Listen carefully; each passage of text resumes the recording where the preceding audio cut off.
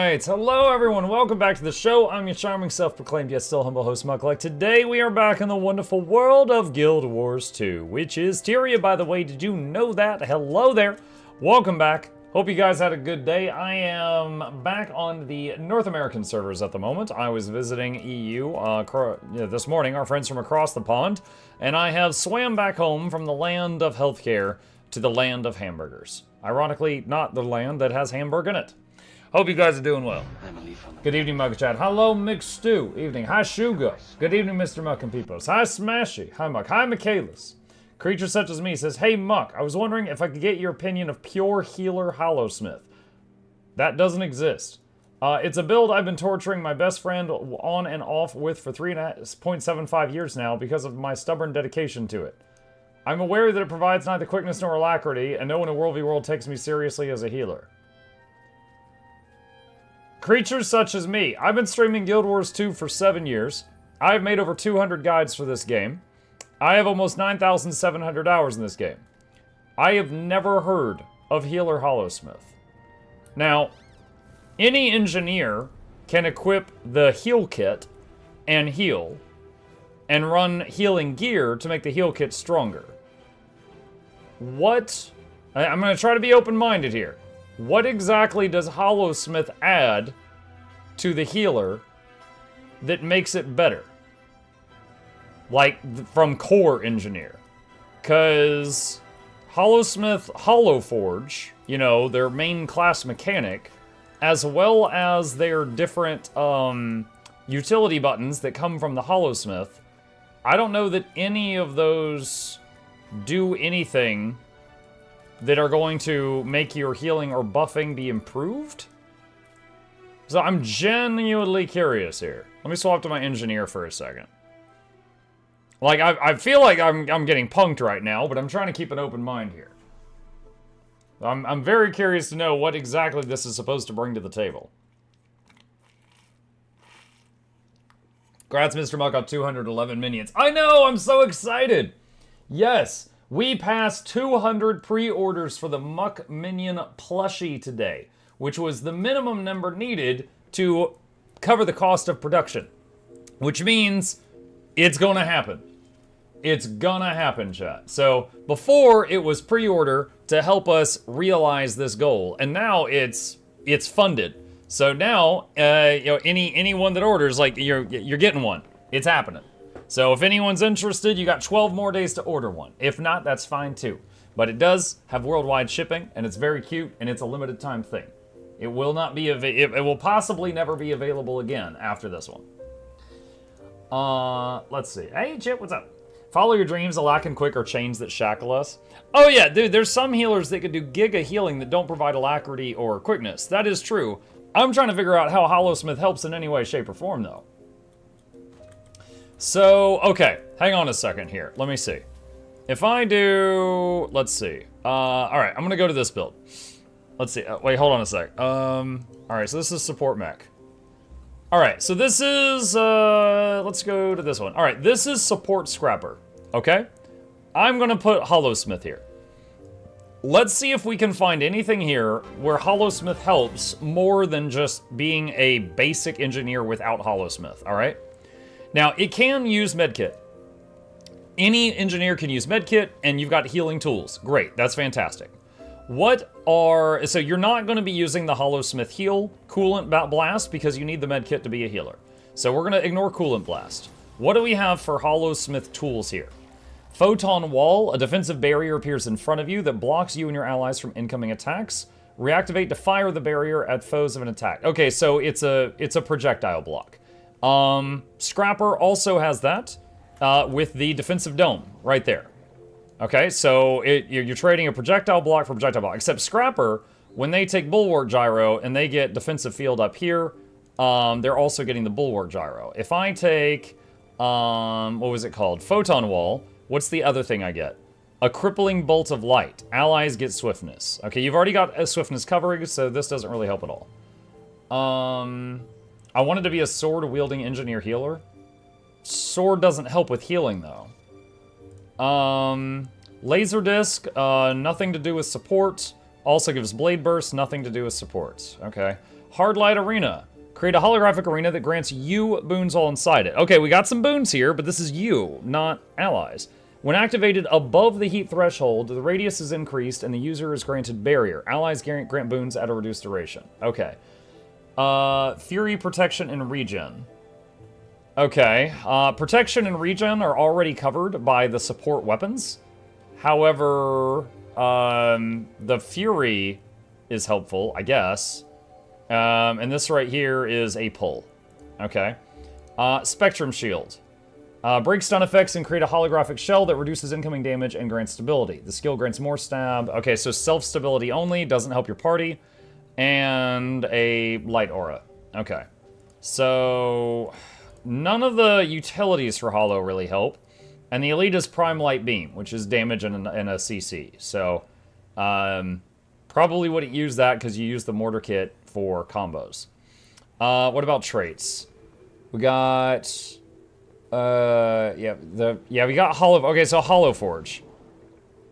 Self-swiftness, teammate swiftness, some boons on you, pew pew, and a CC. So nothing in Hollow Forge really helps with CC. Is he trying to make Heal Hollow? I'm trying... Someone is asking me if Heal Hollow is a thing, and I'm saying I really don't think so, but I'm giving it a few seconds of thought here. Deactivate you're exacting Photon Forge fitting condition. Gain health per... I mean, that's self-healing only. It doesn't help your team. Pew Pew Foe, but you're in healing gear, so it's going to be crap. Corona Burst grants barrier, but that's self-barrier. It doesn't help your team. Hollowsmith removes conditions from you only. Doesn't help your team. While Photon Forge is active, your outgoing strike damage is increased based on current heat. That's self-only. Doesn't help your team. Damage nearby enemies and apply conditions to them lose heat. Generates heat therapy. Doesn't help your team. Gives you vigor. Increase max heat capacity while above 100% heat. Periodically gain might. Some skills, traits, grant additional YouTube. Okay. Overheat, blah, blah, doesn't help your team. Okay, so... No, there's nothing in there that helps your team. And like you said, it doesn't give alacrity, it doesn't give quickness. Now, that's fine. There is, for example, Druid has a build called Lingering Light, and if you take it, you don't give alacrity to your team, but your healing output just jumps astronomically. And that's amazing, right? So I'm not saying you have to give quickness or alacrity to be an effective healer, but it is expected in PvE groups. However, the Hollowsmith just feels like you're wasting an entire trait line. I don't see anything it's bringing that's helpful. You mentioned you really want to use the sword. Sword does vulnerability to enemies, bleeding, and quickness on self only and doesn't help your team. Now, you can use the sword while not being a hollow. Once you've got Weapon Master training, you can use the sword while being a scrapper, or you can use the sword while being a mechanist. However, if you don't use the mace, like the mace will give barrier to your team, vigor to your team, regen to your team. So, I mean, there's a lot of support on the 2 skill on the mace. Or the other support weapon, the shield, gives prot to your team. If you are running this trait... No, sorry, not that one. There's... bugger. There's a trait somewhere in here where every time you use a shield skill, you give protection to your team. And then the other support option is the short bow, which gives might to your team, barrier to your team, healing to your team, condition cleansing to your team, protection to your team, aegis to your team, more protection to your team, and CC on enemies and blast combos. So using the sword means you're giving up all of this. Either the mace and shield or the short bow. It's inventions. Wait, what inventions? Oh, that's the one right there, yeah. So, the sword, the Hollow Forge, the Hollowsmith utilities, the Hollowsmith traits, I'm really not seeing any way that Hollow as a healer is more beneficial over Base Engineer as a healer. Is there a mace skin that looks like a sword? Not that I know of. Now, if you're interested in browsing the mace skins, you can go to the bank, and you can go to wardrobe storage, you can go to weapons, and search for one-handed maces here. And if you go here, you can click on maces, and you can browse all of the maces in the game. So you can go through these and see if there's something you like. Off the top of my head, I don't know of one that looks like a sword, but you could look through these. But yeah, I'm sorry to burst your bubble, but yeah, I don't see any way where Hollow is being helpful. Because, look, it's not only are you taking it, but it's also, like, what are you not taking? Like, by taking Hollow instead of something else, you're losing that other thing. And I don't see any way that Hollow is helping as a healer more than having something else there. Amok, hey there. I'm the friend being tortured by this build. This is giving me a good chuckle. Thank you very much. I'm just trying to give an honest answer. I mean, at first I was just like, I just wanted to say no, but I didn't, if this person really was like diehard about this, I wanted to show that I was putting some thought into my response, and I can't see anything in there. Like, can you make it work? Yes, but that's because the heal kit and the base engineer are carrying the Hollow portion of it on their back.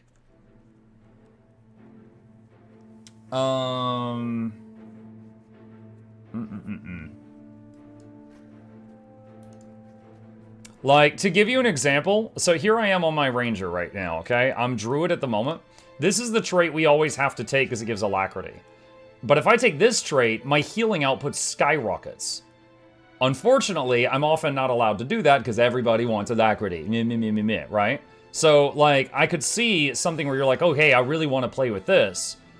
But with Hollow, you're giving up alacrity, you're giving up quickness, and you're gaining a whole trait line that's not helpful at all. And you're giving up a support weapon, and you're taking another weapon that doesn't help at all. So I'm just not seeing it. Unless there's something I overlooked, I'm just not seeing it. Sword Torch? Wait, what? Condi Blade Sword. Oh, okay. Is there any hybrid builds in this game where you can do acceptable DPS and also provide a noticeable amount of healing? Yes! Yeah. The ever-popular Plague Doctor Scourge. So, Plague Doctor gear. Let me go, I'm going to use the legendary menu for a second. Plague Doctor gear looks like this. Notice it doesn't have expertise, but it has very high condition damage, some healing, and some concentration, and vitality, so it doesn't die very easily. Plague Doctor gear can be used by Scourges and some other Condi people, and it'll do a good bit of healing on teammates, but also can do good dot damage on enemies. I've seen Spectres run this, Scourges, and a few other folks. So but basically it's like you're half a DPS and also 3/4 of a healer in one. And you know, obviously if your group is having trouble staying alive, you could get more healing by swapping to proper healing gear. But as long as you're able to keep the group alive, you're pushing out more damage. Selly Scourge as well. Yeah, Celestial Scourge as well. It's true. If you're engineer, why not try support mecha with short bow? Well, it sounds like they're just a really big fan of the sword fantasy, and totally game to try to make that work. I don't know if engineer is it, because just engineer sword skills are all related to hurt that guy. In fact, I'm trying to think of a single class where the sword is a support option. Like, there's some classes where the sword is a power weapon, and there's some classes where the sword is a condition damage weapon, like the warrior does a lot of bleeding.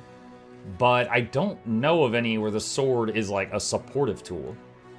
For ranger, the sword is a power weapon, but it has 2 mobility buttons, so you can use it to, like, you know, zip around a battleground or, like, a conquest map. So it's useful for mobility options, but it doesn't really help, like, heal somebody. What is your favorite spec purely on flavor and power fantasy? Probably Druid. I like the idea of drawing on power from nature. You know, summoning vines to, like, you know, entangle foes and calling on, like, healing magic and stuff like that. Druid's not always my favorite thing to play these days, but as far as the fantasy, probably Druid. The sword is simply a damage choice on everybody. Props to Ellie Water Sword doing something for the team. Sword is a support weapon for unaliving that guy on all classes. Yeah. Hey Muk, how have you liked the Fractal Cursion so far? Yeah, it's alright. I've done everything I can for it until the next reset. So I finished this, and I'm this far. I myself am chipping away the 2 achievements that give leggies. I've been doing the quick queue as Tank Chrono, trying to let new people join the experience. Right on, that's great. When I first picked up Engie, it was pre-EOD, and Hollow was the only spec that sounded fun. I was still unknowing of the game's mechanics as a whole at the time. Dude, creatures such as me, you're fine, man. I want to be very clear. I'm not trying to, like, make you feel bad. I'm just trying to give you honest answers. So, Hollowsmith is, like, pure DPS. Like, playing Hollowsmith as a healer is kind of like playing Necro and say you're going to heal as a Reaper. It's just, like, maybe you could do something there, but it's gonna go a whole lot better if you do it as Scourge. You know, it doesn't have the tools to really complement that. And it's like, I could play, as a Ranger, I could be like, oh, I'm gonna be a heal Soul Beast, and yeah, there's a few ways I could heal my party, but they're just so much better if I do it like as Druid or Untamed. It's just, it's not just about what you're gaining, but it's about what you could have gained in that slot, and then you didn't take that.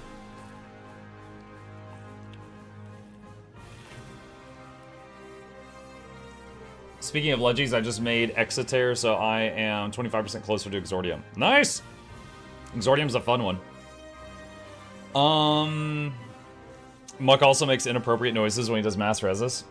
I mean, do they really hear it? Because they were unconscious at the time, so I don't think they noticed.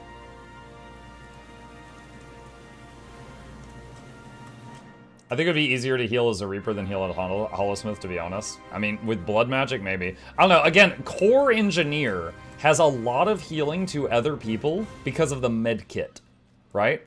Like, it has a fantastic option to heal others with med kit. And the med kit can translate well into heal Scrapper, and it can translate well into heal Mech. But the Hollowsmith just would just be getting carried by the medkit. The Hollowsmith wouldn't be doing anything. It would just be the medkit.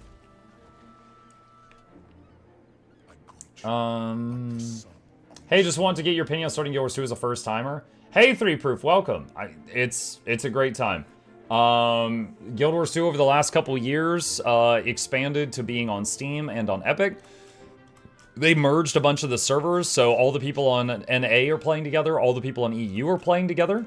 There's, you know, people on all the maps, like none of the maps feel dead. The max level in the game has never been increased, so, you know, it's not going to take you long to hit max level, and they just keep doing what's called horizontal progression, so they just keep adding new things to do at max level.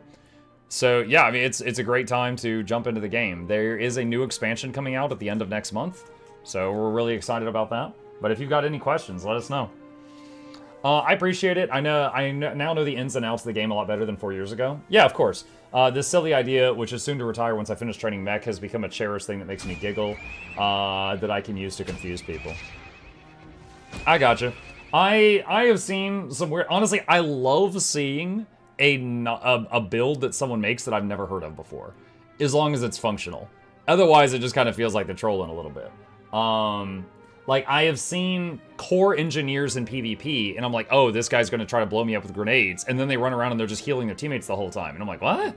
You know, I have seen some pretty wild stuff, but Heal Hollow is just, I don't know. It's like trying to turn left and right at the same time.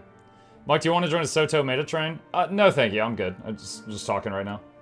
This might be a weird question, Mug, but can you tell me something about your thought process behind picking a class to stick to? I'm having trouble settling down in one class to main. I mean... okay, Reddit users are gonna hate this response.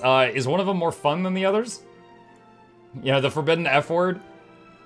Back when I was trying to choose a main, like, many years ago, I was like, okay, which class do I like the most fighting on land? And it was Ranger. But I also enjoyed Engineer. And I was like, okay, which class do I enjoy the most fighting in the water? And it was like Ranger and Necro. And I was like, which class do I still enjoy playing even if I'm downstate? And it's only Ranger, because Ranger downstate is OP.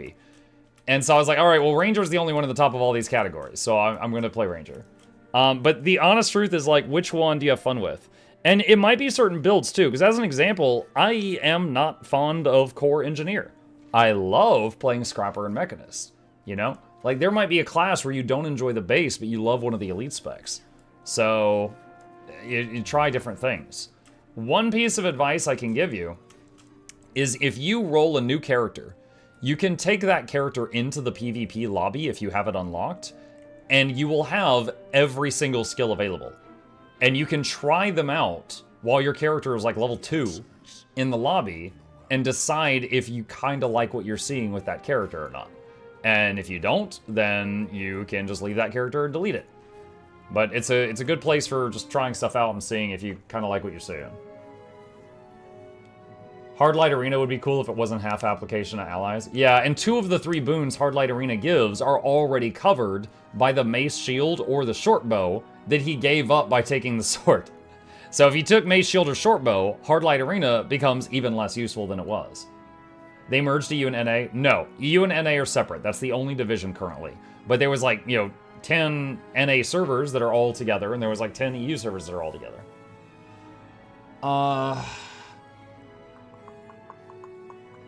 Do you think they should rework Necromancer minions to scale based off power instead of condies so they could be more viable? Oh, I would love that. I'm a huge fan of... Dude, my icon on Twitch is the little shadowy minion with the puppet strings, because I like pet builds. That's the reason I picked that. So I love games with pet builds. Like, in most games, I like playing a support, like a healer or a buffer, or someone with crowd control, or a pet build, if that's an option. Now, it's not always an option, but those are the things I'm drawn to. I like them. So, in this game, Ranger, Mechanist, they have pets. I like playing that. Right now, I got a bird right there. The minions in this game suck. Like, a Necromancer with a bunch of minions in Guild Wars 1 was terrifying. In this game, they're really, really poor. So I would love if they... It's like they're afraid to move too much of the damage off the Necro and onto the minions, but I would love if they did, yeah. I would be down for that. But I'm very much an enjoyer of minions. I chose Bladesworn because I like melee and the gunblade attacks look cool spinning around like that.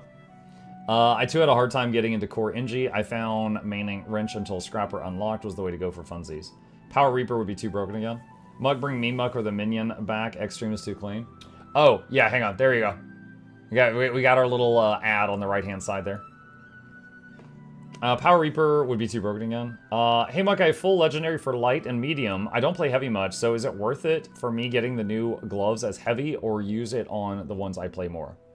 So, Origin, if you already have Leggy gloves for what, for the, let's say light, and you play light, I would get heavy unless you really like the graphic and you want the graphic on your light armor. But unless you're in love with the graphic, I would get the thing I didn't already have to get it unlocked. Because who knows, in 3 months, maybe you'll really want to play a warrior or something, Did you see what Nintendo did? Are you talking about the pet battle patent thing? I heard about that a few days ago. Do you have concerns for Guild Wars 2? No. Nothing in Guild Wars 2 met the classifications of what that patent covered. It's a silly patent. I didn't think my respect for Nintendo could get much lower, but yeah, they're basically just filing patents left and right, trying to get, Power World and other things like it into more trouble. But no, Guild Wars 2 does not even come close to meeting the classifications of what they're covering with their patent. Should I go for PvP Leggy armor in one go? I have everything, or should I grind out Vision? Scalpel, you could do both. So here's the thing. Vision and PvP Leggy armor mostly use different things, right? So what you could do is, let's say you're playing in an evening, you could work on Vision for like half an hour, and then if you're like, oh, okay, I'm burned out, I gotta take a break from this, you could go do PvP. You could bounce back and forth. You could spend some time on one and some time on another and just be progressing both of them. Yeah, they're not mutually exclusive. There might be a couple of ingredients that are required for both of them, like maybe they both require Mystic Clovers or something, I don't know. But you could chip away at both of them at the same time based on your own patience. As an example, when I was working on Coalescence, which is the legendary ring from raiding, I was raiding with a crew like every Monday night. So on the other days of the week, I was working on Vision, I think. So I was working on Vision and Coalescence at the same time because, Coalescence was just only on raid nights. So you could just do both.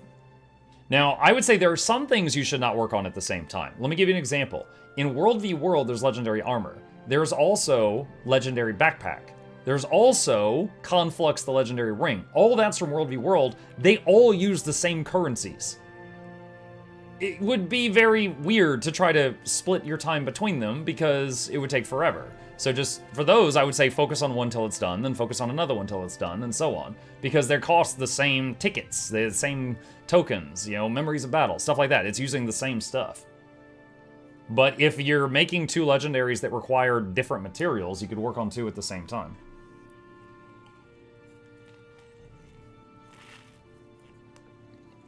Hey Mug, setting up a new PC, finding all passwords, doing all the logins, resetting all the passwords I don't remember, fun.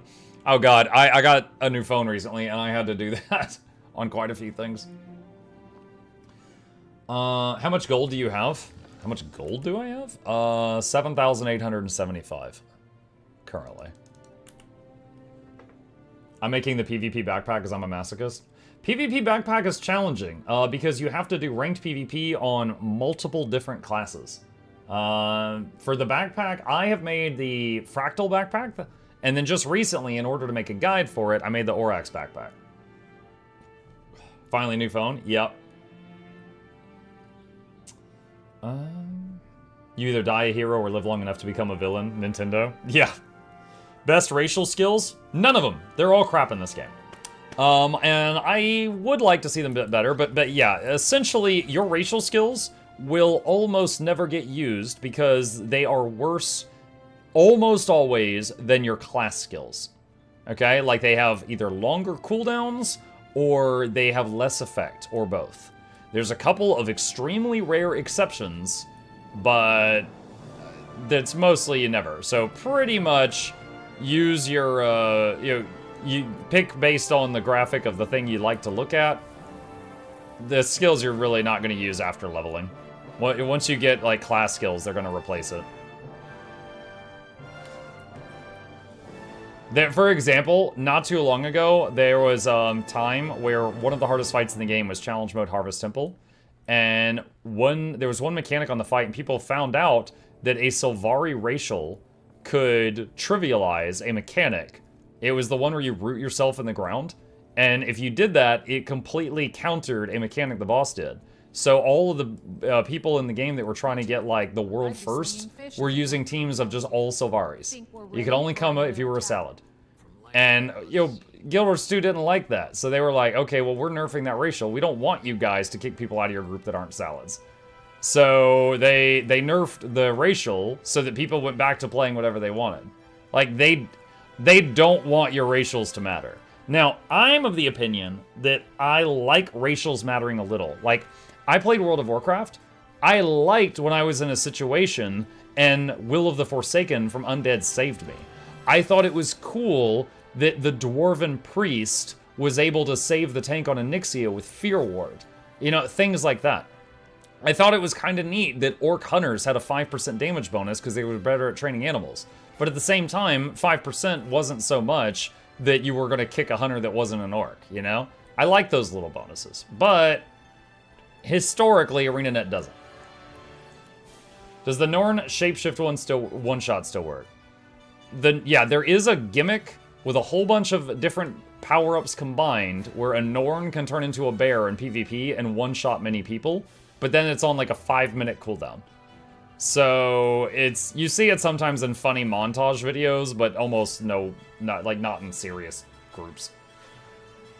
Hulao says, I just picked up Guild Wars 2. I'm really enjoying it, but the game is so expensive to buy all the expansions. What's up, Hulao? My recommendation for that would be to just pick up what you need to play right now, because if you're brand new, you don't need a lot, and wait for a sale. They do sales like 4 or 5 times a year, and some of them they go from either 20% off to 50% off in some cases. So you can just wait on that. Cool Phoenix says, your mom. Nice to meet you, Phoenix. Loved you in StarCraft. Should be glad racial skills don't matter. Honestly, they would get reworked every balance patch and validate your builds. Like I said, it's a personal preference. I like when they matter a tiny bit, but like I said, the 5% bonuses and stuff like that. But, you know, at the moment, they really don't. If you're leveling for the first time, these are going to be replaced by class skills as soon as you get them. Like, I can't remember the last time I used the Asura racial things. Remember to buy all the flowers for your wife and order a burrito. They like food and never know what they want. What? Also worth noting that even full price, the complete bundle is less money than a year of WoW subs. Yeah.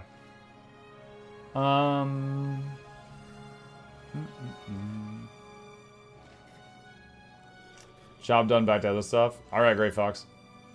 Ratios could be fun on low levels. Yeah. Like I said, there's some niche situations, but they're extremely rare.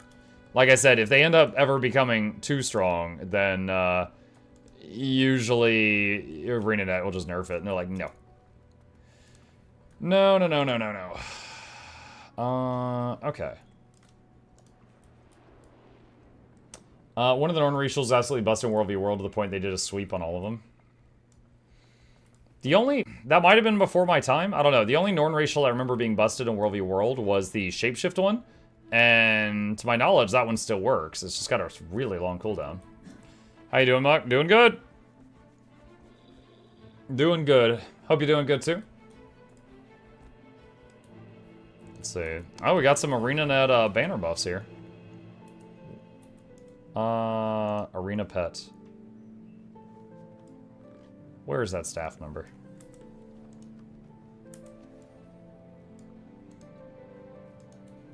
Oh my god. Oh, there we go. Oh, it's Adam Blaine. There we go. We saw Adam the other day. I like how you see the devs playing sometimes. Yeah, if any of you are new bloods, that logo, the ArenaNet logo, that means that there's an ArenaNet staff member here. And that's the person. So he's got the logo, his pet has the logo, the banners he dropped, which are buffing people, have the logo. So that's someone that works at ArenaNet. Congrats on getting the amount needed for the plushies. Yeah, dude, I'm so... Oh my god. Hi, patrons. Yeah, I was really excited. We cheered this morning. We passed the 200 required this morning and cheered. So it'll still be available for 12 more days if anyone wants to order one. Really good quality, worldwide shipping, really cute, and it's just it supports the stream, and it's just something fun. And then after 12 days, they will no longer be available. They'll start getting produced and shipped out. Did anyone else not get the wizard hat skin? Never got the mail after claiming. Doom Spanker. This right here is a video called What to Do If You Didn't Get Your Drops. It's only like a minute long. Check that, and it might be the fix that you need. I put that up today, because I've gotten asked about 100 times on that. And if that doesn't fix it, let us know. We can give you more ideas, but that does it for most folks. Carry on. Congrats on the plushies. Thank you!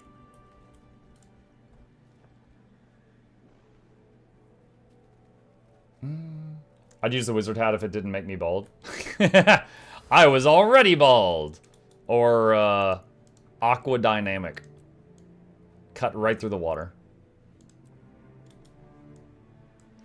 Hey Muck, I main as a Blade Sworn in PvP in World v World, and I feel like I need to do so much that most specs can do in 2 to 3 buttons now. It's disheartening, but I keep trying. Do you think things will get better for Blade Sworn in the future, or will it always be one of the worst and unused competitive specs? I have never played a Blade Sworn in PvP, so I do not know much on that topic. I know in PvE, it's fine, last I heard. The support version of Blade Sworn keeps getting nerfed, but normal Blade Sworn seems to be doing okay. I don't know much about PvP Blade Sworn, I'm afraid. Mug looks like evil Harry Potter house elf. Well, since ArenaNet just gave us all wizard hats, then I just got clothes, right? So I'm free. Thanks anyways. Sure. About that, meant to ask you about Plushie in a DM. Do you know how much we'll be shipping for Hungary? Yeah, Hashland, it's 30 US dollars for the Plushie, and it's 9 US dollars for shipping. But some countries, the shipping is like $1 more or less, I've heard. But it starts at $9 for shipping for worldwide shipping. But, you know, sometimes when you get to checkout, it'll be like, hey, it's going to cost this much for where you live. Is that okay? It'll tell you. What's your main class and why? I play Ranger the most. I've got max level of all the classes. Ranger is my favorite one. Lately, I've been playing Untamed a lot when I am DPSing, or Druid or Untamed when I'm healing. Time to order a dang thing? A dang thing. Lol.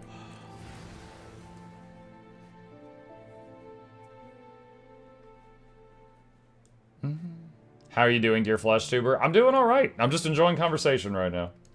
But knocking out these questions as best as I can. On the topic of shipping, did we find out shipping to North Korea is possible? Possibly. The website basically says punch in the address you want to ship to and we'll tell you if there's a problem. And so far, no one has told me that there's a problem. How hard is it to farm gold to buy a new character slot? 5 is not enough. That is correct. 5 is not enough. Like, it'll take a bit. So, a new character slot is... Well, first of all, if you're considering getting, like, the new expansion, it comes with a character slot, so that would kind of knock out that issue. However, if you... Let's see, a new one is 800. So, right this second, 800 gems would be... I don't know, around 200 gold? 310 gold. So 310 gold for a character slot if you're buying it with gold right now. So a new player would probably not be able to get that offhand. Did not expect it, but there were actually 2 unsent drops thanks to the video. You're very welcome. I'm glad it fixed it. I wonder if Uncle ever played the Jetstream Sam DLC for Metal Gear Rising and witnessed the birth of the Bladesworn.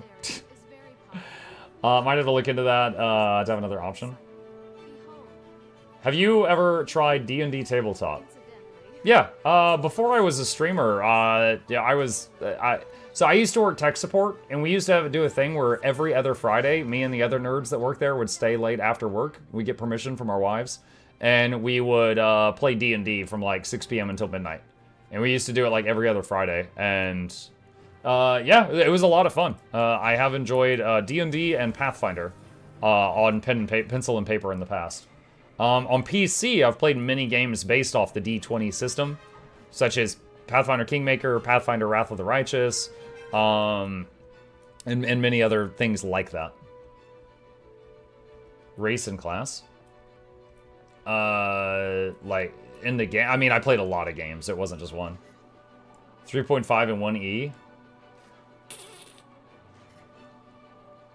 I don't remember what year it was, but I remember for Pathfinder, when I was playing Pathfinder, the Unchained book had just come out. Or it was like Pathfinder Chained or Unchained or something like that. And because our DM gave us the option of changing our characters out for something that was in that book if we wanted to. So I remember that. And then the D&D, oh god, I don't remember. I could remember some offhand rules from the D&D games we played. Like if you were in total darkness, you would basically flip a coin because it was 50-50 whether you would hit before you would even roll the attack dice, like stuff like that. But I don't remember what version it was. What's the T button on your mount? Invisibility. You get it from Iceberg Saga. It's on all mounts. Does the Infinite Mist Omni Potion purchased from the Wizard's Vault disappears after using it? No, because it has the word infinite. No, it does. It is infinite. You can use it infinite times. In fact, when you go into a fractal, anytime you interact with one of the fractal thingies that you click on for a buff, it will automatically use the potion and refresh it. I recommend, if you have the room, put it up here in one of your shared inventory slots, and then it will be usable by all your characters on your account.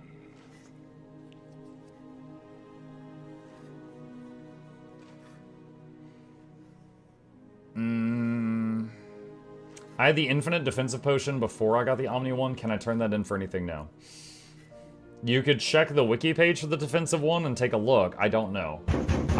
Oh my god. Hi, MJ. What's up? Oh my god. Michael Jackson giving me a heart attack. Thank you. You too, chat, could sign up for my Patreon and scare the hell out of me. ANET needs to give us more shared inventory. It's not enough. You can get, like, some stupid number of shared inventory slots. I've got that many.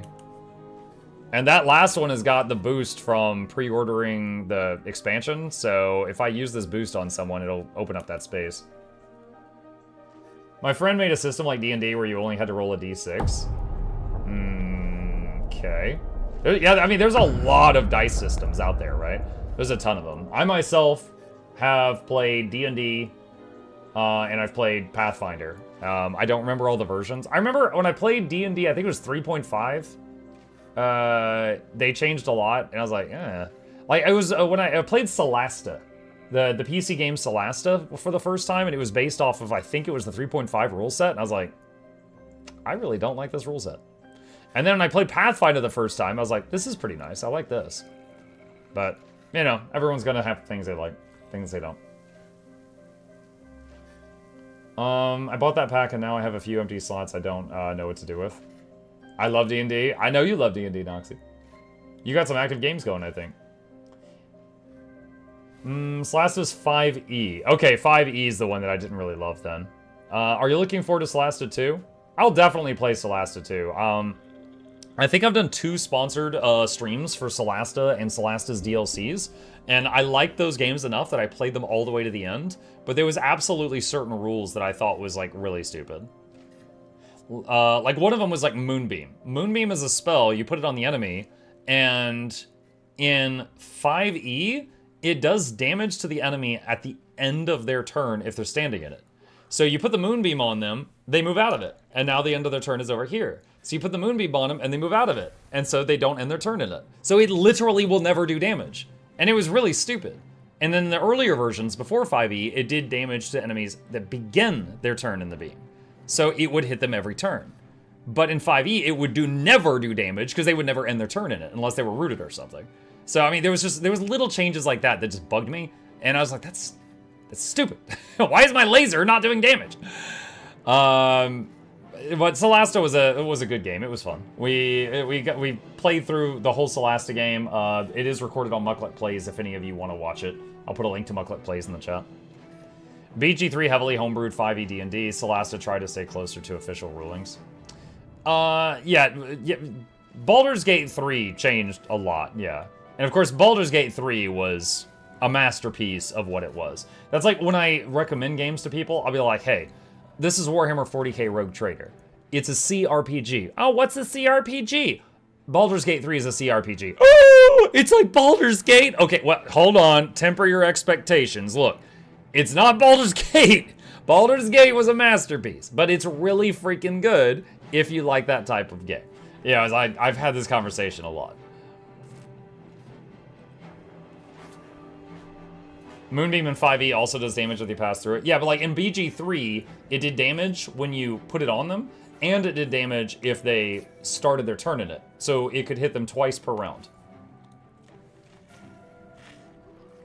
But in Solasta, it did damage when you moved it on them, and it did damage if they end their turn in it. So its damage in Solasta was less than 50% of what it was in Baldur's Gate or Pathfinder. It was just, there were little decisions like that that I didn't care for. I tried Pathfinder Wrath of the Righteous, and I don't know, the game was a bit off for me. I tried to get into it, maybe give it another try sometime. Wrath of the Righteous was also great. One thing about Wrath of the Righteous is your character gets up to those demigod levels in that game. And you kind of choose a path. Like, do you want to basically become an undead lich, or an angelic being, or a dragon, or a walking swarm? Like, you will end the game with some incredibly insane power, and you kind of choose how you want to get there. I was a lich. I ended up with an undead army at the end of that game. CRPG is computer role-playing game? No, CRPG is classic RPG. I guess it could be computer RPG, but I've never heard that definition. Classic RPG, the term goes back like 10 or 20 years. But classic RPGs are basically like, it's turn-based, there's usually dice, there's usually a lot of reading. So Pathfinder Wrath of the Righteous, Pathfinder Kingmaker, those are, you know, classic RPGs, CRPGs. When you played it, it looked so learned to play it, but when I did, I felt like it's a bit much. That's okay. I mean, don't have to all like the same things. I played Wrath of the Righteous through 3 times. BG3 lost me on Act 2 twice. I know BG3 has amazing production value, but the Wrath of the Righteous feels better than BG3 to me. Really? I enjoyed Wrath of the Righteous, and I finished it. BG3, I finished it 3 times. Is there any tanky open world solo build where I don't have to piano? Basically 2 or 3 button build. I mean, Cartoon Killer, I can give you a build that's 0 buttons if you want it. Let me see, hang on. Exclamation LI builds in the chat. Click on this. Okay, so this build here is a build where the thief can just auto attack, just bang, bang, bang, bang, bang, bang, bang, bang, bang with guns, and it'll do about 27k DPS. So you can just spend all of your time and effort just moving away from the enemy, and you will shoot them to dead. This is 30k DPS on a Guardian, and you're basically just hitting one button when it lights up. Mechanist with a rifle, giant killer robot, and you have a gun, 28k. So yeah, any of these are really, really simple. If you want them. Erica said, never heard of classic meaning on the C. I've always heard that it stood for computer because RPG, back when it implied the tabletop version because few games did. Yes, both are valid then. Interesting. Yeah, and I'm the other way around. I've never heard of computer RPG before. But have you tried Warframe? I have not played Warframe. Yeah, I often tell people I love RPGs. That's RPGs, classic RPGs, ARPGs, MMORPGs, like just tons of them. Warframe win. Hi, Cezanne. That made you tab back in. TeQuatl soon. Yeah, we can go hit TeQuatl. French RPGs? No, that's Ja RPG. There's JRPG and Ja RPG. Warframe soon? It's not gonna be soon, because we got a full docket right now. We're gonna finish this drop so we can Guild Wars 2. We're gonna work on finishing the games we're in the middle of right now, which is Days Gone, Silk Song, Dawn of War, and try to finish some of those by October. And then I promised a bunch of spooky games for October, so I'm going to suffer. I'll have the heart rate monitor on for that month. And then end of October is the new Guild Wars 2 expansion, so I'll be playing a lot of that. And then after that, if it's working, I want to play Borderlands 4 and Hades 2. And then we're back to whatever we feel like. Le RPG, yeah. I hope Muck plays my favorite spooky game, Walking Fish 2. What the heck? Guild Wars 1 next year? We just did a playthrough of Guild Wars 1. Just recently, Guild Wars 1 turned 20, and a whole bunch of the streamers did a community event led by Loranity where we did a full playthrough of Guild Wars 1, and I was in it too. I've got a full playthrough of Guild Wars 1 recorded on the Mukluk Plays YouTube channel if you want to watch it. So I guess the next one would be when Factions turns 20. Maybe we'll do that. Muck, real question is, which 11-0 Georgia team will you be cheering on when Georgia Tech plays UGA in November? Totally a disgusting sports ball question. I have no idea which team is 11-0. But I think if I say go Dogs, more people from Georgia foam at the mouth and get really hyped. So I guess go Dogs. Randy said Borderlands 4 is already working. We just need to upgrade to a 5090. Oh my god. Don't kill me as my knowledge of D&D is a bit much. I just really like Fates and Avatars. Did they say anything that they were going to fix optimization issues for Borderlands 4? I'm just hoping that they fix the issues. I don't know that they will. Should I suggest Alice Madness Returns for Halloween? One of you already did. Right there. It's behind my head. Yeah, one of you already did.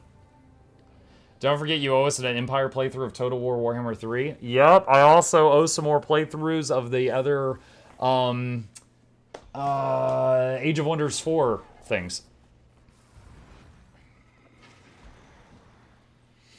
Devs put a statement out saying they're working on it. Well, that's good. I'm going to work on other games while they work on that. Look, in the water, brothers, sisters. Yeah, the only thing with Alice is, you know, it's an older game, so I'm hoping it works well, right? Like, the reason it took me so long to try Dawn of War, even though so many of you said that you wanted to see me play it, is old game, and I couldn't get it to work. But when they released the definitive edition for Dawn of War, all of a sudden I was like, oh, here we go. I don't have to work to make this function. So we're good.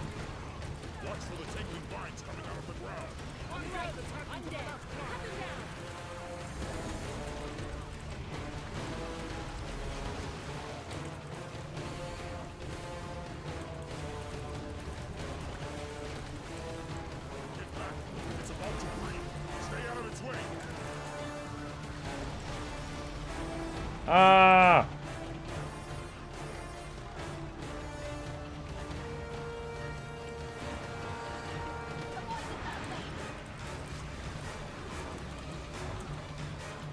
Oh no, I'm knocked down on the red stuff. my gosh.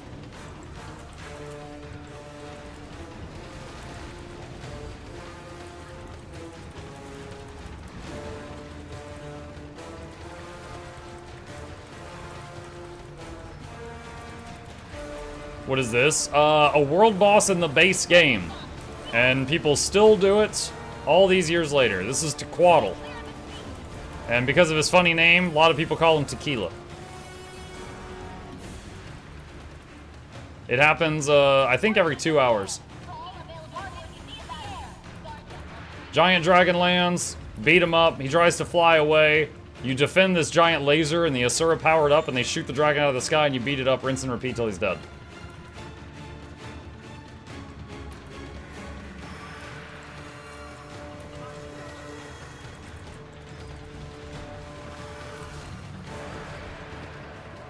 What is Tequila award? I think he always gives a gold and some other loot, a spoon. He's a way to get some money even for, you know, fresh low-level accounts.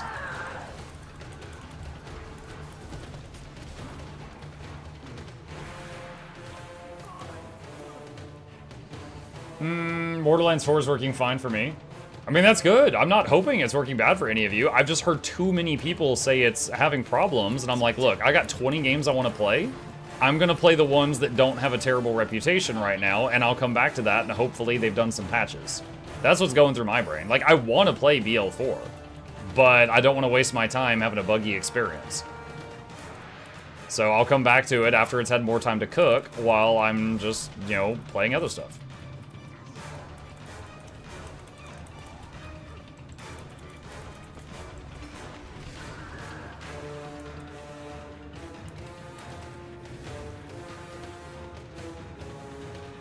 Mike, would you check out a gaming trailer I think you would like?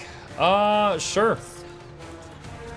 I mean, if you want to send it to me on Discord, I'll definitely check it out later on. If you're sending it to me right now during the stream, I might check it out while muted for a few seconds. Just make sure it's nothing sussy. Make sure it's not like Shugo out of 10, you know? Like, how many of those orbs do you think will be needed to unlock the next weight of the legendary gloves? I have no clue. You can trade in the Omni Potion, the spare Omni Potion, if you have 2 for 1 orb. Or you can get an orb by doing, what is it, 30 fractals or something? To get 150 extra dust. So I do not know.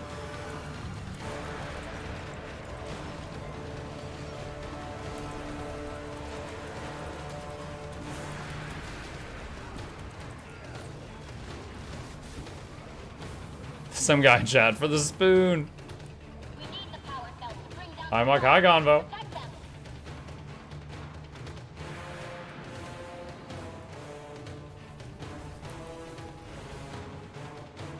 It's time gated. I can't spam it in one day.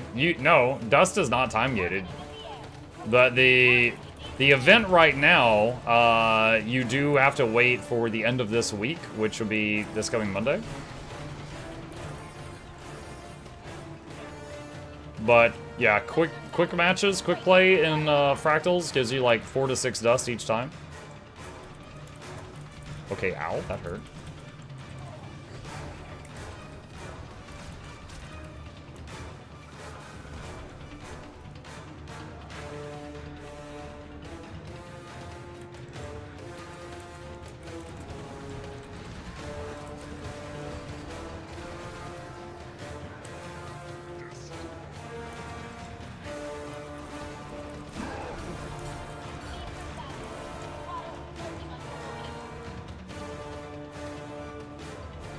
Little mind-numbing getting the same fractal. Yeah. Yeah, it can be. I believe if you queue with a group, even if it's one other person, and you don't disband the group and you just keep re-queuing, you will not get the same fractal twice in a row. But if you're just solo queuing every time, you can absolutely get the same one 3 times in a row. Do you like roguelike dice-based games like Dicey Dungeon, Slice and Dice, and Circadian Dice? I have never heard of any of those games. I'm sorry. So I don't know. I don't know if I like that or not. There are some roguelike dungeon-y games I've enjoyed. Inscription was a masterpiece, you know?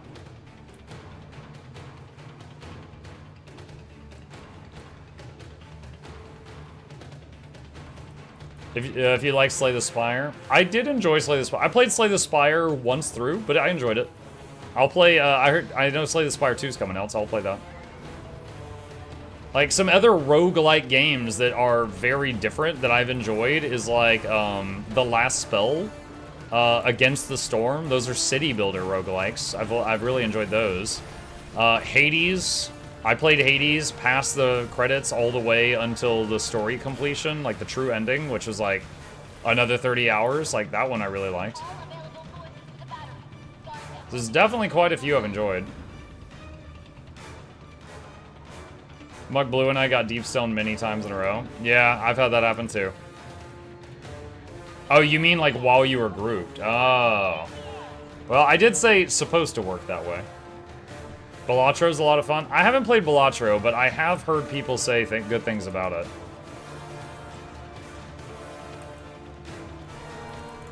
Muck, have you played Shape of Dreams? No, I've not seen that.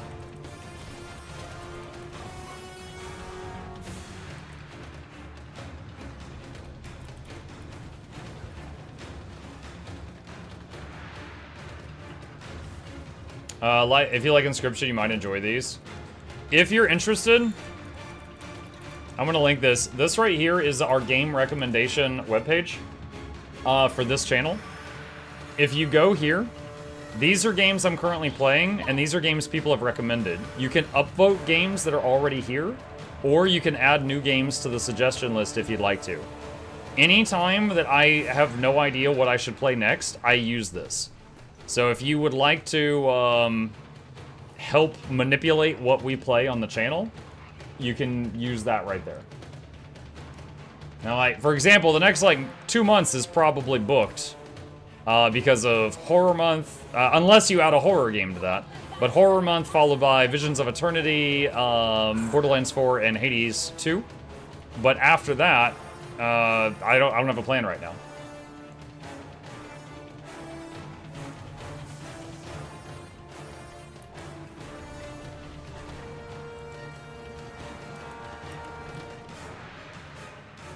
Mug, I probably have some mental issue. 4 hours of helping people with tier 1, tier 3 fractals today, or I'm addicted to fractals again.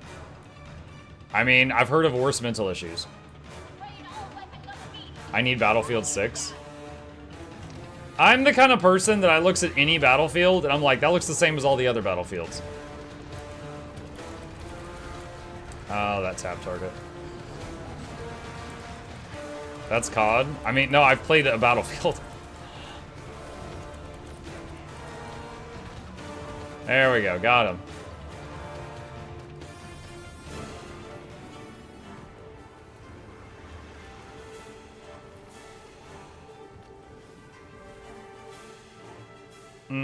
My new PC has Bluetooth, so I don't need to use the dongle anymore for the headset.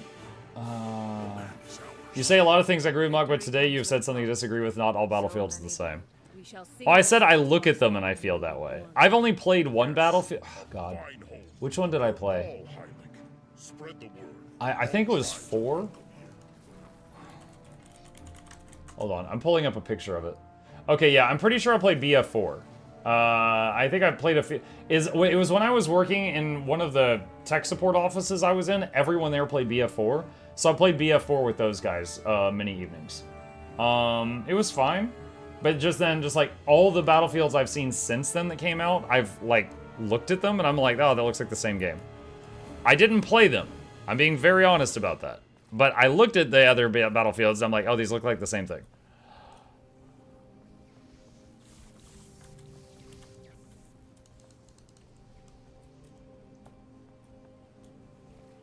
Here, over here. That's a banger game list. There's a bunch there.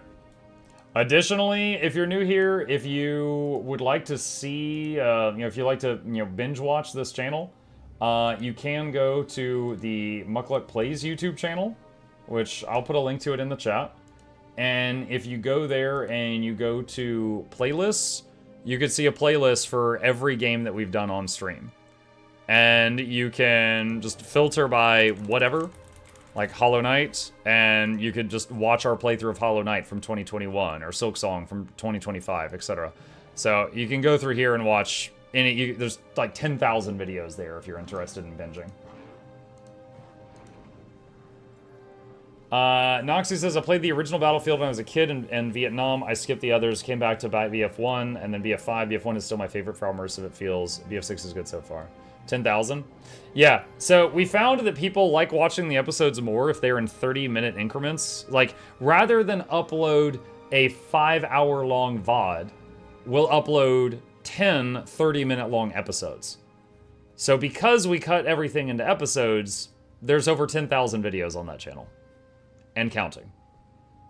Now, when I'm doing something where I don't really, like, when I play, like this stream so far, for, like, I'm not going to put up episodes of this stream tonight. This is just, like, us messing around in Guild Wars 2. But I do have a playlist on there for fun Guild Wars 2 PvP matches. So any PvP matches I think that are not one-sided, whether I win or lose, I put there. And that playlist is really popular. People like watching those. So it just depends on what's going on. But it's really cool when people are like, oh, have you played this game? I can be like, oh, yeah, we played that 3 years ago. Here's a link to the playthrough if you want to watch it. So it still supports the channel, even if people watch the stuff years later, and it's cool to be able to just pull this stuff up on demand. Tech doesn't love me, I got no spoon today. I apparently have 6 spoons. All your spoons are mine. I've been following BF6 a lot and played the recent beta. It's been cooking well, despite a few bit of overpowered guns and stuff. It's relatively good. I left ESO for Guild Wars 2 and already have all the expansions. Nice. I just want a sandbox shooter that lets me do goofy stuff. Yeah, when I played BF6, I would mostly repair things as engineer or heal people as a medic. Or run around and, like, shock paddle people. You know me, guys, I like supporting. So it's like, I would, like, just get behind a tank of ours and just be spamming repair on it while the tank was killing everybody. And they're like, well, I want to die! And I was just behind the rear treads, just, like, with a little blowtorch, just constantly fixing it. Just getting, like, a million ribbons.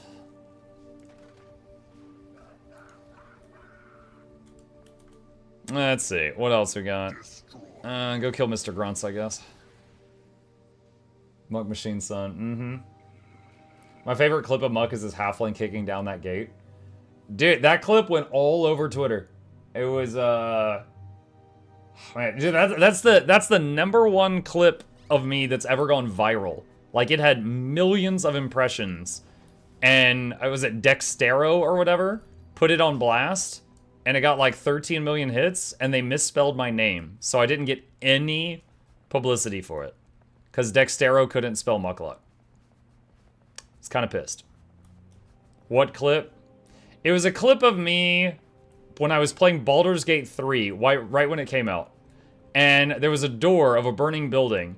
And I was playing a halfling. And I did a strength check to break down the door, and I rolled a nat 20. And my guy walks up, my little dude, he was like 3 feet tall, kicks the door and just blows it off its hinges. And it was this like massive door. And I was dying laughing. And like some Patreon sound happened, and we were all laughing at that. And that clip, it was right when BG3 came out, like went all over the place. It got like 13 million views, which is the more viral than anything else I've ever done. But the guy who posted the clip on Twitter misspelled my name. So I got no follows or anything from it. I was like, are you serious?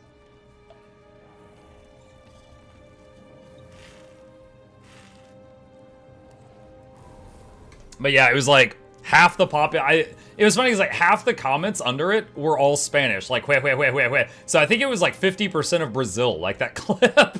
Like, not even joking. I wonder if I can find it. Hold on.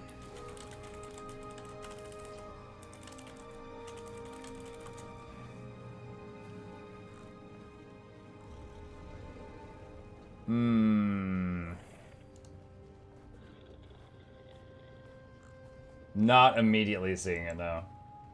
Spanish, Brazil? Yeah.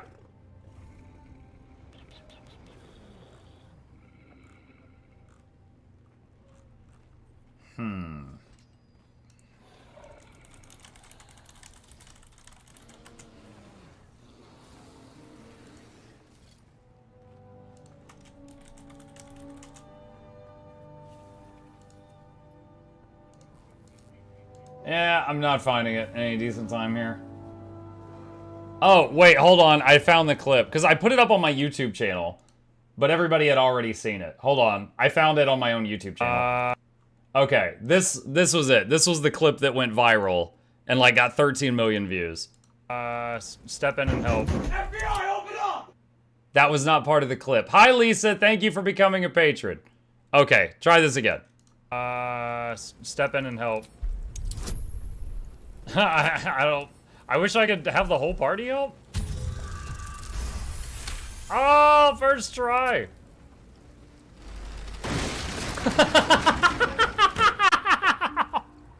The little dude, he just kicks it open. Pictures of Spider-Man. That's it. That's the whole clip. My little guy rolling a nat 20. He's like 2 feet tall, and then just blows these doors down. And then that just went like wildfire, because, you know, Baldur's Gate was new. It was like the hot new thing at the time. But unfortunately, the people that retweeted it and got 13 million views couldn't spell Mukluk, so I didn't get any publicity. That was when Muck was still young. Yeah, just a couple years ago. Yes. Let's see. Okay. Catching on with that. Them Spanish people in Brazil. I'm sorry. The little guy blowing the door out aggressively asking for pictures of Spider-Man. Yep. He's J. Jonah Jameson, the halfling. Dragon, destroy that foul totem. Dragon cannot take the growl. They're a pain. DM him on Discord. Wait, what's up? What's the question? Where are they made? Where is what made, Anthony? Do you mean like the plushies or something else?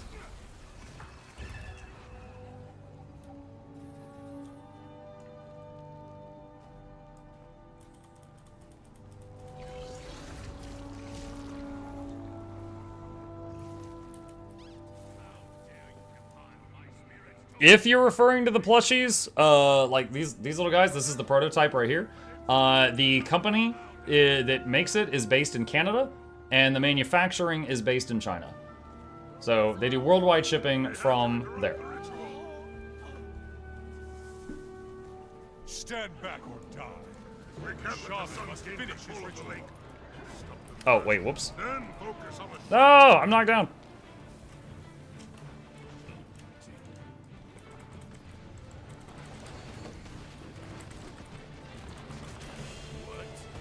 How did you get to me so fast? Fine. I can finish this quickly with a little effort. Time for the grunts. Ugh.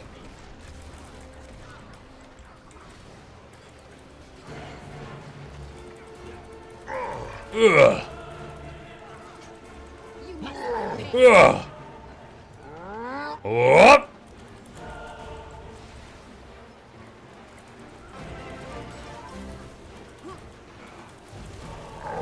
Oh.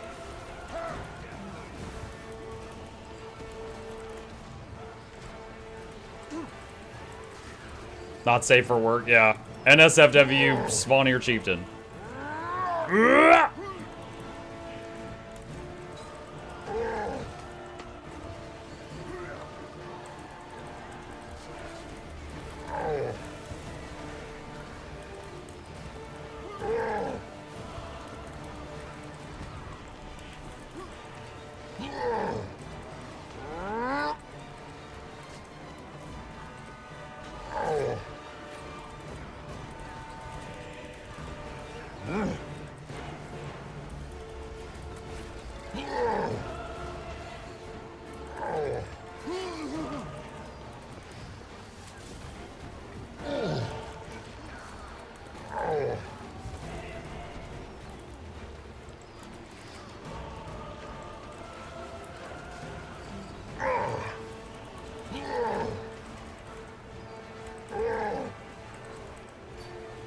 Say goodbye.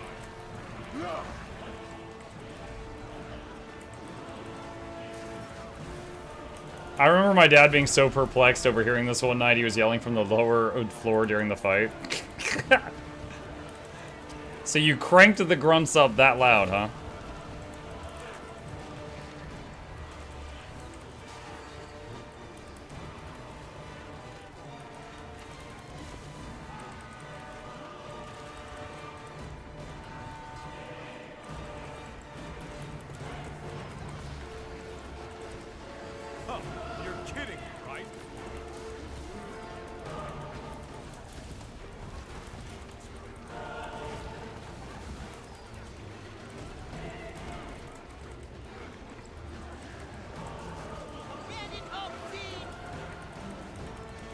Oh, he finally got unstuck.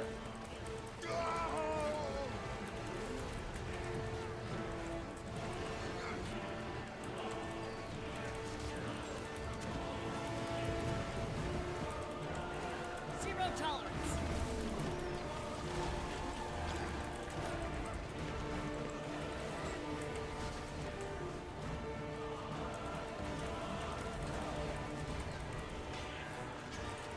This isn't GG! There we go. Don't think I turned the sounds down yet. I was still so new to the game. Oh no, you should definitely turn this guy's sounds up. Dialogue volume maximum. This triumph must be documented.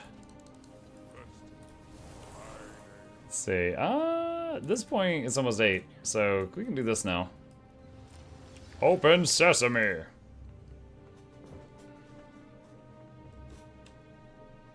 I love Svanir Sandwich Chief. Sandwich Chief? Sandwich Chef? Squeak.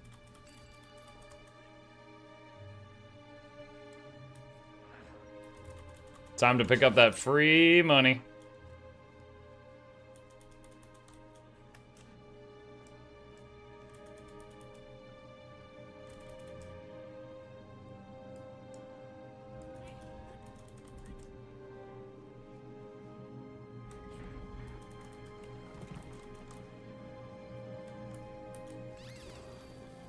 Chakarant's like now. I still got time. I still got time.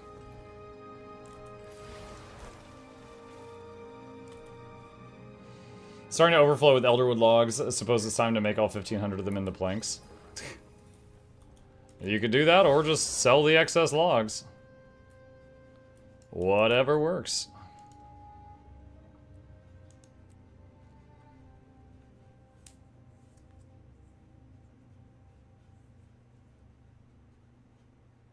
Is it worth getting all those nodes in the homestead? If you're going to be playing for a very long time, yes. They do take a long time to pay for themselves. But you can just borrow someone else's. If you just wish to farm them and you don't want to build it up. Muck, what news from the front lines? How is the blitz going against the horde of teapots? Oh my god. I was about to ask you, what are you talking about? Oh, sorry, Peanuts. I didn't see it in time. Okay. I've got a bug. There we go. Sometimes I zone in here and I can't interact with the nodes for a few seconds. And that was happening there.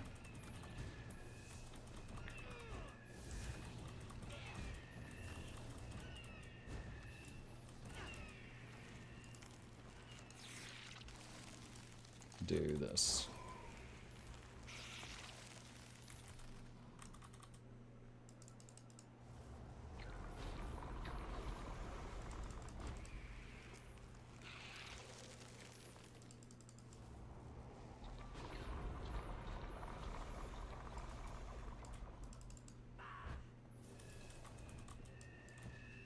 What was the strangest bug/glitch that you remember in Guild Wars 2?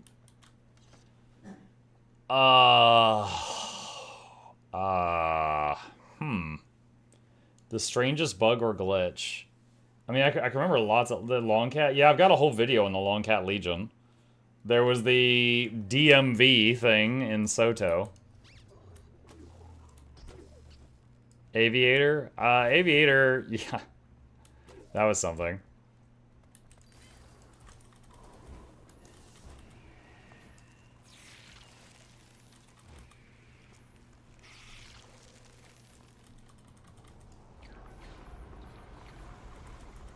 Early on, I remember logging into whatever the second human region is with no mobs on the entire map.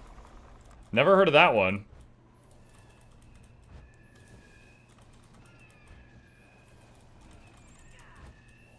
Oh, hey, here's one. Vermilion Wings. When these came out... Hang on, let me show you something. Alright, it's a backpack. See these? When these came out, the game started lagging really bad, and no one was really sure why. Until someone realized that when they were facing someone with these wings, their FPS dropped really, really hard. So if a Mesmer was on the enemy team in PvP with these... and then they went, huh? And they made a bunch of clones. They could make the enemy team crash. They would literally attack the enemy's graphics cards. Because for some reason, these things were making GPUs go bonkers. And so they had to make some changes.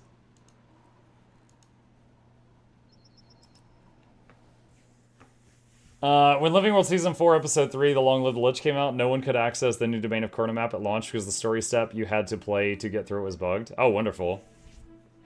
My favorite bug was during beta, the jumping beam glitch. Your emotes sleep, but were able to jump.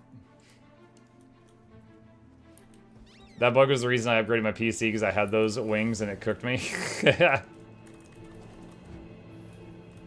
On Sylvari, there was one hood that always had the vertex positioned far outside the model, so it looks like they had one elf ear. Not sure if it's still around, but it might be. There was a pair of pants for a little while that Char's butt cheeks clipped through the pants.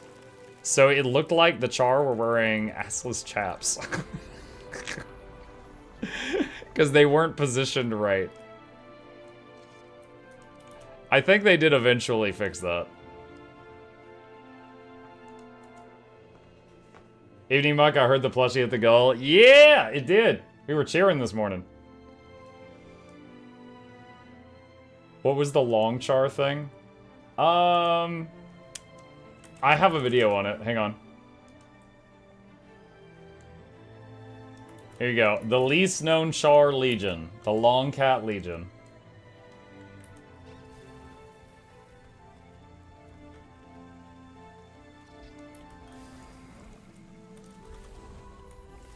Keep the group alive. I'll be right back. I'm gonna stand in the fire just so you don't get bored. I'm here to attack your graphics card. Vermilion Wings backpack.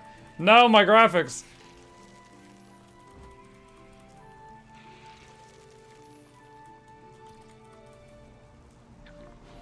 On female Norns, the holographic dragon boots still have their feet clipped to the boots. Remember when the Guardian trait where you gain damage on symbols stacked for anyone and not only the player? Some records were broken those days. I don't. Your description, though, reminds me of WoW's Reckoning Bomb.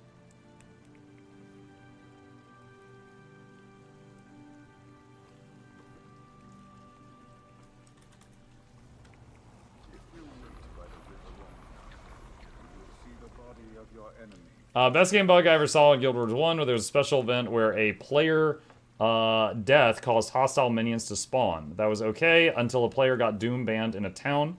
And infinite minions spawned because players couldn't defend themselves. It was a massacre. I didn't know that one. It reminds me of the WoW Plague.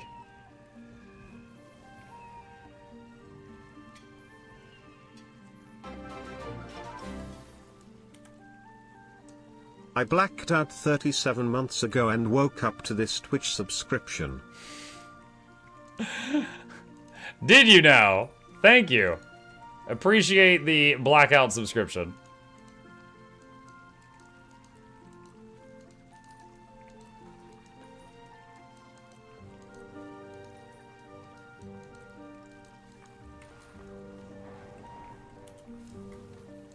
Alright, that's done.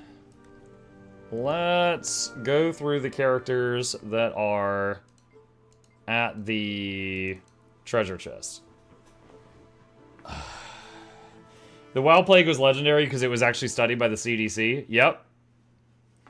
Yep, it was. Because it was an example of how people are going to behave in an actual plague. There was some people that were spreading it unknowingly and thinking that others spreading warnings were lying. There were some people that were standing outside of cities and warning people not to go in. There were people ignoring the warnings and going in anyway. And there were people that knew it was real and were spreading it intentionally because they wanted to hurt others. And that is pretty much what happened when we got COVID. That is, pretty much what happened, yeah.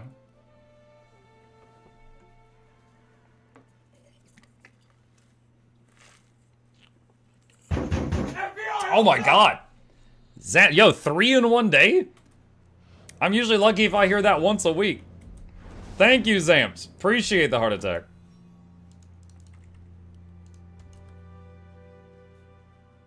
What was that? Whenever I get a new Patreon patron sign up, it will trigger that alert. So sometimes people, it's to encourage people to do it because it'll jump scare people at the stream. It's bad for my heart, but good for business.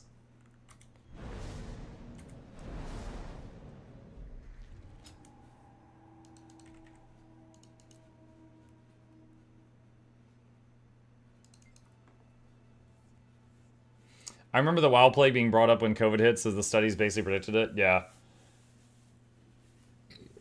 I was a priest, I co-opted with a hunter to get their pet infected, then got it to org in the age. Yeah, you were the worst kind of person.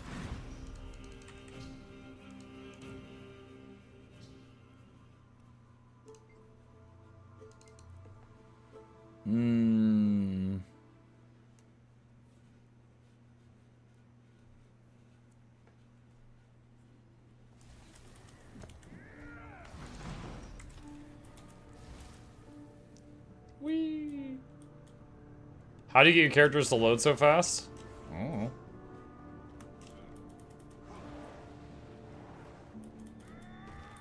Might just be a CPU thing.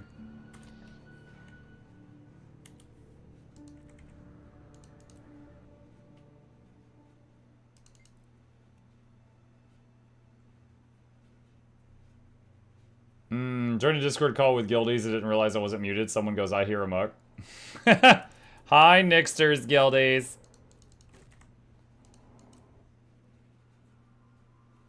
For some reason, not using dongle results in deep print audio now.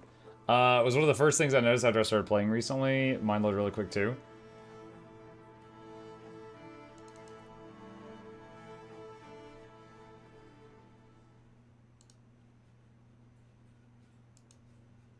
Good SSD, modern CPU, fast internet both ways.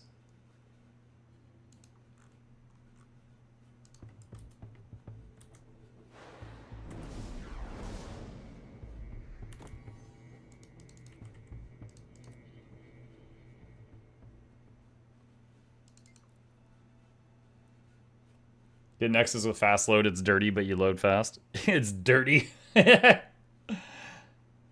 Regarding the Fractal event, can I enter a solo Fractal, collect the badges, and leave? Still count for the achievements? Do they even spawn in solo queue? Yeah, whether you go in a Fractal alone or with 5 people, it is still, yeah, you don't have to use the group queue thing in order to spawn the badges. They're always there. If that's what you're asking.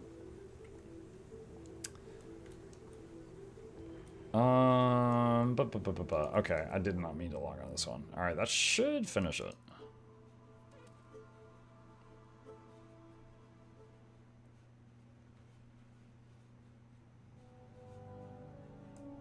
Okay.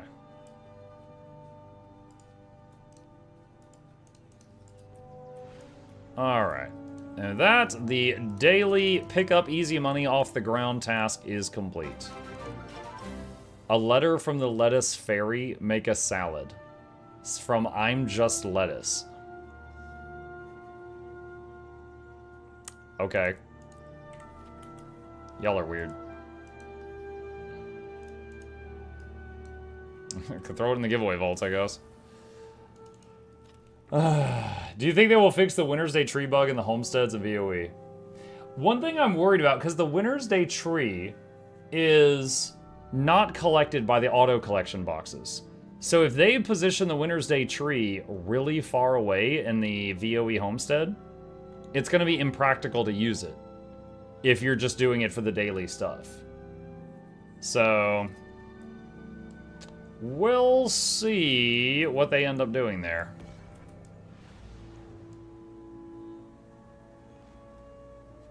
Where's the lettuce? Giveaway lettuce, right next to the giveaway butter. Hi, Makai Chat. Hi, Tabby. Day 1 of asking Mukluk to try heal Keta. Wait, haven't I done that? God, you're gonna make me check. Hang on.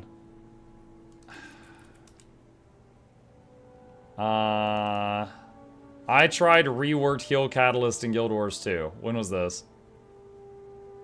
October 2024. Has it changed since October 2024? That's when I last played it.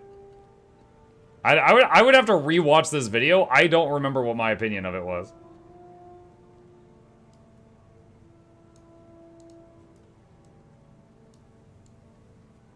Let me check. I think yes. You think yes.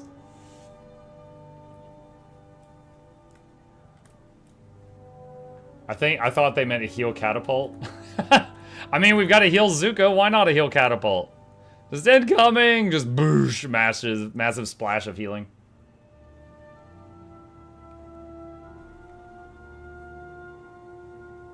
What's the plushie count at?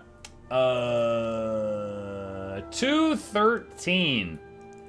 213 cultured individuals.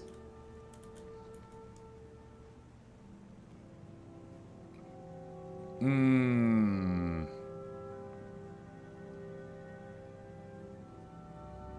think Chakarant's already over, but I might be able to loot the wall and then go to Auric. Can't wait to get mine. Dude, I'm so hype about it. I really am. I was cheering this morning. So today, like, we had to get 200 sales or pre-orders in order to make it cover the cost of production. And, you know, the company basically said, we'll make them if you get at least 200 pre-orders. So that is what, you know, this morning we passed 200. So now it's 100% going to happen. So I was really, really excited. I feel like I made art and Mom was like, it's good enough. And she put it on the fridge. Like the fact that at least 200 people really like this little guy that I designed feels really good. It's good. Let's see. Where is that? Heart of Thorns. That's where I'm at. Is it Makeshift, I'm guessing? Yeah. Same company that made the Asura plushie. Yep. We've made 2 now. Now, the Asura plushie had a much larger fan base because it was Guild Wars 2 based, and I got permission from ArenaNet to make that one. However, this one was just like my channel guy, so it's really just Guild Wars or Mukluk fans for this one. So it had a smaller pool of people that were into it, but it was still successful. The Asura one sold 750. My dog looks at my plushie bought into the house as his toy. Oh no!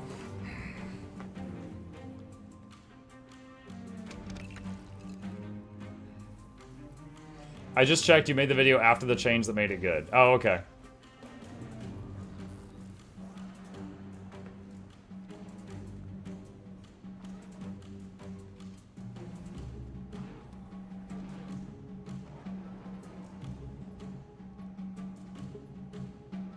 Win Mukluk dog toys. I'll think of something to pester you about until then you're off the hook. Oh, okay. What, would they be like chewable Asuras?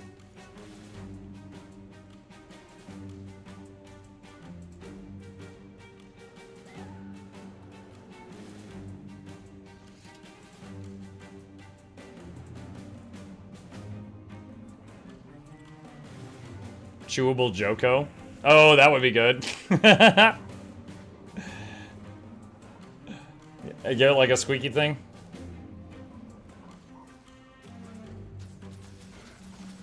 Release your hound's inner char. No, inner dragon.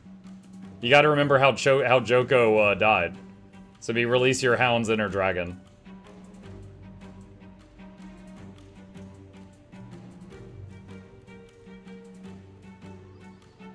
Mike just rolls up there like, good fight, team, let's get the loot.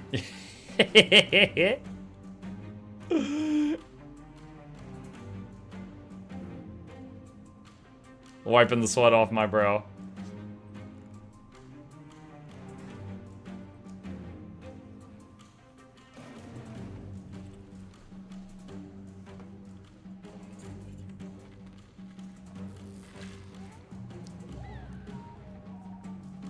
I had a thought. I think the new insult in Guild Wars 2 for healers would be to tell them the skimmer rework heals better than they do.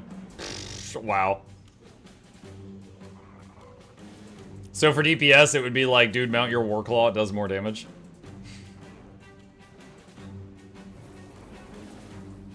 What is your least favorite meta or boss? Least favorite? I don't know. My least favorite enemy to fight is branded griffins, because they constantly evade like 80% of your attacks. Muck, are you mulching? Mulching? No, I'm not doing any yard work right now.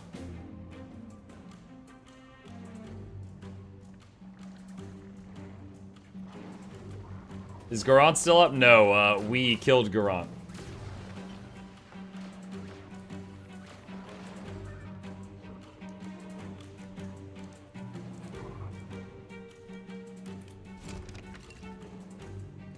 My least favorite boss is Deathbrand Shatterer because it keeps bugging and doesn't spawn. Well, DBS spawns when someone does the pre-event. Well, did someone on your map do the pre-event? Like, do you see the robots there? If you see the robots, then someone did the pre-event. The pre-event bugs out? Okay, so you know about the pre. Alright. My first thought was that you were on a map where no one did the pre, and then they were just like, yeah, it's bugged.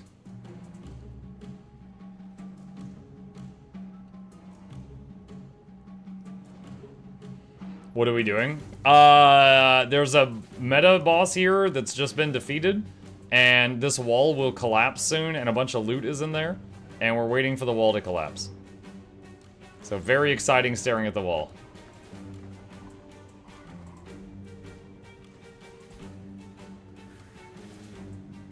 I hate the map meta in Soda where the sky scales are just shooting at the thing. Oh, Amnitas? Well, I mean, there's some sky scale shooting in all the map metas in Soto, but I think you mean Amnitas. Hey, Mike, how you doing? Remember last time I told you my update on the PvE storyline? I'm now at Icebrood Saga. How many days until Visions releases? I have End of Dragon, Secrets, and Janthier to do after this. The next expansion comes out October 28th. So you've got, like, 40 days or something? You don't have to rush, though. You can just catch up. Like you're doing now.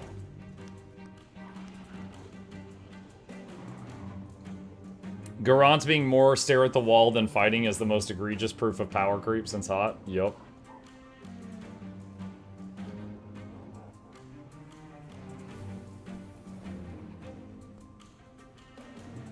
I hate the Mega Destroyer meta. It takes too long and the fight is underwhelming.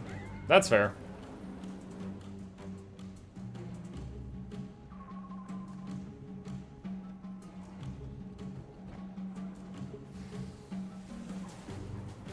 Expansion is coming out 2 days after I turn 19 for the 18th time. What? What is that math? Yeah, I'm 19 with 18 years of experience. Hey, Mike, today's my birthday. Happy birthday. Unlike any other Guild Wars 2 player, I made you a gift. Of sort. I named my beetle mount after you. What? Captain Xflow raided my stream with 2 viewers. Captain Xflow, thank you for the raid. Appreciate you. Welcome. I named my beetle mount Sir MuklukYoutube Roller Luck and have achieved all beetle masteries. That's a mouthful. You are the best Guild Wars 2 streamer, the very reason I joined Twitch. Oh, thank you, Wixie. I appreciate the kind words. Raise that beetle with care. I'm never touching Caudicus's manor again. I thought I hated when the rooms would spin. Oh, yeah. I've done the Caudicus manor story once, and that was many years ago, but I remember what you're talking about. Hope you're doing great. It's going good. Just enjoying good company. Just chatting.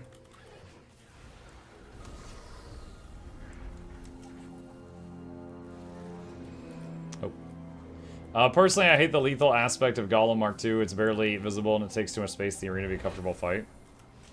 Hearing a lot of Wing 3 music at that instance was nice. Some of the best character lines are introduced during the Caudicus Manor Living World Season 3. Mike, I know you don't read people's e-spec ideas, and I get that. It would take up your whole stream if you did, lol, but I wondered about lore. Would you consider reading it? Wait, read... What do you mean? If you mean, like, in-game lore, yeah. If you mean, like, made-up lore, like what, like fan fiction? Probably pass. Like, and Logan looked deep into Ritlock's eyes. If you're gonna stare, then stare. Ritlock turned away, blushing. Like, what? Snargle Goldclaw fanfic? No, thanks. Let's just leave that to Snargle. Keep going.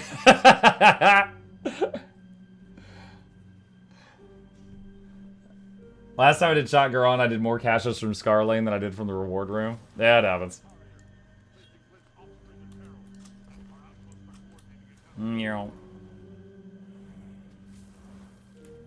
I will surely raise that beetle with extra care. On a side note, do you know any infusion that doesn't affect helms and armor?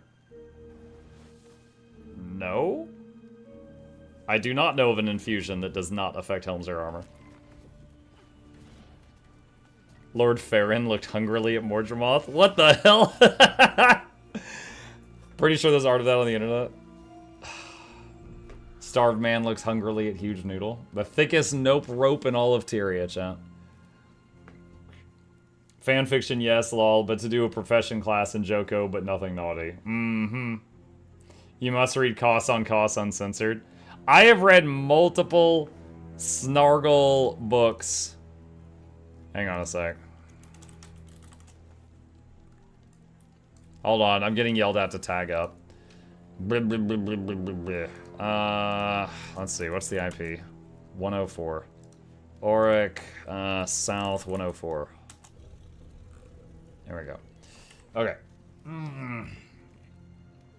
Yeah, we've read multiple Snargle books to, funny enough, the last time that ArenaNet said that they were, like, working on a video on, like, to showcase a whole bunch of streamers doing, expansion stuff, that, like, you can submit clips for it. And I submitted myself laughing a lot and reading a Snargle book I found in the lowland bear village. And I was like, there's no way they're going to use this. But what if? So that was the clip I submitted. And I like to think someone at Arena that's like, oh my god, the biggest streamer submitted one clip. And it's this. I don't know if we should use this. You know, just torment them a little bit. So we're gonna, we'll see if they include it the next time they release one of their little montages. Serious question, did Lord Farron actually commission Snargle? I don't remember. I don't know. Main thing I remember about Lord Farron is him falling into the Crown Pavilion, trying to save an illusion of the Queen. +1 torment stack to ANET diffs. I doubt the devs deal with that.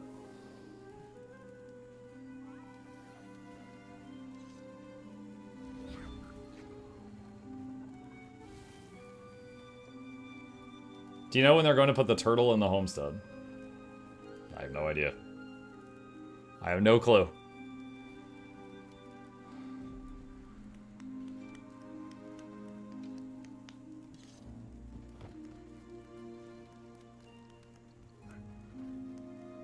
When I replayed Season 1, I noticed how quick the Queen shattered her illusion when Farron went to save her.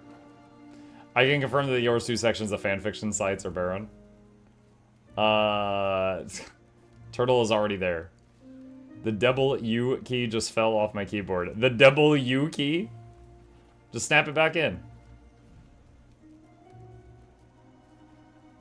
Do you have tutorial Gift of Battle in YouTube?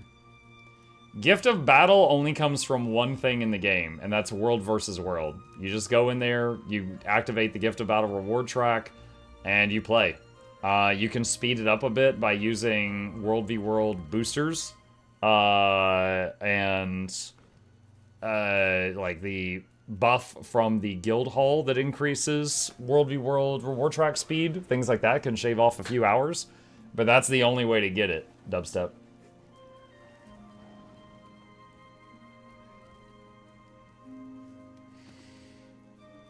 Siege Turtle's already in my homestead. There you go, it's fixed. Siege Turtle issue's fixed.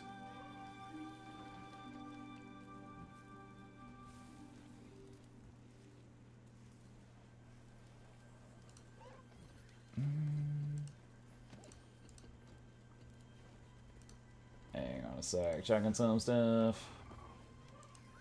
Okay, that should be fine.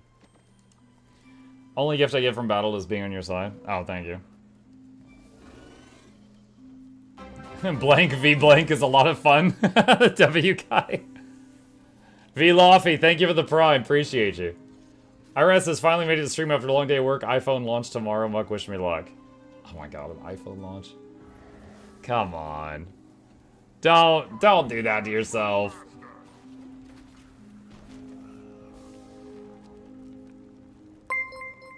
Loranity Rain inbound. Loranity raided my stream with 1760 viewers. Hi, Laura. Welcome back, children. Hopefully she didn't give you too much candy. Thank you. Michael Douglas, but that'll be Reginald Esquire the fourth. This is Johnson Van Sevels the third. Welcome all of you to the lab. Hope you enjoy your stay. Entertainment is on the way. Cricket the speakers, not touch the speakers, giveaways every week. Shut up, Bram. I don't even care. Welcome. They were very good. Yeah, Laura, on, what was it, the other day?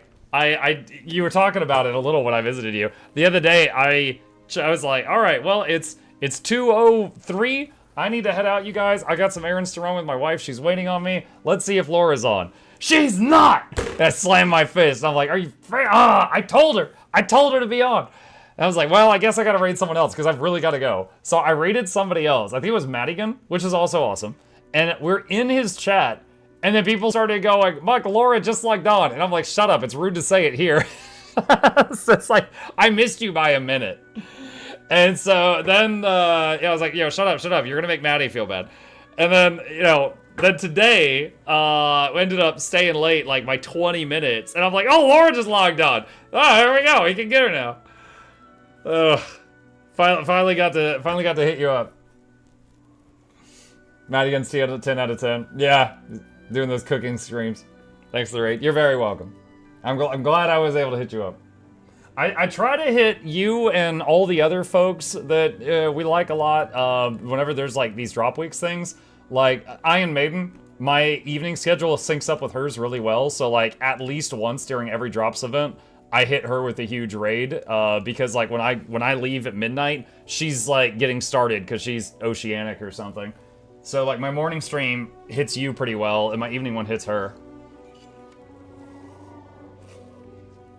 All I'm getting from this is Laura's bad at time management. Dude, she's horrible at time management. Did you hear what she said this morning? I was like, Laura, I waited 20 minutes for you. And she's like, okay, have you ever heard of Schrodinger's cat? And I'm like, where the hell are you going with this? And she's like, Schrodinger's cat is how I do time. And I'm like, what are you talking about? And she's like, the time that my stream starts is like Schrodinger's stream start time. Sometimes it's there, and sometimes it's not. I'm like, just say you suck at alarms. What is this? Like, what do you mean? She's just like giving this whole 4D chess brain aneurysm thing. And I'm just like, what is going on? That's ADHD AF. ADHD AF. Time, what is that? Yeah. It's superposition start time. If I still lived in Utah, I would say that you were operating on Mormon Standard Time. It was, dude, just to be clear, Mormons are wonderful people, but they were always late. And it was a running joke out there. They're like, oh, yeah, I'll meet you for lunch at 2. And I'm like, all right, I'll be there at 2. And they're like, as long as I'm on time. And I'm like, you're going to piss me off if you're late. Do not make me sit there. That's an actual clinical diagnosis, ADHD AF. Mm-hmm. Quantic Laura time, new spectrum time. Mm-hmm. That's her next Halloween clock tower achievement is she's going to finish before she starts. She's going to run the clock tower on Schrodinger time and finish the run before she begins. 60% of the time, she's on time every time. No, Laura's awesome, but yeah, very unpredictable at the starting time. A wizard arrives exactly when he intends to. So Laura's a wizard.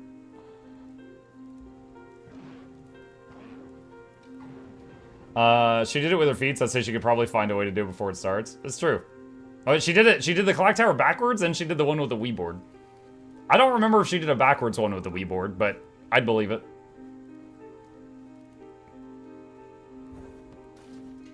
Laura's start time is in superposition until the wave function collapses on the moment she presses the go live button. Last year I did motion controls. Oh wow, that's crazy. I'm listening to Bram talk about Jormag and here y'all are bullying Laura and I can't take it seriously. That's okay, I can't take Bram seriously. Laura, I got a new idea for my long list of plushie ideas. If ArenaNet ever gives me permission, I think you would like this one. And it was inspired by. Hold on, let me pull. Give me a second to pull a picture of artwork here. All right. It was inspired by this guy who did artwork of Pokemon in hoodies. So like, here's a Charmander, and he's in a hoodie that looks like Charizard, right? So it's like little Pokemon wearing hoodies that look like big Pokemon. So the idea for the plushie would be like a chibi Bram with a Primordius hoodie and a chibi Ryland with a Jormag hoodie. What do you think? That's the idea.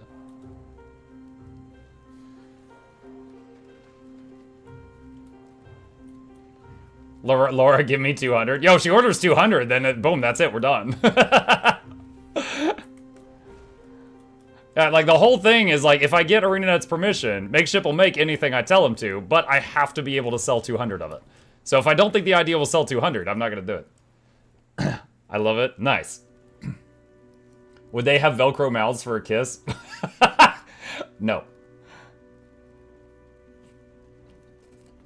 I feel like Bram would have, like, sharp little shark teeth. Like, hold on. Let me... Alright. I'm not as artistic as many folk. But I'm thinking, like, the, like a mouth like that. You know? Like, those sharp little chompers. Because he's got the dragon energy, right?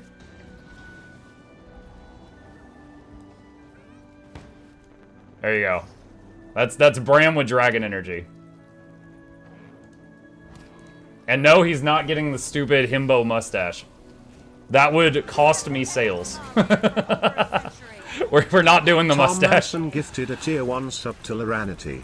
They have given 938 gift subs in the channel. Thank you to Manson. Appreciate that. Yo, Iron's here as well. Oh my goodness. I got all the superstars here.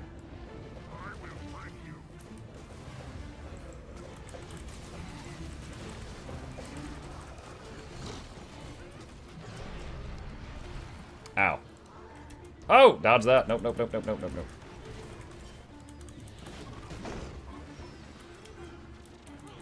Here's another. Make it count. Do we have any armors? Yeah, we do have armors. They're just not over here.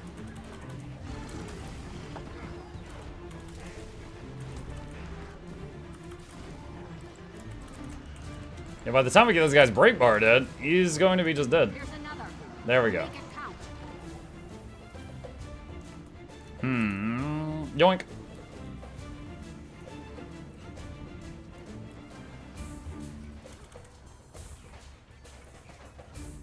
I think this is the last one. Nope, it's not the last one.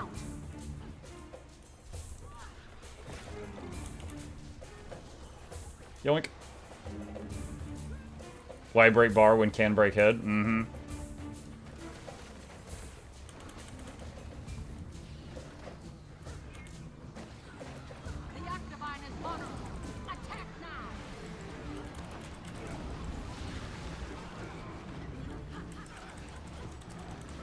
One burn, let's go!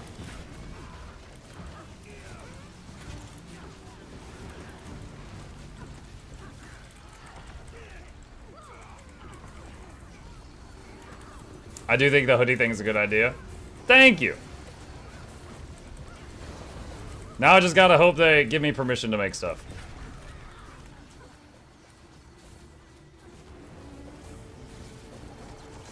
If they didn't give me permission, I'd have to make it legally distinct Ram instead of Bram wearing Primordius hoodie. The orange dragon.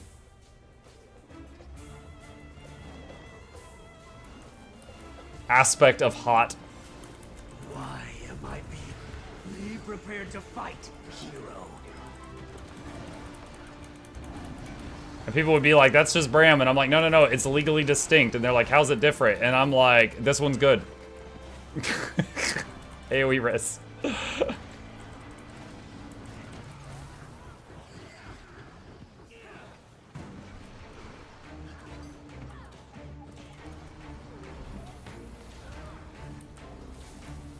Oh, I need to turn down the graphics. There's so many people here. Okay. Give me back my frames. Oh, God, there we go. I can see. I can fight. You have so many design ideas, Muk. Is this something like doing specifically plushie design or designing things overall? I definitely... Oh, gosh. Okay. I'm sure some of you can... what is the right word? Hold on. I'm searching for a word right now. Identify with this. I can come up with a lot of ideas, but I don't always finish all of them or any of them. So, like, I start lots of projects. However, I do love collaborating with people that are really good at certain things because, like, for example, makeshift, right? I can spend time, I can make an idea, do a sketch, something like that, and then they can make it a reality, and then I can run off and do some other thing. Like, I can make an idea for a video and put the pieces together and show Noxxi, and Noxxi's like, oh yeah, I can make that happen. And Noxxi makes that a reality, right? So, very much like an idea person, but my ideas are useless if I can't find the right people to work with, because I don't have the knowledge to go start to finish on these things. So like right now, Makeshift reaches out to lots of creators. Like, hey, you want to make a plushie of your avatar and sell it? And then I was just like, I got a better idea. And then did the whole Asura plushie thing with yours too, and it worked out. But then I was like, there's a lot of cute characters or characters you could make cute from Guild Wars 2 that would sell as fun plushies if they want to do this. And the thing is ArenaNet doesn't need me for this, right? If someone at ArenaNet was just like, you know what, forget Muk, we're going to talk to Makeshift and we're going to make this happen. They could do this, but the thing is they're not. So I'm saying, hey, I'll do all the legwork. All you guys got to do is stamp it with approve if you'll let me do it. And I'm waiting for them to give me that green light, So that's basically how I'm trying to pitch it right now. Is like, look, I know y'all don't need me, but if you let me do this, I'll do literally everything and you'll make money. I can see I can fight. Did you quote Fairly Odd Parents? Maybe. Muk's the front-end idea man, but needs realizers to put in work that he cannot. Yeah. Yep. Like, for example, hang on a second. Give me a second. I'm going to find something and show it to you.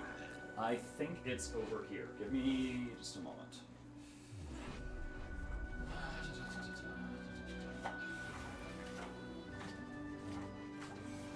Okay. All right. Plop. Okay. All right. I'm going to show you guys something. This was the first time I picked up a pencil in 10 years for drawing purposes. Obviously, I've held a pencil. This was my attempt at designing the Mukluk plushie, the Asura one. I was able to get this far, right? I had an image in my head, and I was able to get this far, but I don't know how to make a freaking plushie. I have no idea how to do that. So it was Makeshift that was able to take my ideas of up to this point, and I sent them pictures of the Asura so that they had like the colors, and then they were able to turn this into the one that got, well, hang on a sec, if you guys haven't seen it, he's sitting on the shelf up there. They were able to make those, which did really freaking well. They sold 750 of them. So yeah, like I do come up with lots of ideas, but if I'm not working with the right people, I can't do anything with them. Like, I know how to edit a video, but Noxxi can edit a video way, way better than I can, right? Like, it's ridiculous how much better she can. So that's what I try to focus on. So like I used to stream 5 hours a day, now I stream 5 to 9 hours a day. But instead, I used to do half streaming, half YouTube. Now I'll stream and then just do enough work to spit out an idea, and then Noxxi will work on, that idea while I'm doing another stream. So yeah, it's really nothing without the right people to kind of bounce off of. That's pretty good arts. There was a lot of erasing and redrawing. Can Makeshift do pillow-sized plushies? No, no, they just do one size right now. There was someone... Have you seen those, like, stuffed animals that's like a Snorlax the size of an adult person? There was one person that was like, yo, my daughter would like a version of your plushie that's the size of a beanbag chair to just, like, crash onto. Can y'all do that? And I asked Makeshift, they're like, no? I'm like, well, maybe you should. Because there's one sale right there.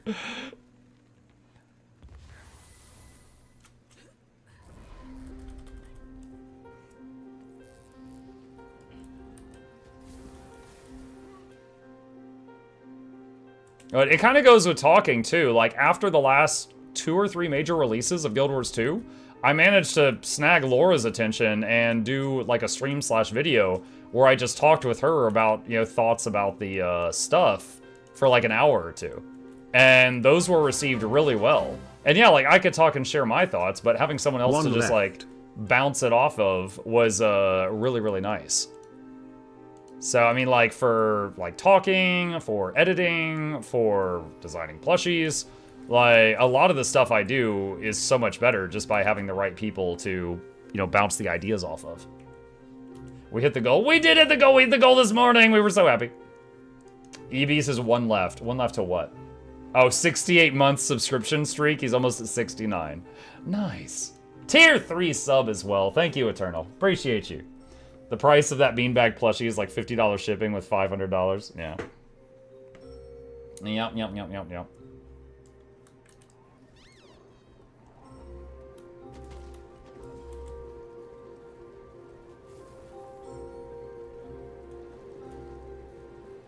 How are sales so far? We had to reach 200 to make it happen. We're at 213. So at this point, it's just the more the merrier. But, so, if anyone's interested in getting one before, there's 12 days left before it will no longer be purchasable. It ships worldwide, and just, I'll put a link to it in the chat if you want to take a look at all the pictures of it and stuff like that. But we are above, like, the 200, it covers the cost of production, and it's funded. So, we're past that. So, now, just the more the merrier.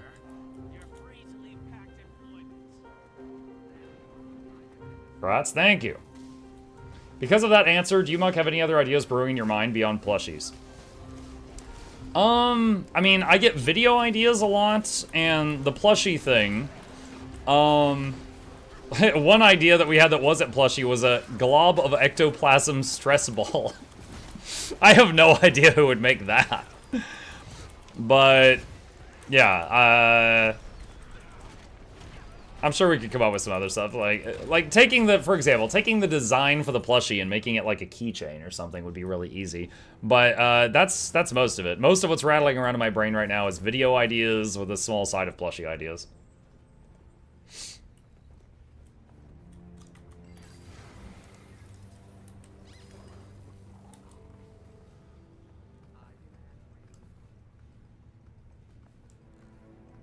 The glob of ecto could be a slime.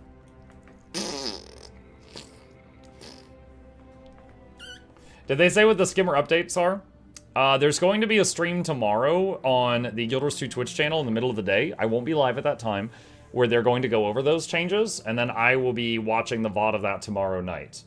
There was a blog post that we went over yesterday, and the video I posted on my YouTube channel yesterday covers the blog post, but they're going to be showing it all tomorrow. I will pay so much for a Quaggan plushie. They have done Quaggan plushies. So, I mean, yeah, that is on my list. Quaggans are on the list, but they have done those. Like, ANET has done Quaggan plushies, a Ritlock one, and a baby siege, a siege turtle mount one.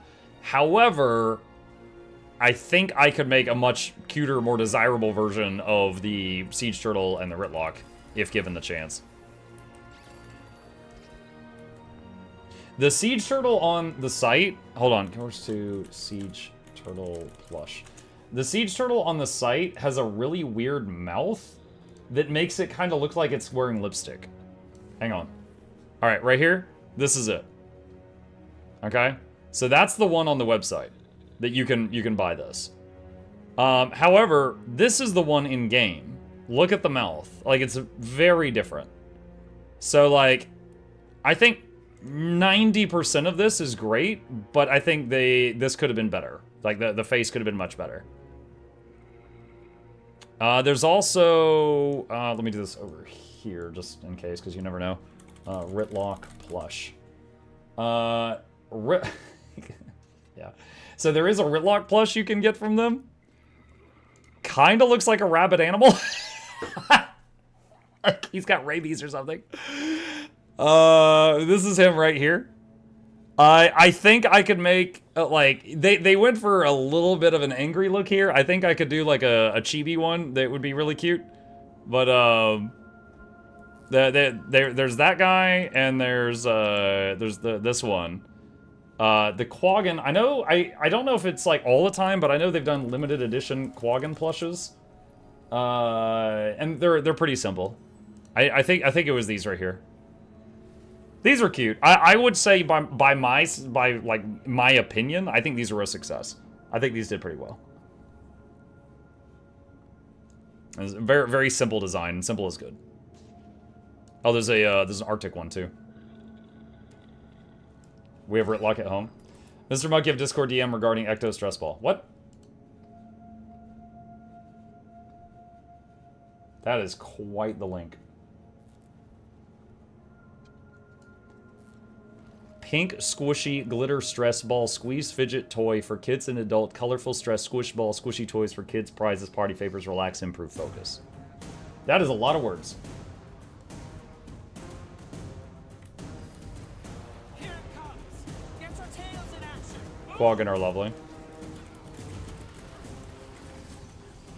Here's a fun exercise. Chat. Pick one to keep, the other is gone forever. Quaggans. Choya. Pick one. You're keeping one.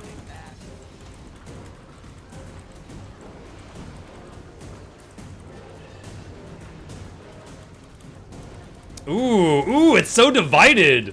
Juicy. It's so divided.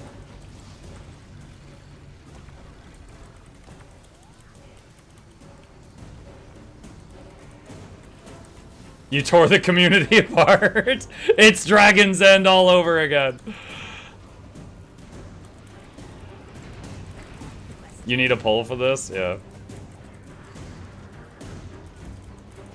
I'm gonna have to do this on, like, Twitter, get some internet points. Third option, unsub for Mug.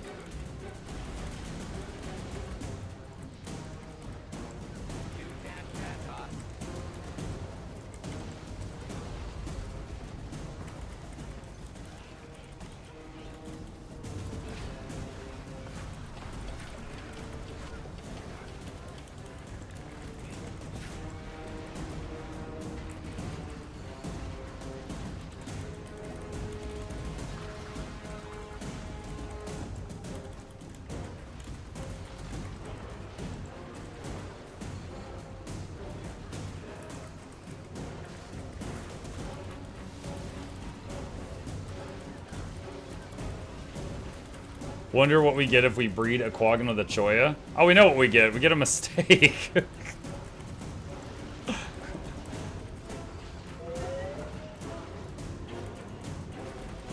A Choggin? A Choggin?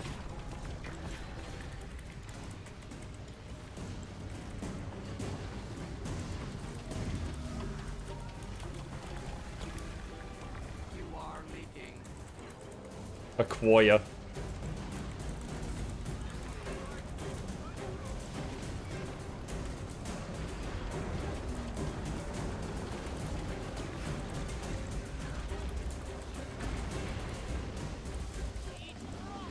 GG!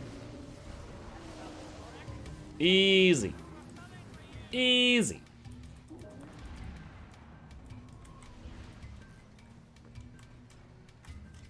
It's invisible dudes! Breaker down. The Inquest disapproves of this conversation. Hang on a sec.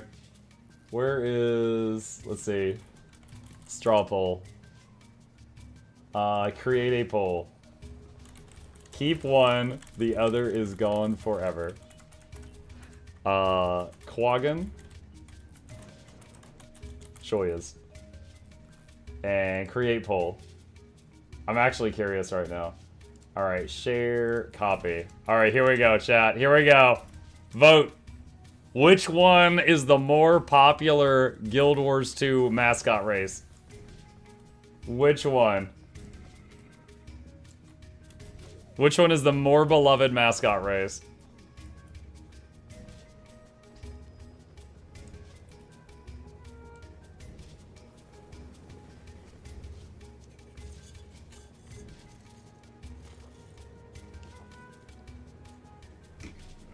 Those Quaggans are coming in hot. It's looking like a Pac-Man. I'm not seeing any poll. That's right there.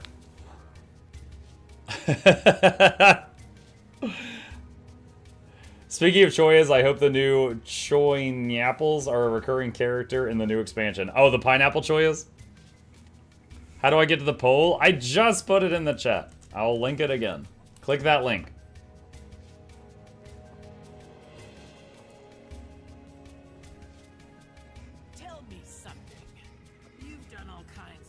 See, maybe it's actually tied, but the Quaggan voters are higher IQ, and they were able to find the poll. This unit is very versatile. Buzz, what the hell are those emotes? I don't like those. Fu to Choya. You're all dead to me now.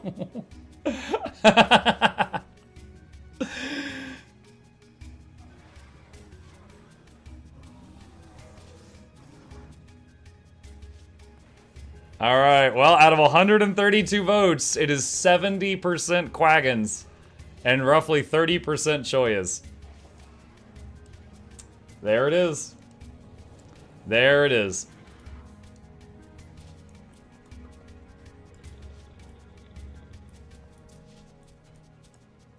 Choyas explode and you kill them, they can go away forever. I didn't know what Choyas were, but I'd not mind scrubbing this out of my mind now. Oh, yeah, you don't know what they are.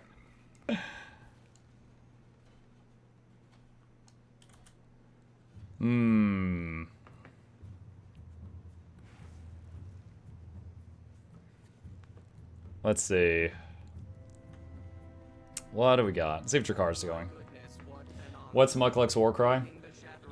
Oh! That's me every time I do a mass revive and I get like 10 people up.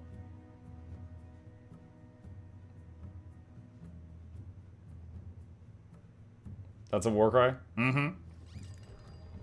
I've got multiple videos that are just montages of me rezzing huge piles of people and doing that.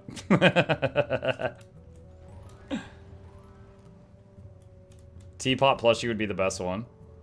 I think that a mighty teapot plushie would just be a literal teapot with like the flag on the side, like his logo.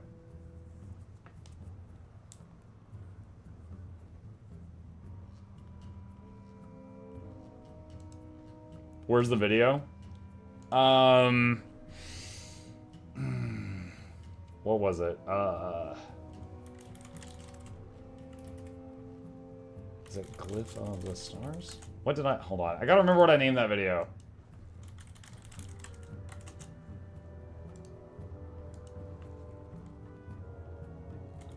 Is it Tribute? Oh, here we go. Let's see. A tribute to the strongest skill in the game. Hang on. We'll just, click on the middle. Bubble, look at this. Revive all the people. Oh, no. Oh, can I make it? Yes, I revived every freaking one of them. I'm glyphing to get those up. One of them went down. I got one. Yes, I got 2 of the 3 while they were in the death. The death. Bailey rezzing.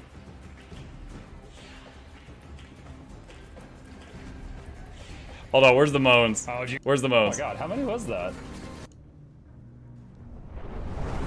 Make it rain revives. Oh my god, how many was that? I think that was 11 or 12 people.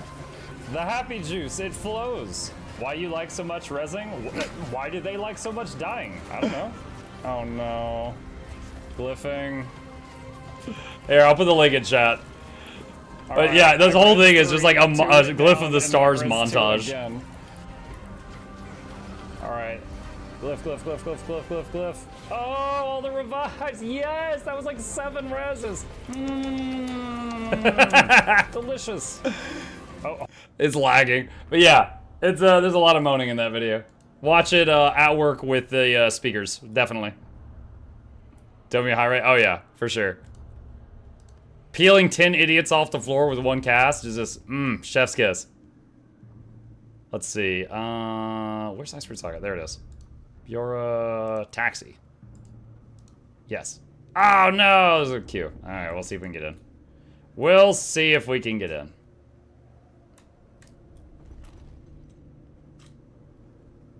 Dopamine high. Have you looked at Fellowship at all? It just entered an open beta. No, I don't know what that is. I have not looked at that. Not seen that one.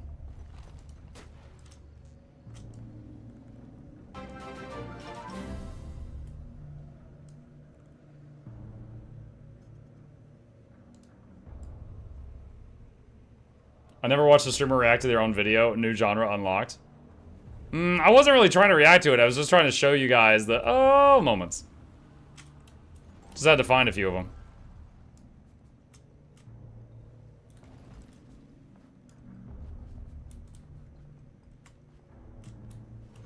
Wait, is there people doing it on this map? Oh no, the whispers are quiet. Think I missed it.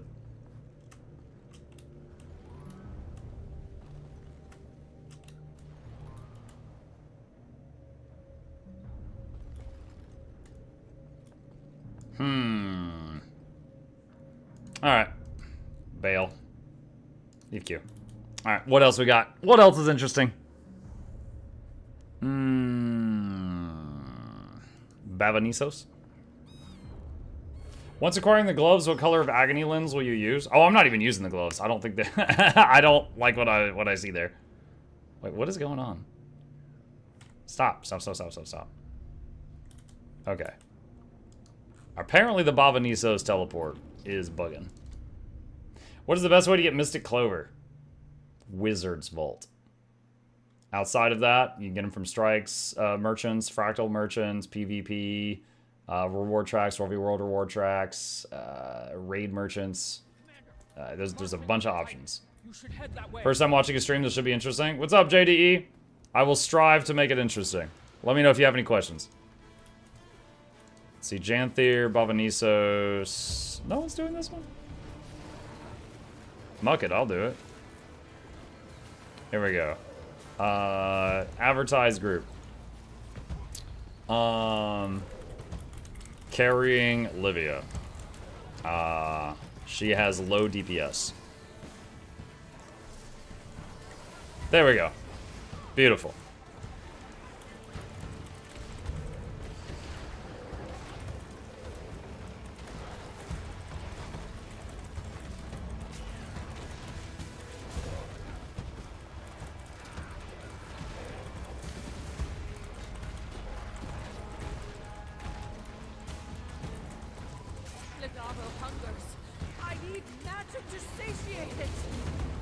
It hungers! Oh, I'm gonna go downstate and have to use the Jade Bot.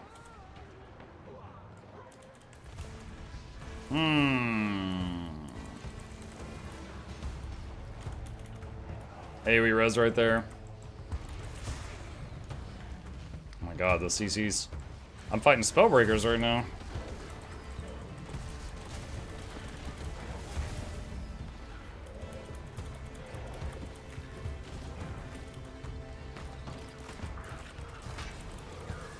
Mug, are you NA? Yes! This is nah. I made a squad for the open world Bavanisos event on nah.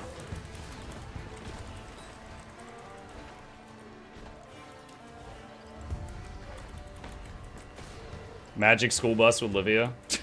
Cruising on down Main Street. Relaxing, feeling good. Me. The Titan's small. We're on the clock. Once we're inside, the Titan will try to purge us from his body.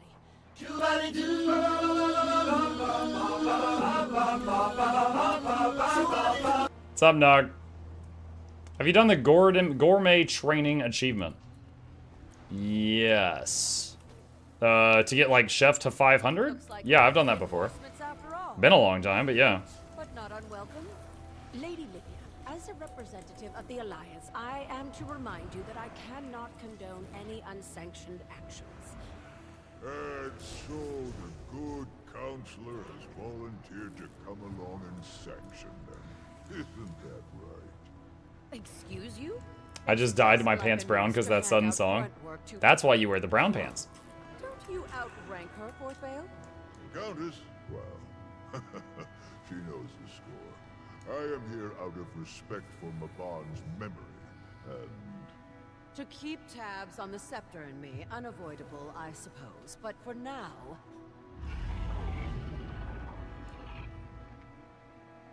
we have a Titan to knock down a peg or two.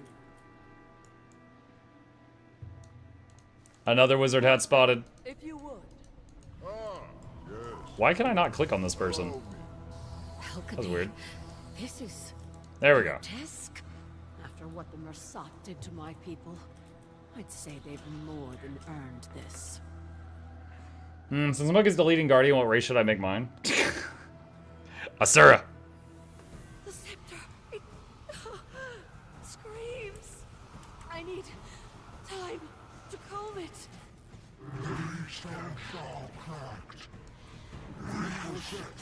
Oh wait, do we have a table? We do have a table. Hold on. Alright, I got an EMP. I'm struggling to find a main class. I built a Reaper and a Willbender so far. They're both nice, but aren't clicking for me. Any suggestions? Specs for them or other classes recommended? Depends what you're into. Like, how do you want to play? Do you want to shoot a bow, a gun, spray fire out of your hands, command a giant robot? Like, what sounds fun to you? It's just like Gorseval. I don't care what you are. You're in our way. Magic is cascading from it. Avoid those shockwaves however you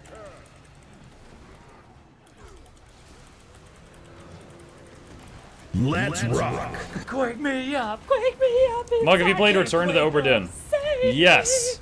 If you would like to watch my playthrough of it, there's an Obra Dinn playlist on the Mukluk Plays YouTube channel, which I'll link to you right now if you want to see it.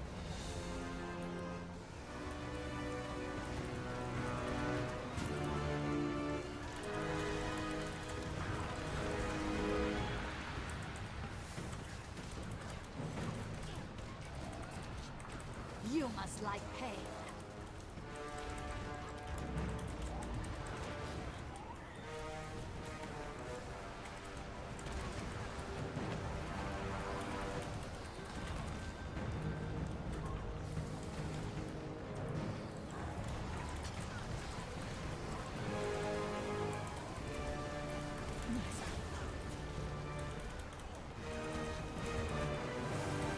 Is Guild Wars 2 your game of the year in 2025? Probably Expedition 33. I would say runner-ups are... Gathered strength from the ghosts. Hit it hard. Hang on a sec. Split Fiction, Kingdom Come Deliverance 2. Oh no. Oh god, that was close. Kingdom Come Deliverance 2, Split Fiction, and Expedition 33 are my top picks for the year. Not Silksong. Silksong's really awesome. I know lots of people love it. It wouldn't be one of my picks for Game of the Year. But it probably will be, because I know it sold a lot of copies.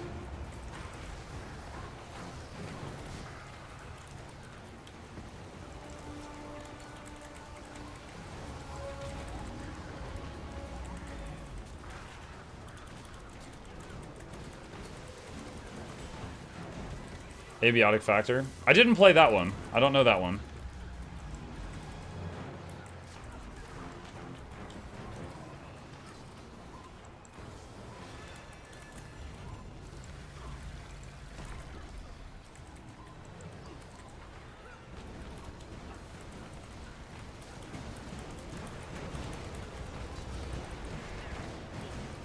I'm gonna res that guy over there.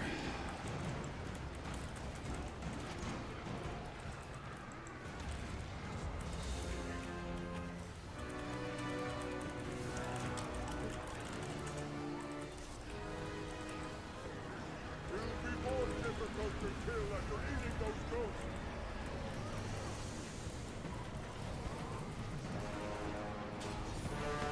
Nice, much better CC.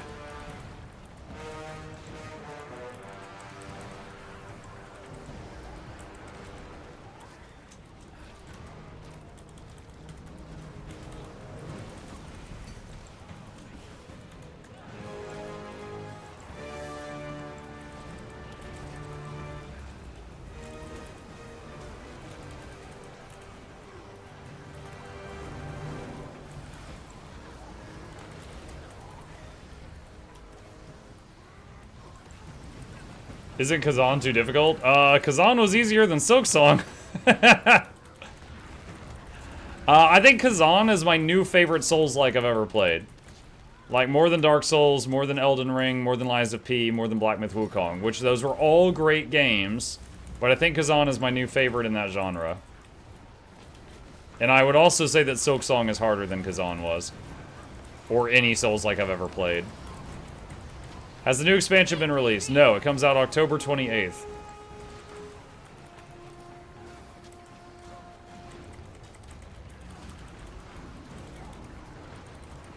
It's gathered strength from the ghosts. Hit it harder!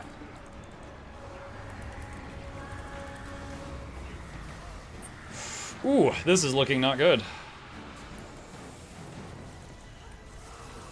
It's not even halfway. Goodbye, cruel world.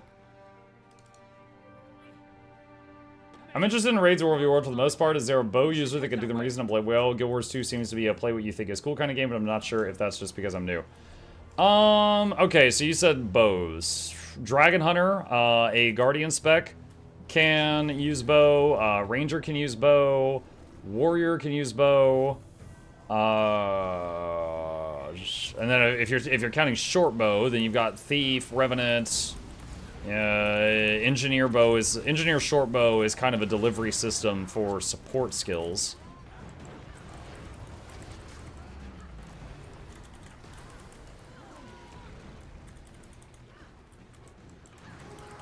Do you have access to elite specs?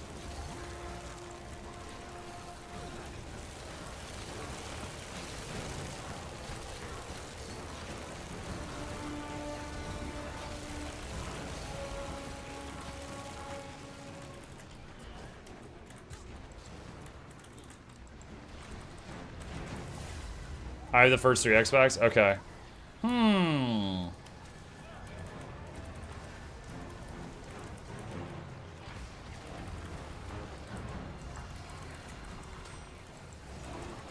on, this boss is 10% health, and then I can look into this more.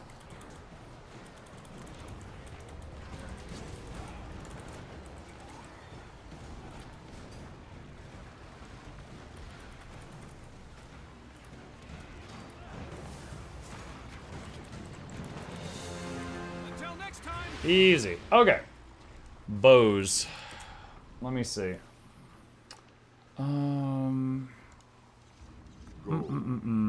First, I want to look at Dragon Hunter. Power Dragon Hunter using a longbow and greatsword. Endgame raids. So here's one. Muck, is your V key dodge in all games? Any game that lets me rebind it, yes.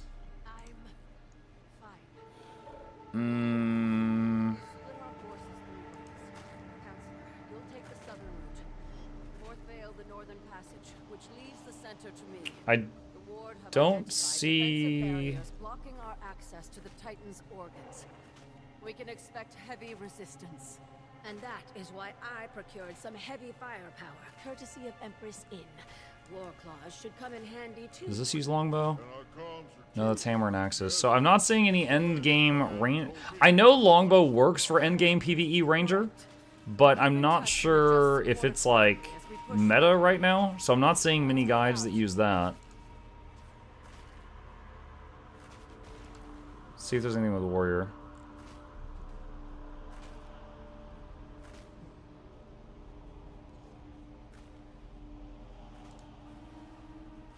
Is it I think it's Condi. Yeah, okay, so this is a warrior build that uses longbow. Now for warrior, the longbow is a condition damage weapon. It uses flaming arrows and stuff like that. Muck, I use a PvP longbow build for open world content. Okay, I mean, you could share that with him as well. I was just trying to pull any up I can find.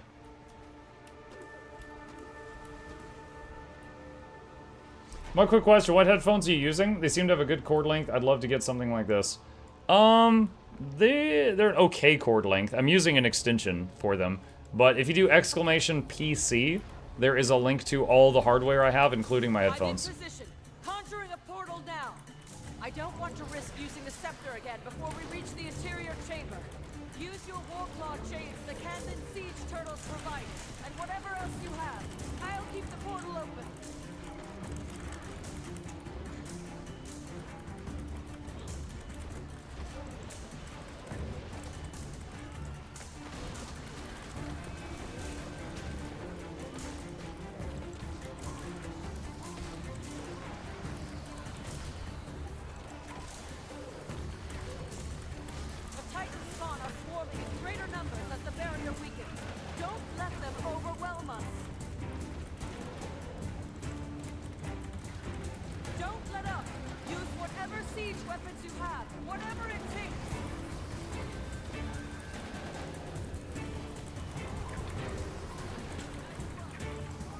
Double bow, does each one have its own cooldowns? No, if you're using two of the same two-handed weapon, they will share cooldowns.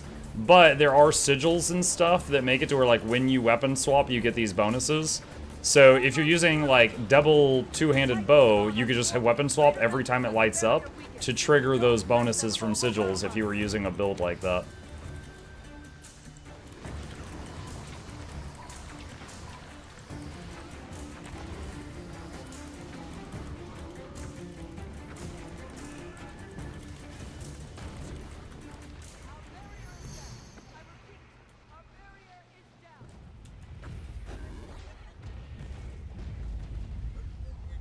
Hardstuck has an LI Ranger for longbow. Oh, right on. Links. If you've got a link to it, you can put it in the chat.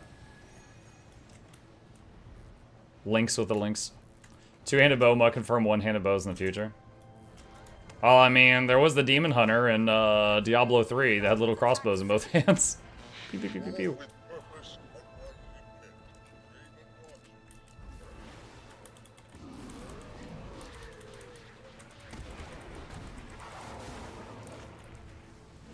Funny enough, in World v World, Warrior Longbow is actually more used as a power weapon on Berserker with Sigil of Fire to do big damage on boom balls. Oh, really? Interesting. Yeah, I haven't done World v World in a long time. That's cool. Let's see what happens when we take one off the board.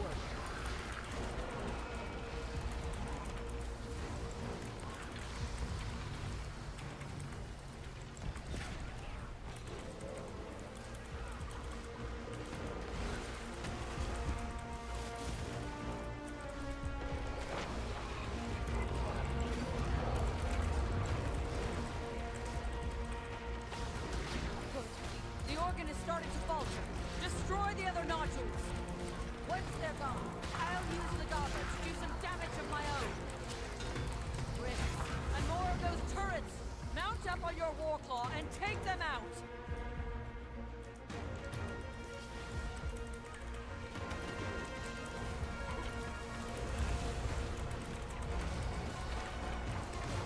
Forgot I was the tag for a minute there. I was like, oh, I need to lead them.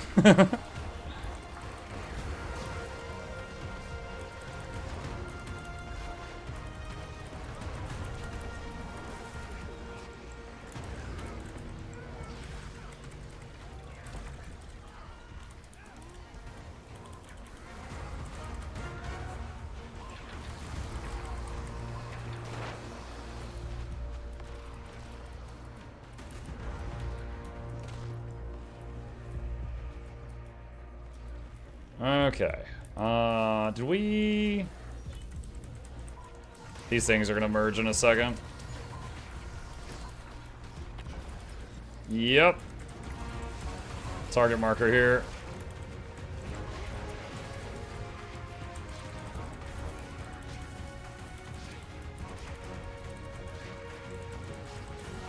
Is your Warclaw Chip? It's the plushy tiger Warclaw. Oh, lots of bodies. AoE res. Oh! Of course they immediately go down again, you swine.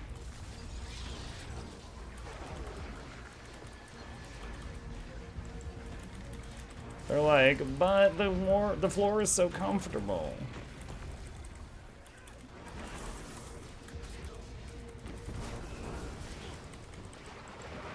Okay. Let's go this one.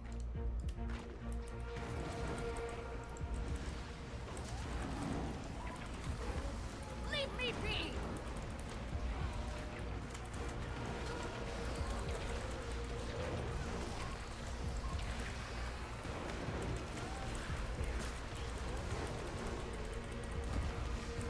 What's the dark yellow AoE around you?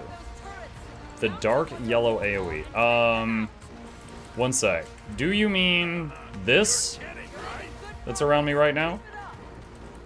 If that's what you mean, that is an ability of the Untamed with a staff ambush, where I do this explosion of energy and it heals allies and damages enemies around me for 5 seconds.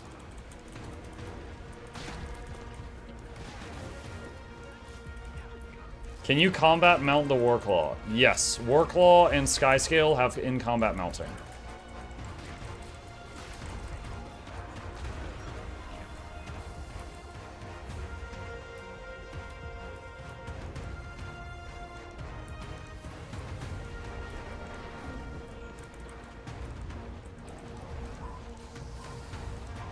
I'm trying to... There we go. Couldn't get the no-chill thing selected.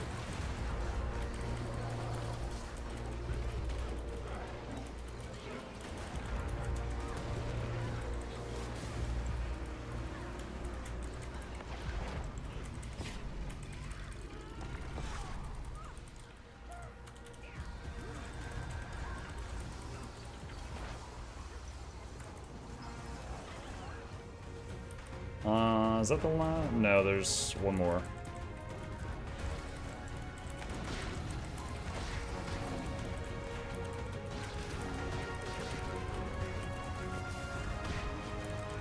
Untamed healing spec?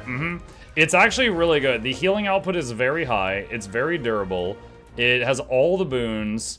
It has access to Aegis, but the one problem with it is it does not have access to stability. It also has Boon Rip on enemies, it has Projectile Block, it does like 10 times the damage of some of the other healers while healing, but again, no stability access. So if I was in content that was more serious, I would not take this, but it's really fun for me in stuff that's not that. And more of those turrets! Mount up on your Warclaw and take them out! It became a build when they did the Weapon Master training and the Untamed got access to the Druid Staff. And ArenaNet gave the Untamed Staff ambush just giga healing, so it's like, oh wow, okay, this is a build now.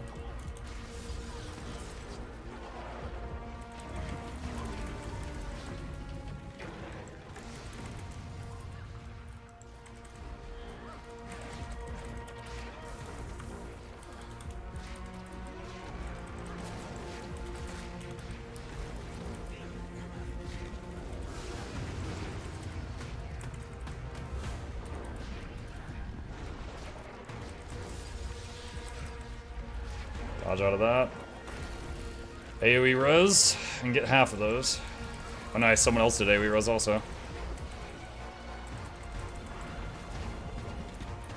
Okay, we got one more doohickey to destroy.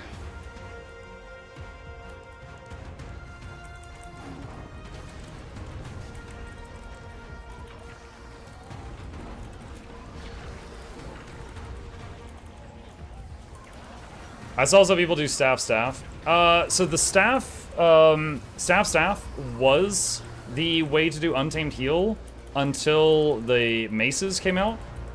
And then the most popular option became Mace, Warhorn, Staff.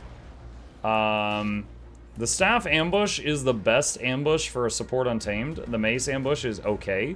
but the mace's other stuff that it brings to the table, like the mace 2 and the 3 and the warhorn 4 and 5, are just so freaking good for keeping boons up that's why that's the standard.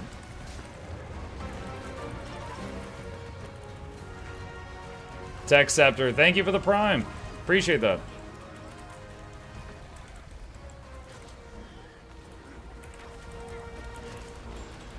Is it true mechanists are using spears? If they are condition damage builds, yes. Spear for engineer does a whole lot of burning. Imagine like a stick with a taser on the end of it. That's what engineers did with their spears. So it does lots of burning damage to enemies. And so if you are a condition damage engineer, yeah, the spear's really good.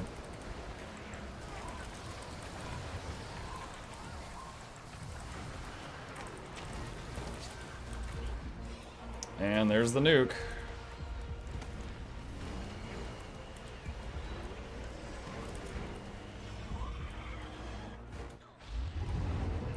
Splat, mushroom cloud. Hey, Mug, just recently got Big Orders 2. I haven't even been away for a while. What's up, Tech? Welcome back. That's the last one. If you have any questions, let us know. Legavo, the binding of wills. Strike at this abomination. Romix says I'll take a look at the headphones. Thanks. You're very welcome. Yeah, I'm just using these inner ear ones. I find them extremely comfortable. I could barely feel them when I have them in. I hate to ask more of you, Commander. For years before this, I was using a Corsair headset, and I was very happy with it. It was very comfortable. But I'm someone who is able to get migraines, which is awesome. And wearing a headset, even though it just barely is, pressing on the sides of your head, wearing that all day kept triggering migraines for me. So I had to swap to inner ear ones, and these are great.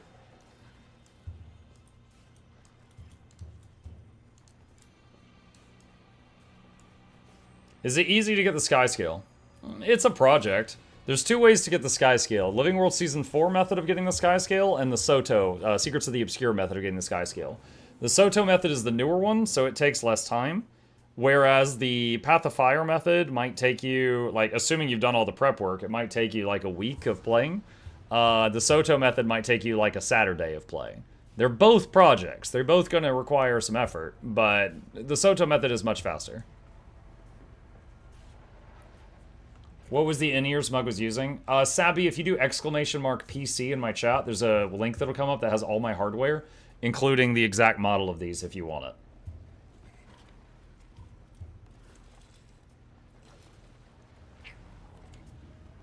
Thanks? Sure. Yeah, I would just tell you, but I can never remember. So we've got that webpage. North still fighting, almost done. All right, we're gonna wait around until North finishes.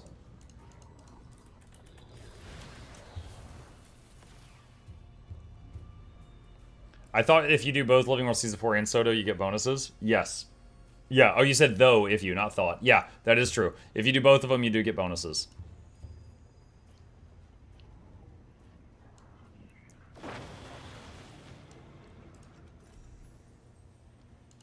There we go. Map meta complete. They just finished.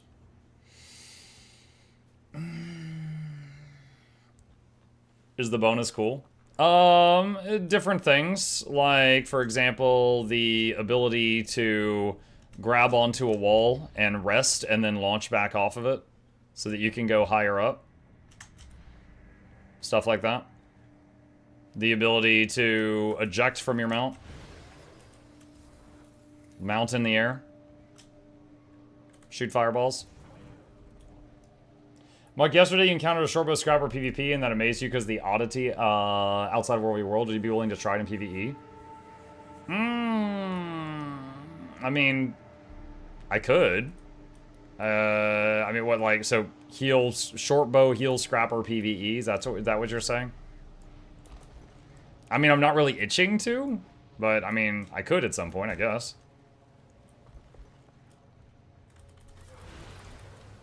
The thing with me, like, this, okay, this is purely a personal preference. The idea of an engineer, someone who has a pistol, a rifle, and a mortar, and a flamethrower, using a stick and string, a short bow, drives me up the wall. I just, lore-wise, I hate it. Kind of like Mesmer with a rifle. I'm just like, dude, I want you to use a magic staff or something. Why does the support rifle have to be so good? This looks so goofy. Like, especially Mirage, where the rifle's just going blarg and spraying purple, like, goo all over the place. It's like, what? What is this? So it's just like, the weapons are just so out there from the class fantasy, it throws me off.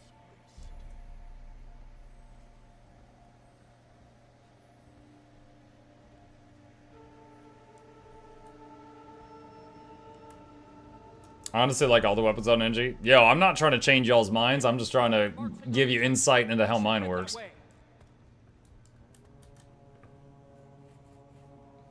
Crossbow would be more fitting if we had that. There is a crossbow skin for rifle. There's not a crossbow skin for shortbow. Like Necro with a pistol. Yeah, a little bit. Shoot me with the goo gun. Shoot me with the goo gun.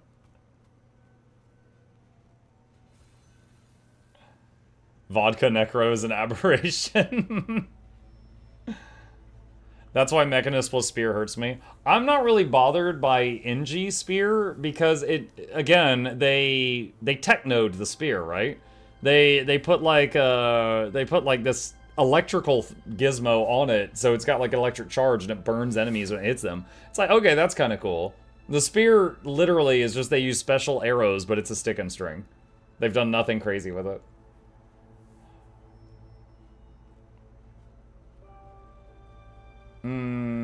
They also techno the shortbow though? No, they techno the arrows. The shortbow is just a normal shortbow. Just think of the shortbow as a railgun. Dude, what? Railguns fire a bit faster than shortbow arrows. Plague. Who is inviting me to a party? What is this? Mislock. Okay, what? Okay, I don't know what they want. Blockades green arrow, basically. What? The DC hero? I don't really care. Might not be the biggest fan of NG Shortbow, but as an alchemist weapon, the auto attack is techno, though it chain shocks. Pants party, I bet. Okay. Alright. It's fine. We can disagree. Let's see. Don't really see anything I want to do. I guess I can go clean the back up a bit. I'm enabling you to use it without cringing.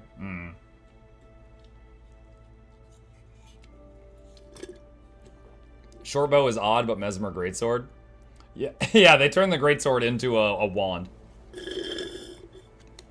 They're like Avada Kedavra.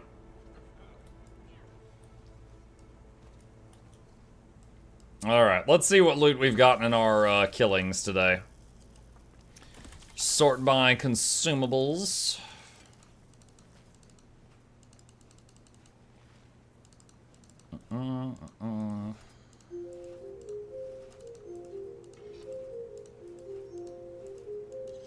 What? Game client, what are you talking about? You're drunk.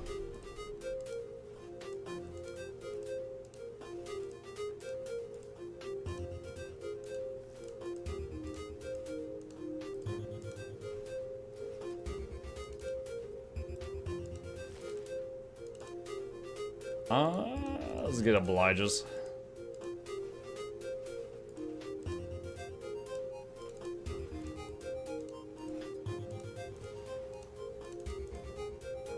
Oh shoot, what was that?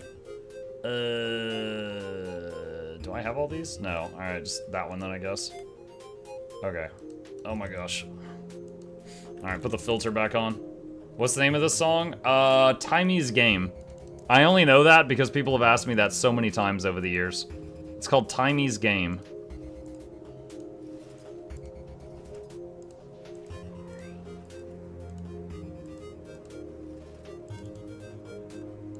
Shock gullet.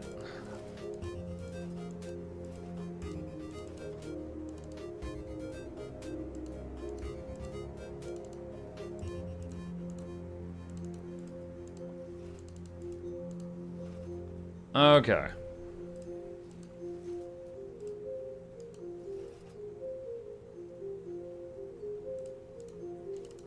Viper's jewelry. Nope, don't need that one.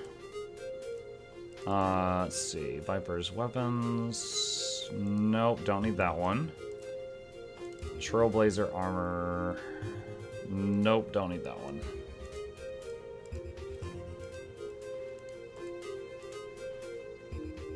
Do I have 164 slots free? Yes, I do.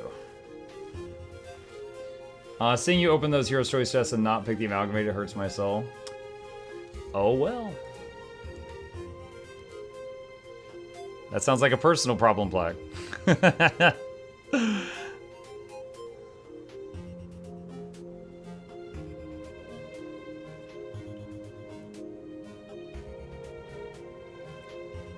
I wish those books would say that you know all the recipes without having to click them. Yes, I have said that for years. I agree with you. Yes, yes, yes, yes, yes, yes, yes. Hard agree.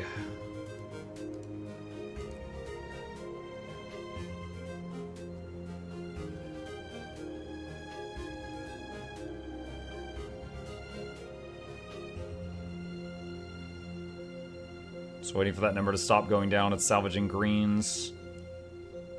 Done, and then the stack. How amazing would it be to be able to buy a replica GW2 weapon? My first choice would be a greatsword, not picky on which one. Hi. Is it bedtime? Hello.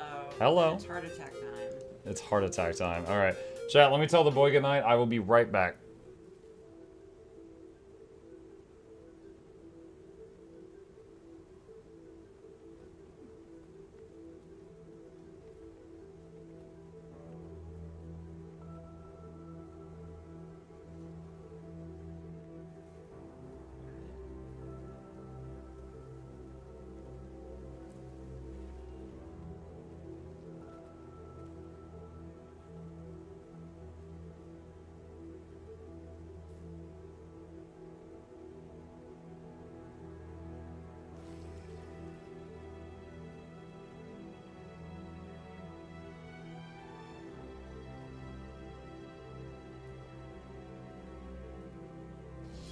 Okay, he's off to bed. Alright. What do you do when the streamer's away? You cry? You definitely don't donate 1 penny and then put cheese emoji, cheese emoji, cheese emoji, cheese emoji, cheese emoji, and fill the TTS queue up and then torture your fellow chatters for 5 minutes. That's what you definitely do not do.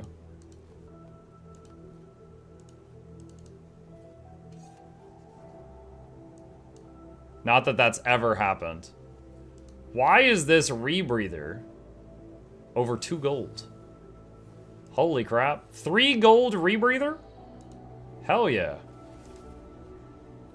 Wait, another one. Wait, no, that was lag. That's Mystic Coins. Wow. That was lag. 1 gold sword? Hell yeah. Good lord, this is lagging so bad. 1 gold torch.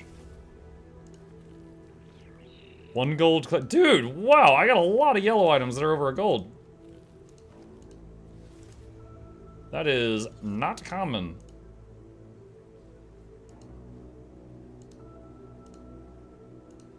$69 silver. Nice.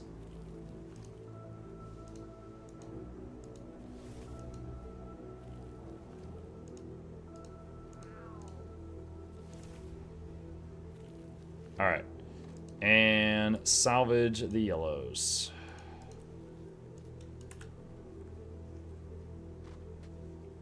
After that, there was the European Post Office. Yep.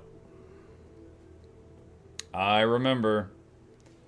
I came back from AFK and everyone was going crazy. Holy crap, Tech! What are you doing?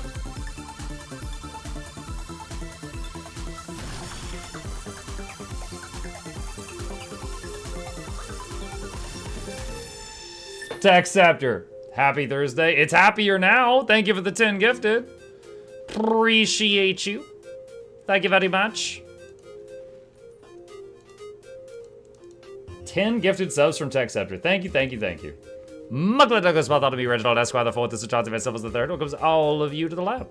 Hope you enjoy your stay. Entertainment is on the way. Cricket the speakers, don't touch the speakers, giveaways every week. Please take a seat, but you'll only need the edge. Welcome. Welcome, welcome. I remember the exact moment I realized yellow items could be 1 gold or more. It was 7 years too late. Oh no. What is this? Rune of the Sunless. Woo, 2 silver. Alright. Sell junk. Sell spoons.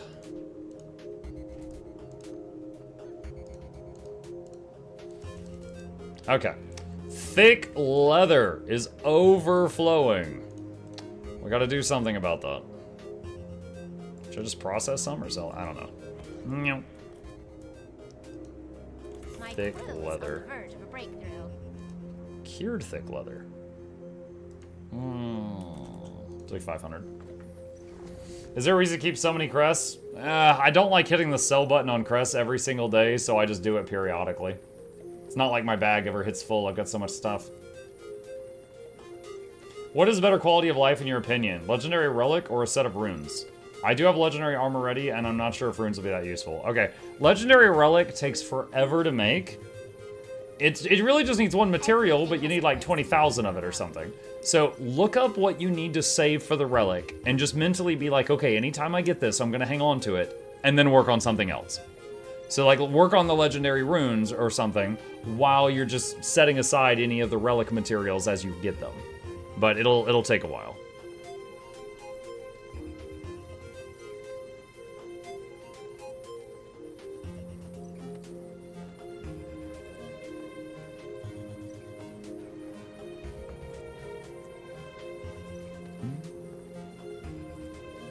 Muk, do you salvage all blue, green, and yellow by default? I identify and salvage blues with the Copperfed Salvage-O-Matic. I identify and salvage greens with the Rune Crafters. And I identify and salvage yellows with the Silverfed. That's what I was just doing a minute ago. You can either sell unidentifieds, or you can identify and then salvage. Just make sure that you never salvage them while they're still unidentified. That's the one that's throwing money away.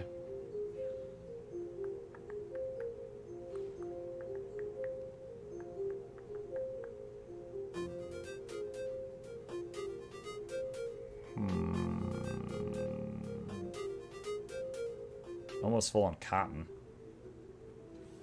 The rest can probably wait. Okay. Alright, and then we got... Wait, is this... Okay. I was manufactured to the highest standards. Okay. Alright. Luck. Gotta get that out of here. Let's see. Search luck. And just move all this over here. Blop, blop, blop, blop, blop, blop, blop.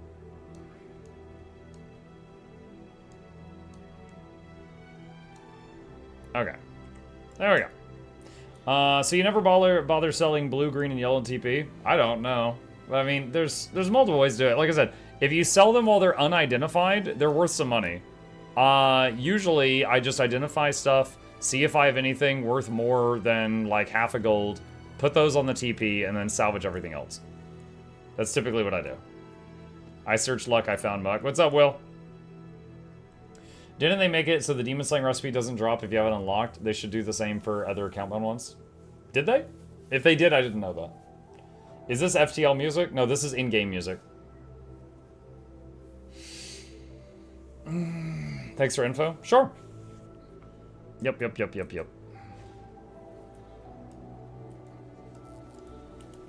Let's see. What do we got next? Oh, wait, hold on. We got something else spilling out. Piles of incandescent dust. Uh-oh. Alright. Let's get like 1,000 of this and just sell it. Ooh, nice. Almost 4 gold a stack. Money, money, money, money, money. TeQuatl tailbones.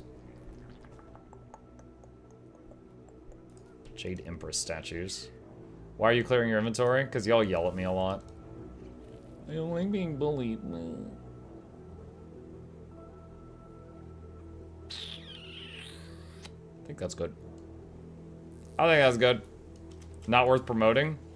It's a time versus money thing, right? I'm willing to let someone else do the promoting, and they can have the money. I just want the time.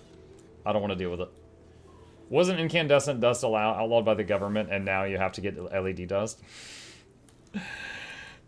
Yeah, just kind of how the Geneva Convention is more like Geneva Suggestion if you play an engineer.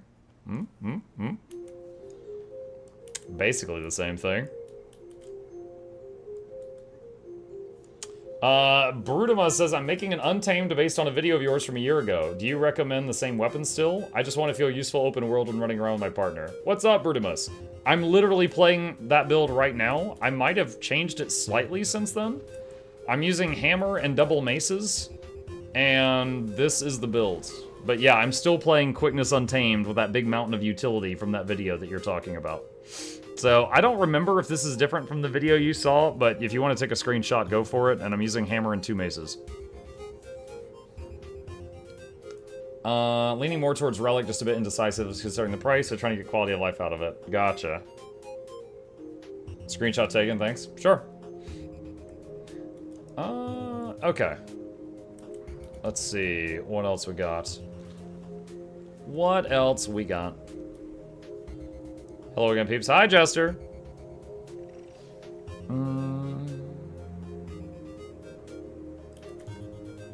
See, someone said you should try out Shortbow NG. Well, let's take a look. Let me take a look at it. Muck, how long have you been playing? The game intimidates me, but you're full of info. I played the game at launch, got to max level, got bored, went off and played World of Warcraft, and came back like 5 years later. So I came back maybe 6 or 7 years ago, and that's when I really got into the game. For whatever reason, I loved it when I came back. And, you know, at that point I was a streamer, so I tried making videos and guides, and, you know, the rest is history. So I've been actively playing the game for like 6 or 7 years now. Okay, so there's the short bow. Yeah, I gotta remember all the moves here. I remember one thing I disliked about short bow Scrapper was you had to use the 4 off cooldown to give protection. And because of that, you never had your 4 available when you needed to do Aegis. Is that still the same, or has that changed?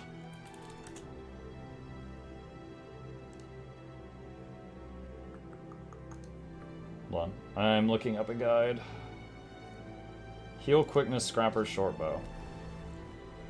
Alright, what do we got? It's using Relic of the Midnight King, Harriers, and Magi's. Yeah, I got that. Let's see. Grant Might and Fury when you disable an enemy. Yep. Rune of the Monk. Currently Minstrels. Okay, Harrier. Apply to all armor. Weapons should have Transference and Paralyzation and Givers? Paralyzation? Really? I have to check on the boon duration and see if that's okay. Alright, and then Harriers and Magi's over here. What was Magi? Precision, Vitality, Healing Power. Okay, I'll just do Harriers. So that's 18.8k health. Just beat Beastfly and Silksong? Which one? Let's see. Next up, Medkit, Elixir Gun, Blast Gyro, Unknown. Yeah, so I got all that. Bulwark Gyro, okay. Let's see, they're doing explosions. They're going ding, ding, ding.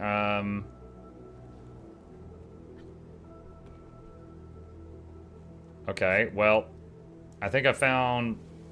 Well, okay, so they're using this, I guess, for the improved protection. Protection on you grants increased damage reduction because it's not using a shield.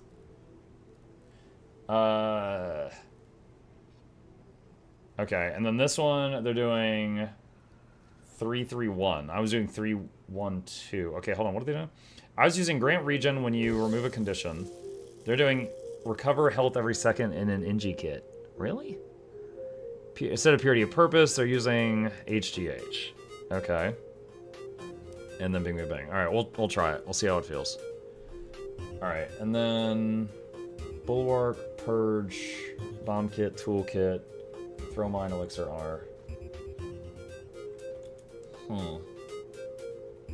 I think I'd rather have combat cure than friggin' 180 hit points per second within a kit. Alright, let's go to the aerodrome.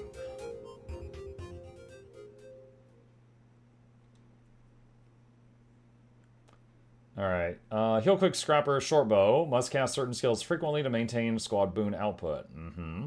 It focuses on using blast finishers and combo fields for quickness generation.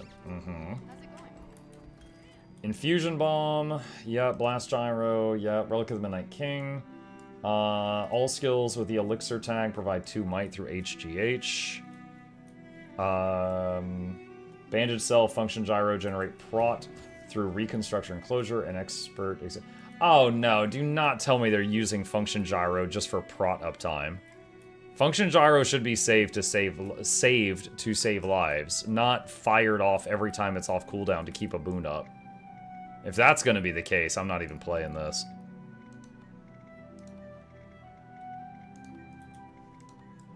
Okay.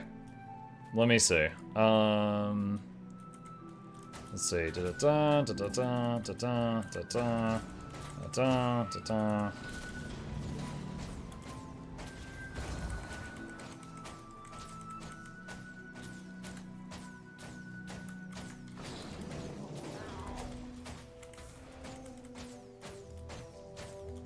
Okay, let's do this, and this, and... Are any of these blasts? The 2 is a blast, okay. Alright, so... F1 is prot. So I'm getting, okay, so I'm getting prot from my self-heal, so I'm burning my self-heal every time it comes off cooldown. I have prot from the Aegis button, but if I use that, then I don't have Aegis on demand. And prot from function gyro, and if I use that, I don't have the ability to heal people and save their lives on demand. Is there some other way to get prot here?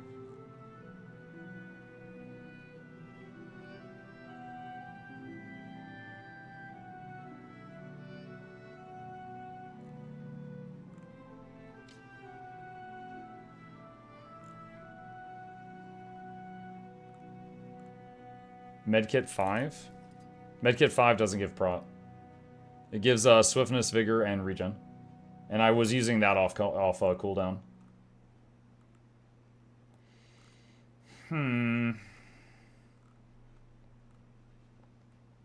Yeah, I think this isn't for me. I do not like, if you've got a tool that does something really big and major, I want to save it for those moments, not burn it every 10 seconds just to keep a buff up. And right now, the only Aegis I see in this build is on this button. And if I use this button for prot, I don't have Aegis on demand. And then we've got function gyro, which, you know, you send out the robot and it saves lives. But if you use that every time it lights up just to give prot to people, you can't save lives on demand. So, and honestly, this to me, function gyro is the funnest thing about Scrapper. So, not really liking what I'm seeing here. Also, it still has that blue graphic that covers up red circles on the ground, which is detrimental to your team. Not in game to check, but I could upkeep prot easily without burning short bow 4 on cooldown or function gyro, and I had 99% uptime. How are you doing it? I see that you got some prot on the bandage self. Where else were you getting prot from? Like, honest question. I'm just trying to figure out, like, what your source is. Like, this, function gyro gives prot, heal skill gives prot, and we're already burning the heal skill off cooldown. Prot's better. Prot when you heal skill.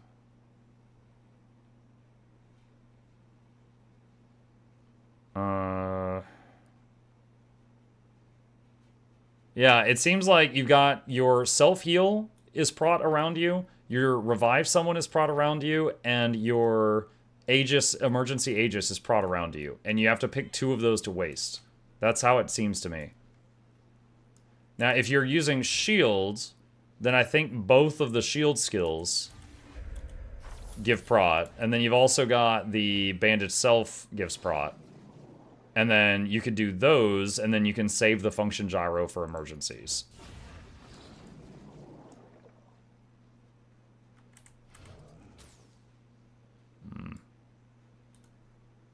Does Elixir Gun have any prot? No. It's got a lot of might. No prot.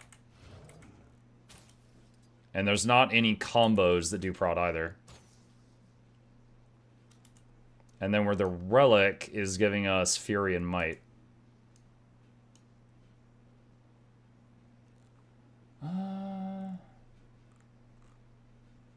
I'm looking at the... Here, I'll put it over here so you guys can see it too. I was looking to see if there was anything else here on that topic. Just see if I'm overlooking anything. Now, obviously, if you just didn't mind wasting those skills, then that fixes the problem. That would not be a fun playstyle for me.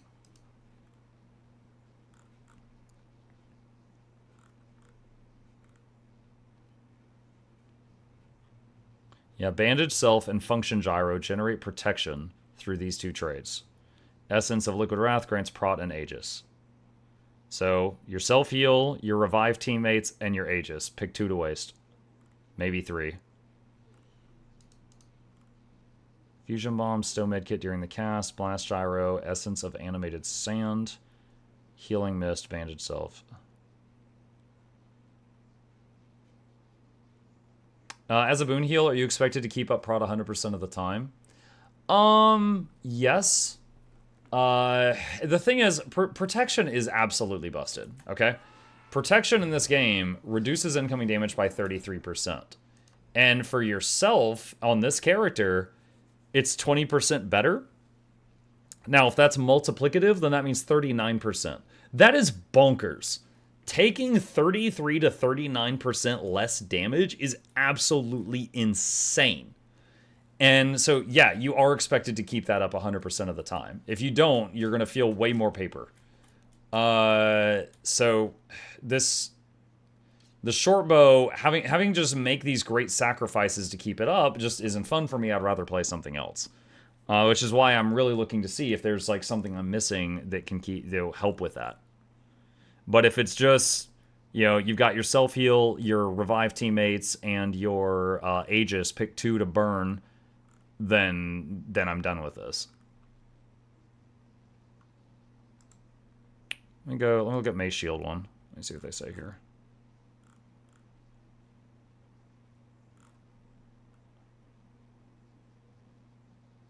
Same note here.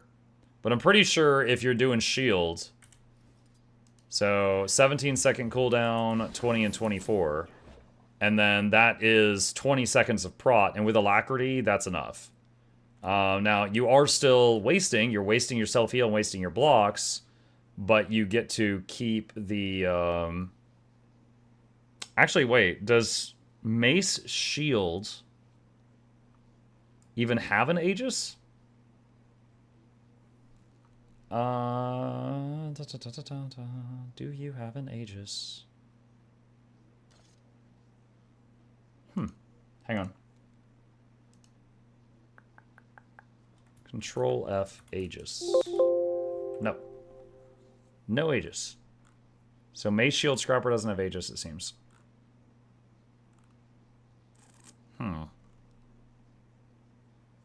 Alchemy last trait 2. If you cleanse teammates' vulnerability stacks, it would give prot.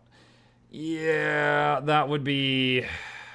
One, that's different from this build. That would be so niche, though. To be able to keep up boons, your teammates have to get vulnerability on them, and then you cure the vuln. That would be such a specific situation.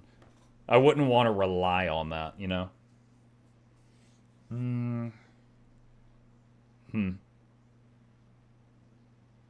Shortbow might be Engineer's only Aegis access.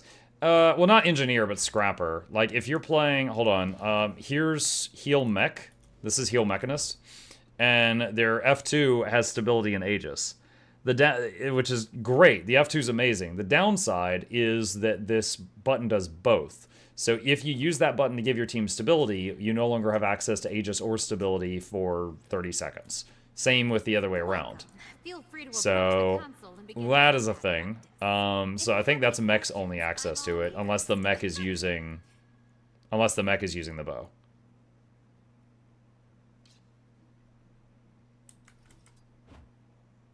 Yeah. Alright.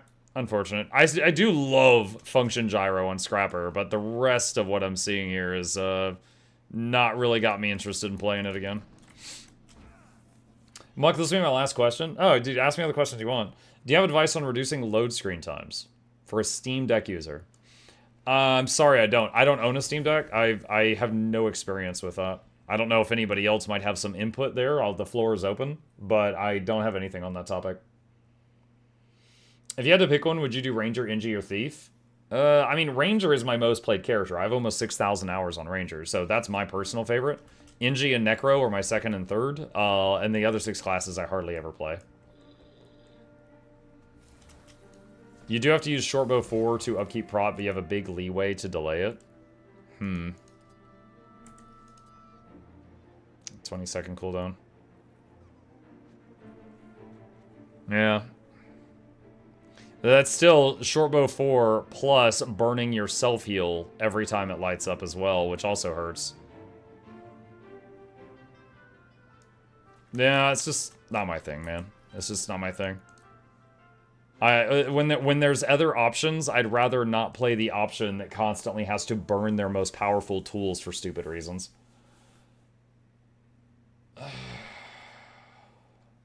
Shame, I wanted it to work, but if it's borked... It's not borked, Plag. It's just a style I don't enjoy. I want to be crystal clear. That's not a bad build. It's just a style that's not for me.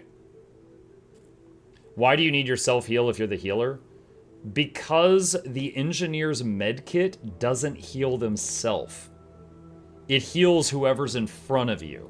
So if you're on a fight where there's massive damage nailing the group, you can heal the group with the medkit, but you need your self-heal to heal yourself or other skills to heal yourself. But the medkit heals are 90% in a cone in front of you and not including yourself. That's what Bandage Self is for? Right. But Bandage Self is getting burned every time it comes off cooldown to keep protection up on the party. And so it's dicey. So, again, there's a way to make it work. There's lots of people that rated it, but it's just a playstyle I don't enjoy. I mostly do Pug, so I like having skills available to save the team in an emergency. I don't like burning those skills. It's like look, this revives 10 people and gives regen. It would be like if I had to use this off cooldown to keep regen up. So I never had the res ready, unless it just happened to line up. Medkit 345 is a blast water field burst AoE heal. Right. I said most of the medkit stuff, but yeah. The medkit 1 and the medkit 2, which are extremely powerful, are others only. They won't hit you. And I think the medkit... Here, hang on a sec. I think medkit 4 heals for like 1k. Like, it's really, really small. Hold on, I'll go back and double check. Yeah, 3 is a cleansing field, or is a water field. 3 does cleansing in an area and does a water field. 4 is like a 1k heal, I think. It's 3k with healing power. Okay, I apologize, I lowballed the 4. So the 4 is a 3k heal, and then the 5 can combo field the 3. So 3 and the 5 is a water combo, which is a very small heal, and then the 4 does 3k. But the 1, which heals really, really hard, will not ever hit you. And the 2, which is the healing shotgun, which hits like a truck, or heals like a truck, will not hit you.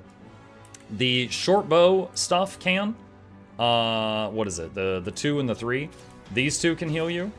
Again, I also really hate the 3 because it covers the ground and your allies cannot see red circles. I've seen people die a lot because of that. So that's just a graphical thing I wish they would change. Med of 4 pulses. Pretty sure it doesn't. No, it's just that 1 pulse. That's it. 3 does pulsing cleansing. You might be thinking of this. That's a pulsing cleanse. And again, for many fights, it'll be fine. You just have to make good judgment. You know, you just have to be like, okay, I'm going to use my function gyro to give prot, but I trust my teammates to not go down in the next 25 seconds. You know, stuff like that. But I just constantly group with random people. I don't want to burn those tools. And it's like, for example, if you're short bow, let's say you're burning your bandaged self, and you're like, okay, I'm low health.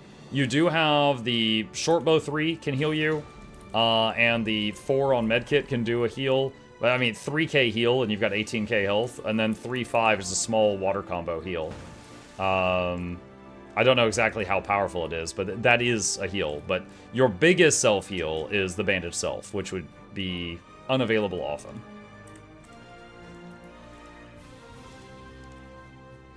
I can do Dusty Challenge Mode, never use Function Gyro except to res, and still have enough control on Shortbow 4 to Aegis every stomp. That's good. That's good. It's just not a play style I enjoy.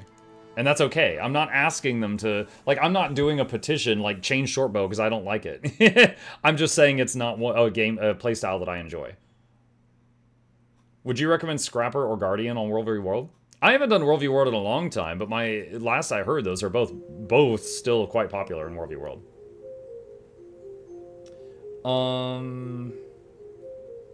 I feel like I've significantly done my part with the other healers, keeping Zergs alive for longer with my medkit buttons. Fair enough, I'm just saying it's not really that restrictive.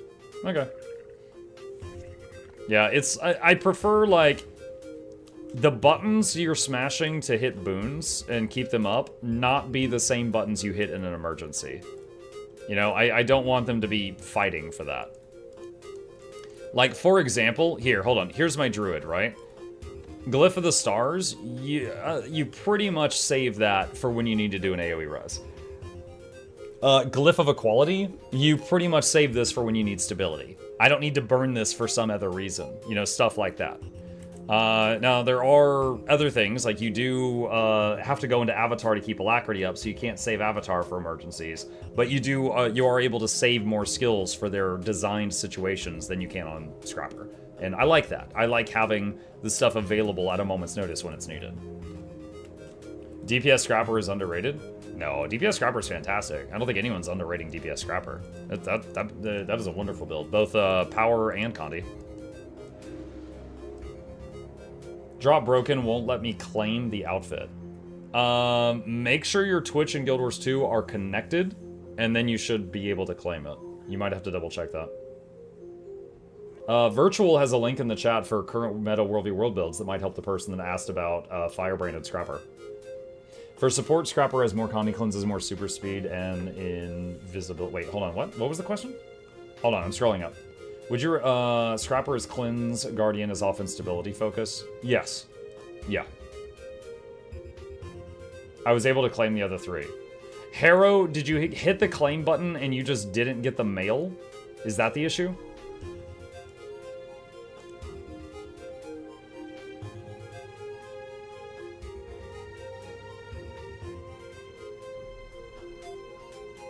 Okay, alright, so that's a different issue. So, this right here, I just linked you a video, and it says, like, if you didn't get your drops, that video is like 1 minute long. Do what it says in that video, I think it'll fix your issue. If you want to play Degenerate Scrapper Spec, Condi Heal Scrap is a thing, it's awful, I don't recommend people actually play it. Condi Heal Scrapper? On the ANET account page, there is a check for Twitch drops button. Muck, what is your Mechanist build? I'm back on my Ranger right now, but I've got a support Mechanist, like a heal mech, and I have a, Condi mech that's, with Spear. I'm pretty sure, hold on, let me do this. Checking. Yeah, there's a link for there's a link right there for inspecting the Engineer if you want it, and you can look at all those builds. Now, I haven't mained the Engineer in a while, so some of them might be out of date. How long do we have to wait to get the Twitch drop still? Oh, it's going until Sunday night. So, like, if you just leave a stream open tonight and just go to bed with your computer on, you'll be done by morning. Hey, Muck, when going up in tiers and Fractals, besides more instabilities added, does the Fractal itself get harder? Yeah, more damage. Are there added mechanics? Yes, also. There are added mechanics. For example, in the Kinfall Fractal, the final boss on tier 1, he does explosions in the air and occasionally tries to uppercut you into the air so the explosion hits you. But he doesn't ever do explosions on the ground. In the max tier, he does explosions on the ground and you have to purposefully run into his AoE to get knocked upward so that the ground explosions don't hit you. But you also need to make sure you're not in the air for when the air explosions go off. So sometimes you're dodging ground AoEs and sometimes you're running into them. So yes, there are more mechanics the higher you go in the Fractals. Super speed is a drug, though. Once you've played Scrapper, everyone else feels so slow. Yeah. Thank you for your Lonely Tower guide. It helped me learn it in a pinch. Oh, you're very welcome. Glad to hear it helped. I just beat Zaitan for the first time. I now understand Rose's reaction. Yeah. There's this whole rumor that there was supposed to be a Zaitan Phase 2 and they never finished it, and someone was able to, what's the word? Like, data mine a model for Zaitan that was like on the ground buried under rubble that they never used. But yeah, I would love for them to go back and change that. But thank you, Mike, for grinding T3s. I didn't want to ruin a party going into T4s. It's not like a massive difference, but yeah, there is more mechanics. Like actually with Kinfall, because I've been doing tier 4s for so long, I don't know when that extra mechanic kicks in. I don't know if it's T2, 3, or 4 is when you see the new mechanic. But at some point there you do. We run that build as a Dark for race tag. It's purely a practice in suffering, not really a good build. What's the rumor about Zaitan and Adplayed? That he was gonna have a phase 2. Hang on.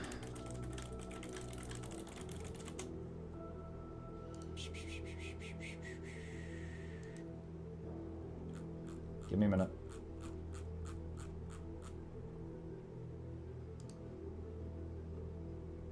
Okay. Here is some in-game models. Alright? This right here was a model that was data mined and it was never used. And it's like Zaitan buried under rubble. This much of his body is sticking out. And they never used it. How's it going? So the player-based theory is that there was going to be like phase 1 you shoot him down, right? And then phase 2 you fight him on the ground and he's half buried and you finish him off. And the presumed phase 2 never made it to our eyes. We never saw it. So you know, maybe it would have been like a 5-man dungeon, or maybe it just would have been like a fight on the ground, but it just never made it to live. It worked. Thank you, Muck. I'll close my ticket already submitted. Awesome. Glad to hear it. If I was ever going to be in this game at 100%, we were going to whack on his toenail. He was supposed to be in the southern part of Ore. His body was supposed to be a dungeon. You see it in one of the early trailers of the game. I know it won't happen, but I really wish we got more Zaitan. Honestly, I feel like they could do a strike, or because okay, the strikes. There's the, what is it called? The Pool of Memories or something in Eye of the North. It's basically like World of Warcraft's Caverns of Time. It's a great excuse for having a go back in time and relive this moment type of thing. And I have said before, like in a response to Rose's video, I said it would be really cool if they had a thing where you went back in time in a strike and you were playing like the B team. You were playing a bunch of soldiers on the ground and Zaitan crashed down and they try to radio for help and their radios are out, communications cut. And they fight to finish him off and they die after, like, they all die. Like, they die and he dies. And that's like the canon ending. And then they're found later and there's like a memorial or something. And like maybe go back and when you beat Zaitan in the base story, have like a notification saying go here to see the finale and you know prompt the player that there's more. Like I think that would be a great way to kind of shoehorn in a better ending without having to go back and mess with the spaghetti code from 13 years ago too much. But I'm not in charge of anything. That's just my idea. I think that would be really cool, though. Because I think that, you know, again, the new player experience is that Zaitan is a weak point. How are we supposed to pronounce Menzies? I read that as Menzies. They should revamp the fight or make it a strike. Yeah, I think the strike would be good. Because, again, you got the scrying... Thank you, scrying pool. The scrying pool lets you relive a moment back in time. Or you could do a fractal. But I think the scrying pool would be better. A better ending would be ramming Zaitan with a ship and everything explodes. I like the ground thing, but, you know, just never made it.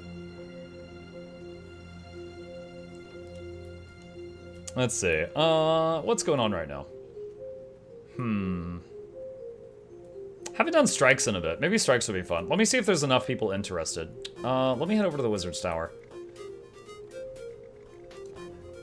Let's see. How is ANET not hiring this gentleman? Yeah, I'm trying to get them to just let me make some plushies. We will see.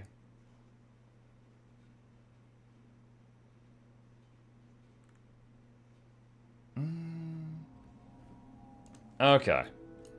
Alright, so feeling whimsical, I think I would like to do all the daily strike missions and the IBS ones. If anyone would be interested in doing that, if you're an NA, I'm gonna make a 10-man squad right now. I'm gonna put the squad join command in the chat. If you would like to join me, just copy-paste that command into your game if you're an NA, and you will elbow your way into the party. You don't even have to whisper me or anything. If there's not enough people interested, that's totally fine. I can go find some more open world stuff, but if we got 10 people, we could do this. Grats on the plushie goal. I know, right? I'm so excited. I'm so pumped, Sethra. It is 100% going to happen. We are 107% funded. So now, if anyone else wants to get one, that's icing on the cake. We got this cute little guy, limited time product, 12 days remaining. We have worldwide shipping. You can get one after 12 days that will no longer be produced. But it is going to happen. Project funded. Okay, if you are heals or boons, please say.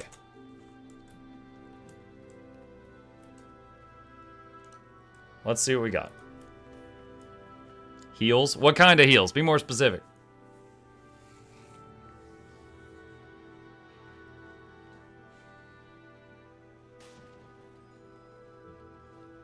Colro? Alright, so I can be healed. Okay, let's see. Alyssa said heal a lack. Okay, Alyssa, you heal a lack. I'll do quickness DPS. And Miyuki, you heal a lack, please. And Kot Matroskin also quick DPS. And then everyone who's still in group 1, if you could please get your best DPS build. I'll put you guys in the other groups in just a minute, and then we will have everything covered. Oh, wizard hat spotted. Wizard hat spotted. Oh my gosh, that's my face. Haunting. Okay, let's see. But what's the dailies? Whisper, Cosmic Observatory. We're gonna fight Shrek.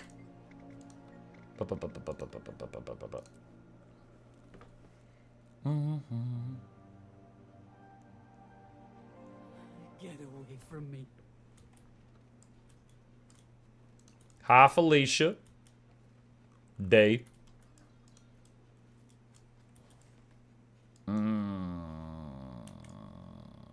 Let's see. Birthday cake. Because I'm cheap. There we go. Okay.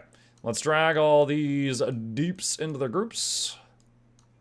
And not running in until I see all 10 people here. Just starting the countdown. Doing IB strikes for the first time rewards you with a lot of goodies due to the return achievements. Yeah, don't you get like a bunch of mystic coins and stuff? Alright, I'm gonna do a ready check because 2 people just zoned in. Oh, Suvi.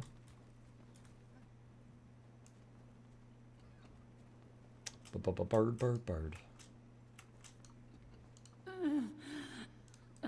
Get away from me. Waiting on Shundi. Yo, Shundi, you ready?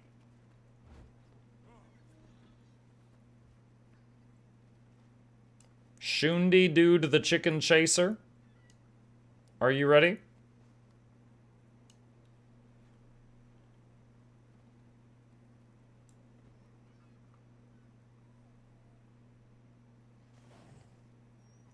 There are 1,972 people staring at you, Shundi.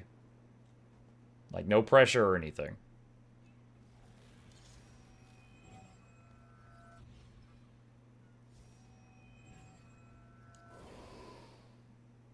Ready. Okay.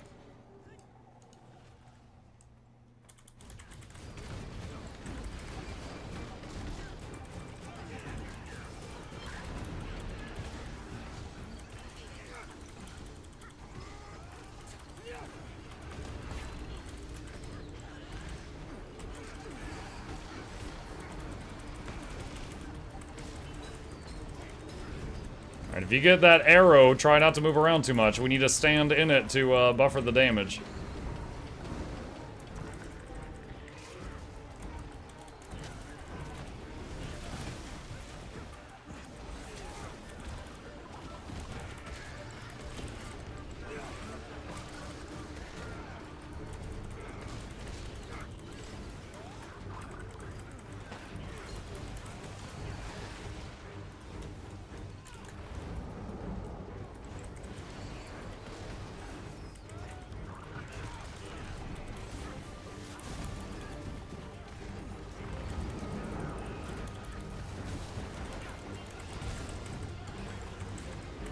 Trying to save my pet's stinky green cloud for when we need those projectile blocks.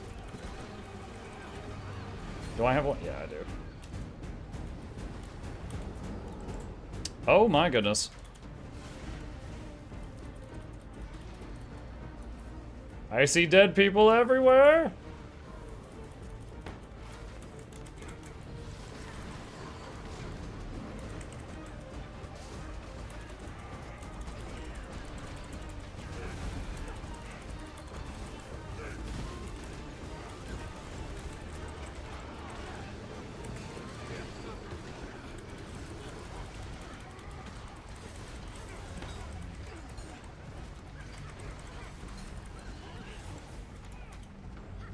Nope.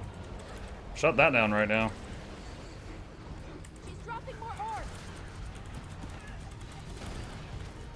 This looks fun. Is this a raid or a dungeon? This is called a strike mission. It's 10-man like raids, but it's just a boss. There is no trash mobs. There's no walking. It's just you walk in, you kill the boss or you die, and you leave. That's it. It's just one room, one enemy.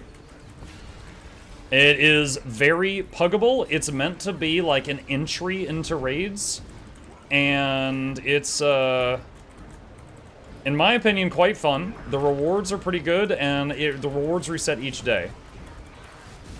So it's pretty profitable to do strikes like once a day if you wish.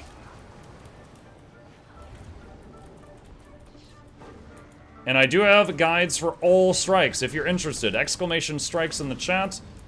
It is not that bad, and it pays pretty good.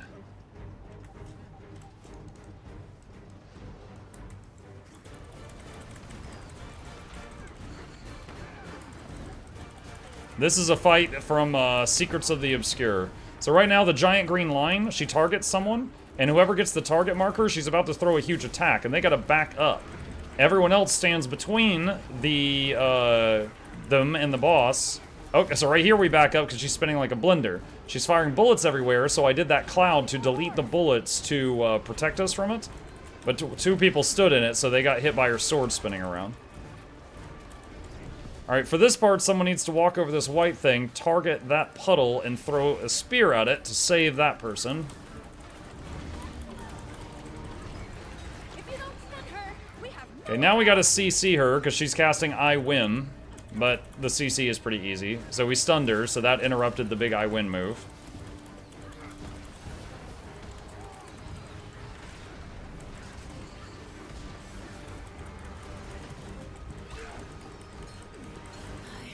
Alright, we're gonna dodge roll backward just to get out of this. That part really hurts.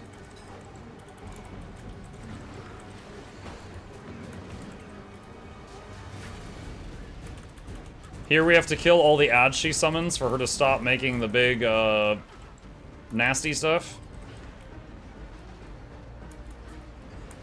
There we go.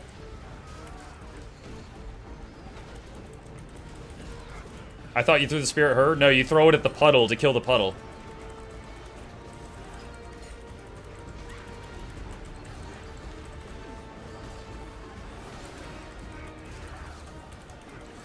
Alright, dodging backward out of the blender and putting up the cloud to stop the bullets. Okay, white cloud thing. Tab target the puddle, spear at it, it's dead. Now you still don't want to stand in it, because if you get hit with it too many times, you get mind controlled.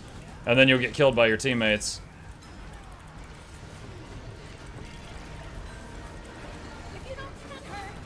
The challenge mode, you throw it at her. Oh, yeah, you're right. It's been a long time since I did the CM.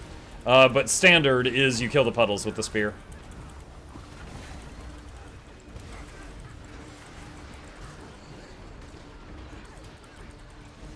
And daily done.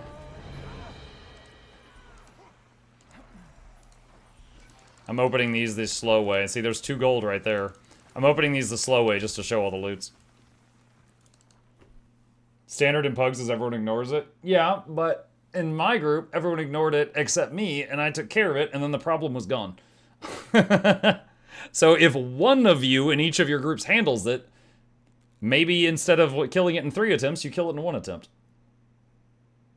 Mike, I appreciate your raid directions. It's hard to direct everything all at once, and you have to be kind, but also shorthand things, so it's a balance. It reminds me of jumping back into WoW and hearing, Strat, it's a dragon, don't be dumb. Alright, next one is at Arborstone.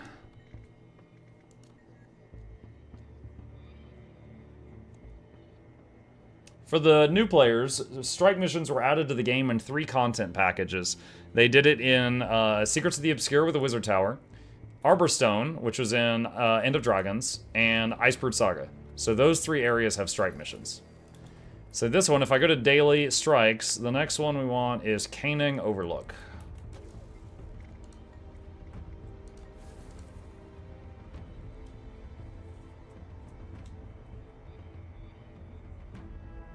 Can you join a strike with exotic gear? Oh, absolutely. Exotic gear is like, what, like 5 to 15% worse than the best gear in the game? It's more than enough as long as you're, just playing a decent build.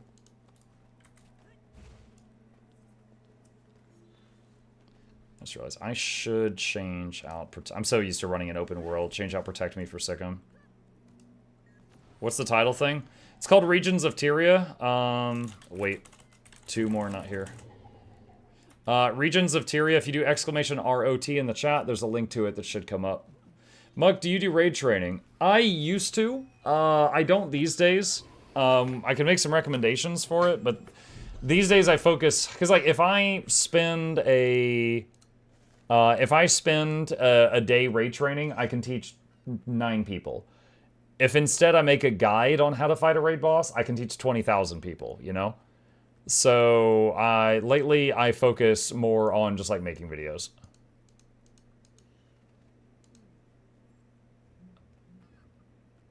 Shundi, as soon as I see you run forward, we're starting.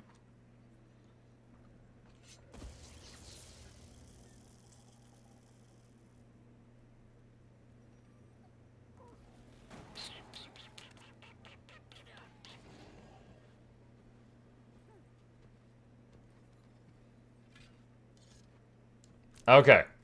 They're alive. Okay, I'm just gonna narrate this for the newbies. This guy's a Bladesworn. He hits really, really slowly, but really, really hard. So, basically you just watch the arrow underneath him to see where he's going, and you avoid it, or you get one shot like that guy. So, giant red area, big slash.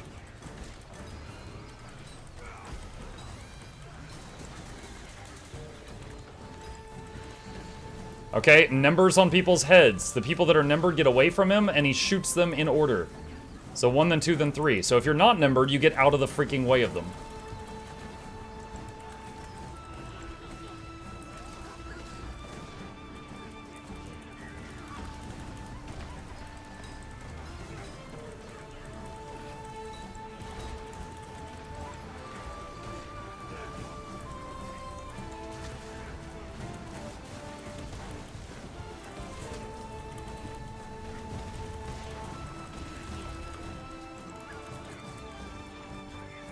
Okay, so phase change. Now he's gonna kick us down here and summon his boys.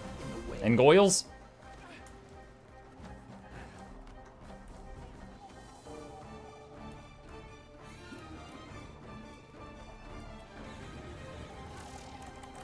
This is the best part of the job. Got your jail cell ready. Now there's a Willbender that just goes all over the place like a maniac. There's a Ritualist. And there's a Mind Blade. And the main thing is that the Mind Blade and the Willbender buff the hell out of each other, so you need to keep the 2 of them separated. But the Ritualist doesn't get that treatment, so you can just focus that one down.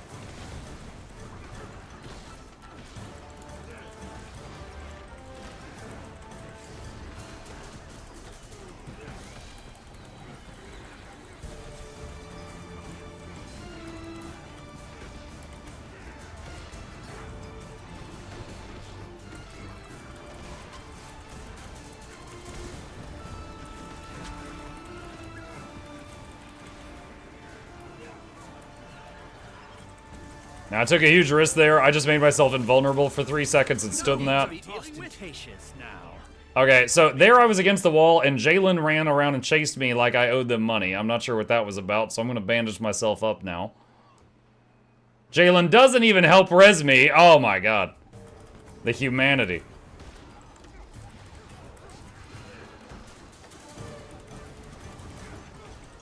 It's okay, chat. We got it on film for the courts. Did you owe them money? No.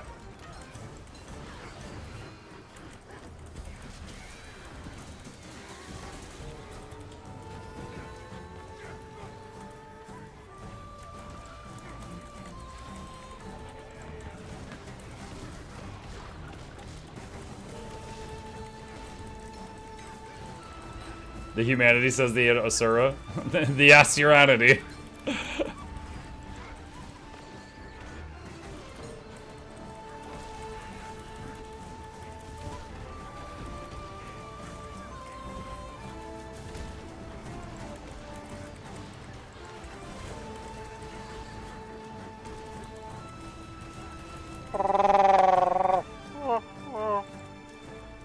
Hi, Neop. Alright, phase 2 of the Blade Sworn, so he's gonna be a little bit tougher now.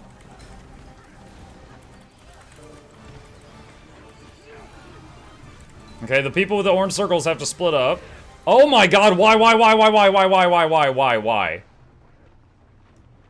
We had one that stayed on us, 2 that ran out, and then they both ran back in, so we had 3 on us.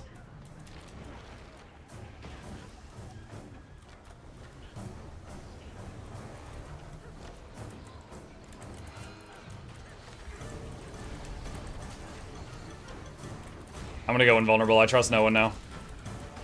I'm gonna AoE res these 2. Res 2, one immediately down again.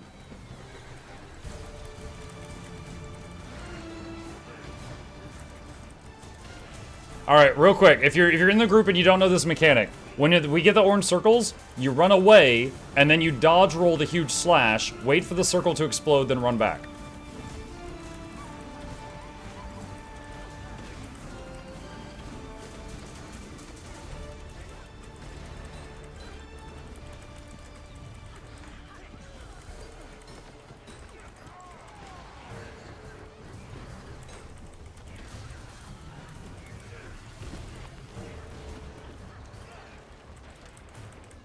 Okay, phase change. How dare you soil my nation?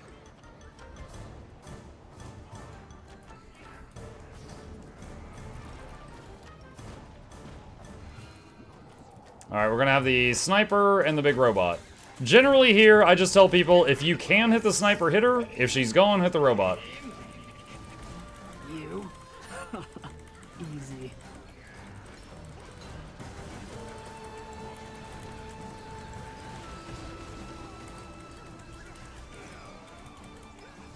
Right. At best.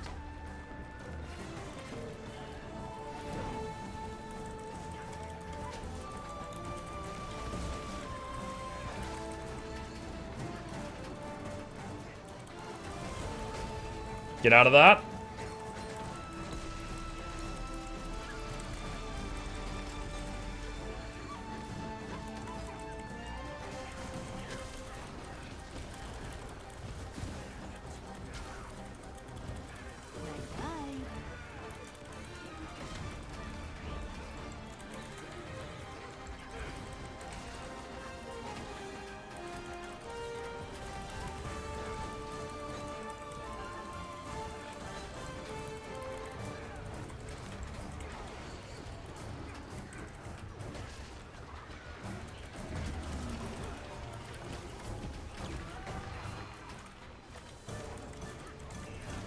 Numbers on heads. If you have a number on your heads, get away from the other people.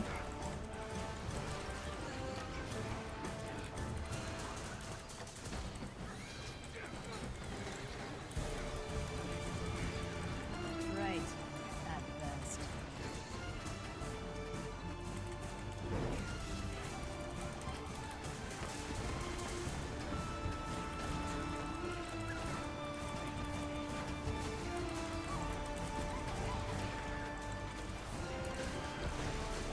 had enough of you goons. Alright, and back to the Bladesworn one final time. I'll dispose of you myself, you scum.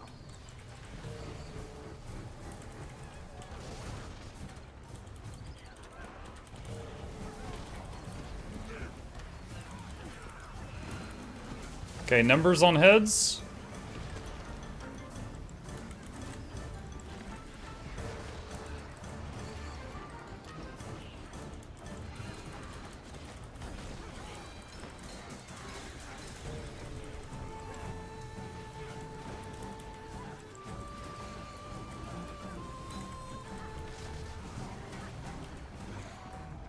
That's how you do that mechanic.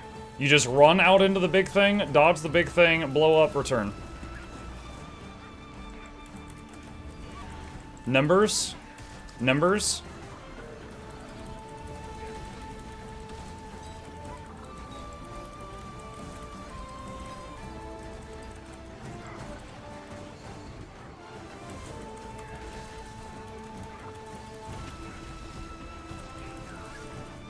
There we go. GG. Ooh, there was some scary moments at the beginning of that. Enough! Enough! I concede. Boop, boop, boop, boop. Okay. Cool. Alright. So, done with this, and now Icebrood Saga. Is now a good time to come back to the game. Haven't played since COD. Absolutely. It's a horizontal progression game, so it respects your time. When you come back, you'll be just as powerful as you were when you left, and you can catch up at your own pace. Like, we're doing stuff... bongo, bongo. Right now, we're doing stuff from 3 expansions ago. The stuff doesn't go out of date. It stays, it stays popular. So, yeah, you can come back and just dive right back in. There's a new expansion coming out at the end of next month, too. October 28th.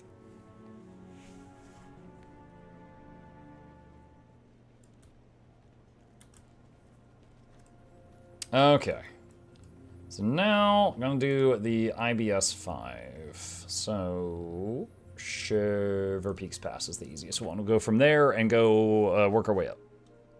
So going into Shiver Peaks Pass. What did you do to those people? They tried so hard to kill you. Yeah, I guess they're mad they didn't win a giveaway or something. I don't know.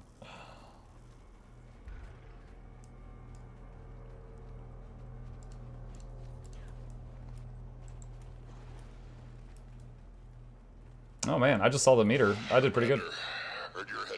As I'm playing a boon DPS. My main job is keeping up buffs on the party and then doing as much damage as I can outside of that. So I'm very happy with that. Conditions have gotten worse since Vanguard left. You'll have to find another way up.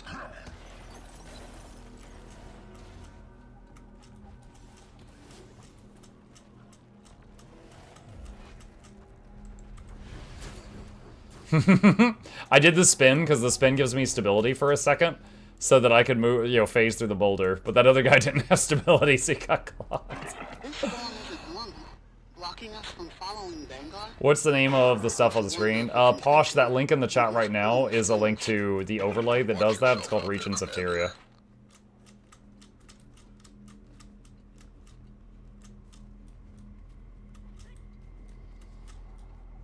Now, there's a whole jumping puzzle here that's completely unnecessary. You can glide past most of it.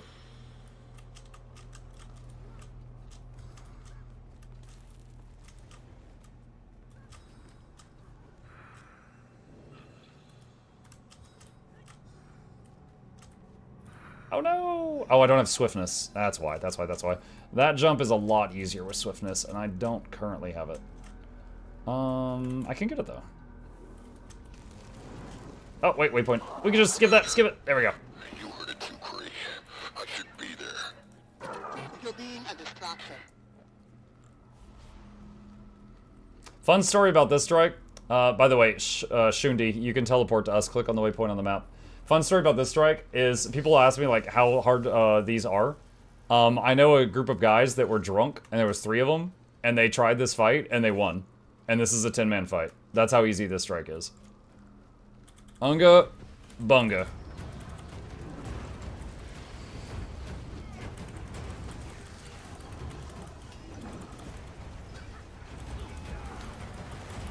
This is the easiest of all the strikes. This one is literally a pinata.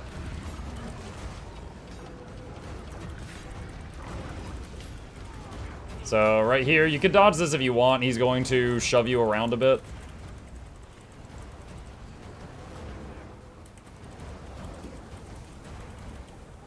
And then you stack back up so everybody can get buffing each other once again. He goes invulnerable for a second and one of his arms blows off.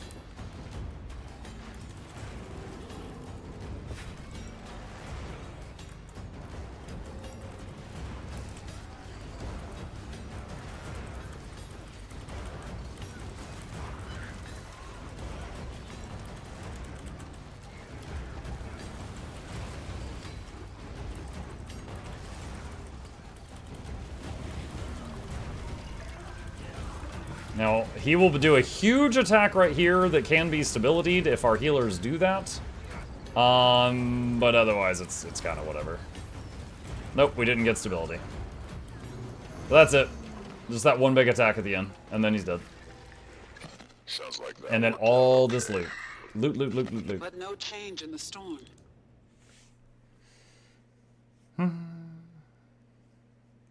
Arm that looked like half his chest, too. Yep. I mean, the arm was attached.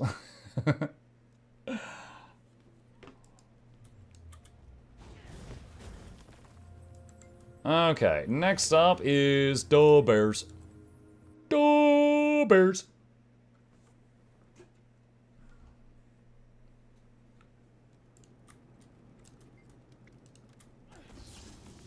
Alright, for this part, you hit this rock thing, and if you have a mastery, these buffs rain out, and you pick up 30 of these, it gives you a buff.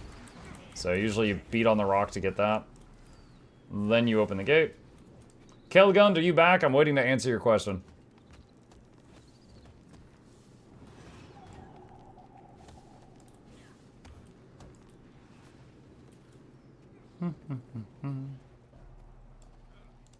Back from ad. You said, what is the approximate gold per hour from Strike? Is it better than Fractals? I think Fractals is probably better. Like, if you're doing Tier 4 Fractal dailies and challenge modes, I think that's better. But this is still quite good, and you also get a lot of Eternal Ice Shards, which you can turn into Tier 6 trophy shipments or gold. Yeah, we're going in here. So, I mean, it does not take long to do strikes. Like, this group right here, there's a couple people in it that are inexperienced, but we're still doing just fine.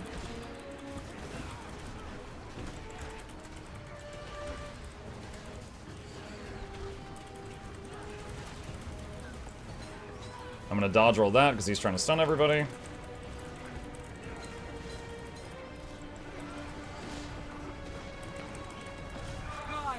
This fight is simple. When you kill one bear, the other enrages. So you can get them both low, or you could just brute force it by killing one and then the other while it's enraged, which is what most players do at this point.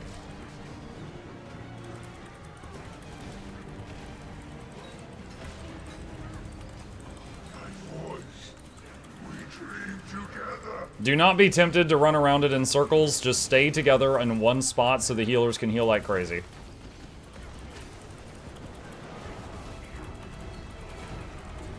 If you run around, you're actually going to get hit with less heals. But I understand the temptation.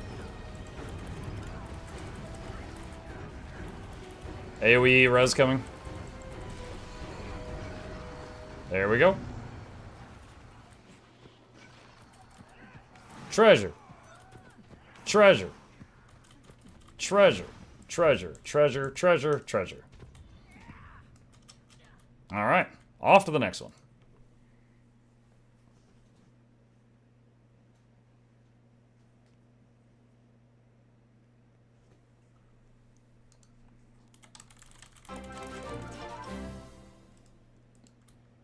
Must run around. Run around. No. You're gonna take more damage if you do that. Freynier is the next one.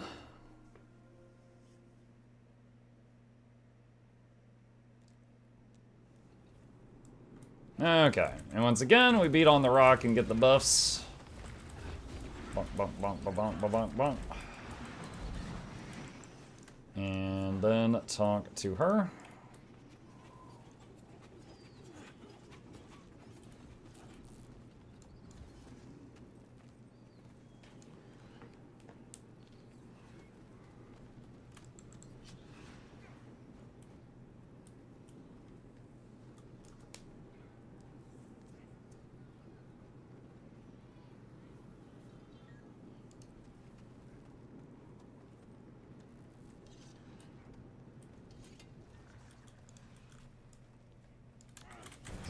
him with me. Alright, so for that opening attack of his, if you stand in the dead center of the room, he will not freeze you, which is why I didn't get frozen there. There's like a little safe spot right in the middle.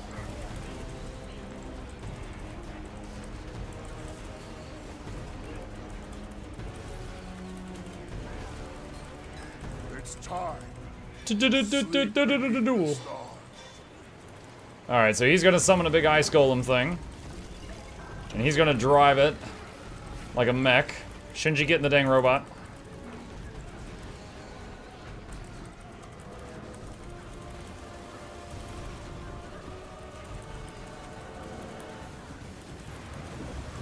Now here, when you CC him, the same arm thing happens again, but slightly differently with this guy. So now you can see him inside the thing driving it. And he's throwing bombs now.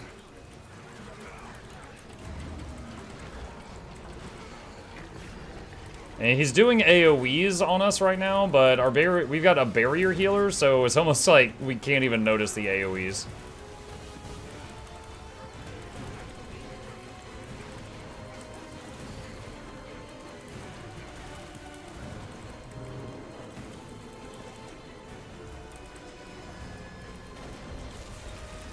You fought so hard, but your long day has ended.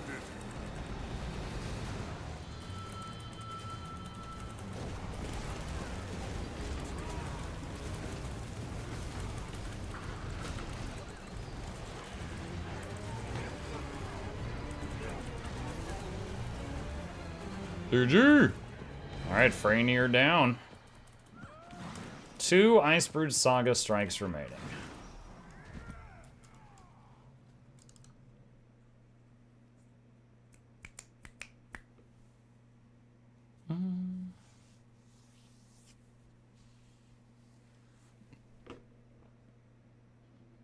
Okay.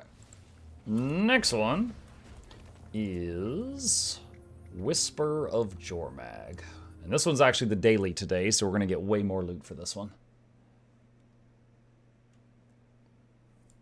Alright, and we hit the rock, get our buff.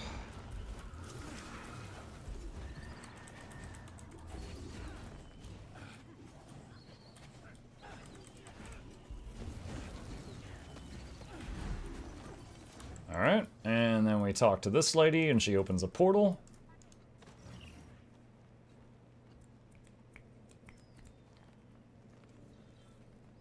Now, this one, for the Icebrood Saga Strikes, is the first, like, if you're going from easiest to hardest, this is the first one that could have any semblance of challenge. And the reason is there's a mechanic that if a newbie does it poorly enough, they can decapitate everybody. The boss will occasionally attach a chain between the boss and a target. It doesn't do anything to the target, but the chain is like a line of damage. And if the target freaks out and runs around the room, they cut Welcome to Japan, kids. They cut everyone in half. It's time for tentacles. If the target panics and runs around, they cut people in half.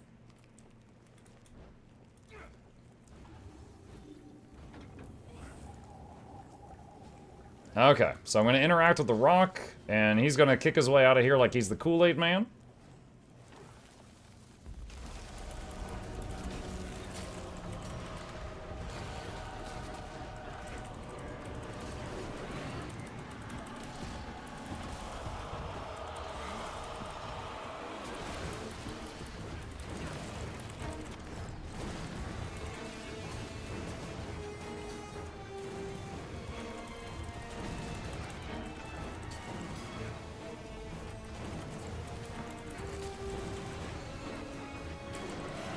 Green is good, stay in green circles.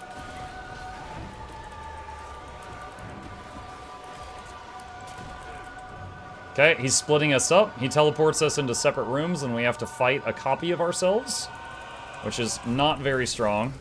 So I killed mine in 3 hits. Now we gotta kill the other copies because the healers, otherwise the healers might be stuck in their rooms for a longer period of time because they can't kill theirs quickly. Alright, so I think they might be dead. If I can... I'm gonna use my Spirit of Nature to save that guy. Alright, I got him. Alright, so... oh, he's down again. Oh, God. Okay, so, let this be a lesson. Do not stand inside the boss's hitbox. If you're inside his hitbox, you are getting hit by that chain I mentioned earlier, no matter which way it's going. So, chains in every single direction will hit you if you're standing inside of his circle.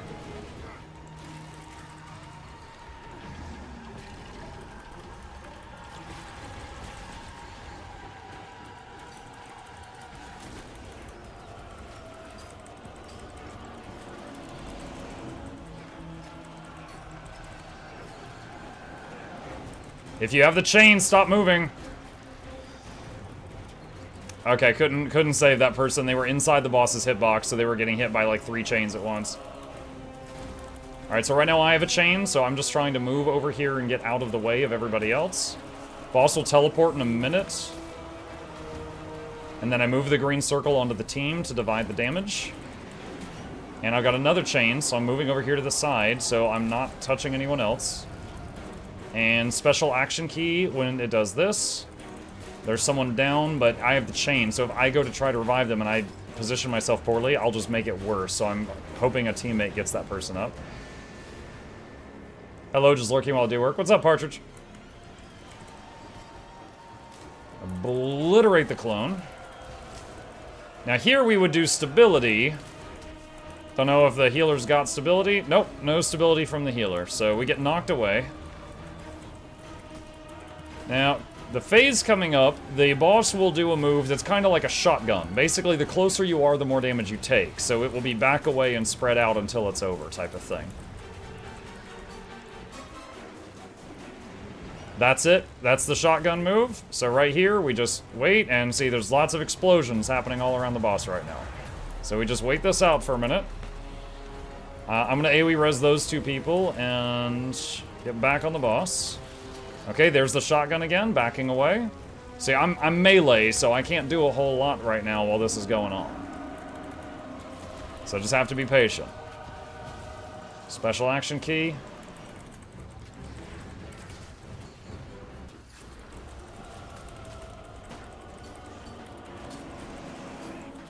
And dead.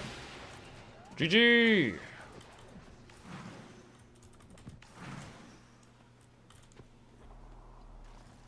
Alright. What build are you using? Quickness providing Untamed. So, not to be confused with the heal version, this is quickness plus damage. So I buff people around me and bonk. Alright, so, Whisper of Jormag dead. Next is what is considered by most the hardest of the easy strikes, which is the Bone Skinner.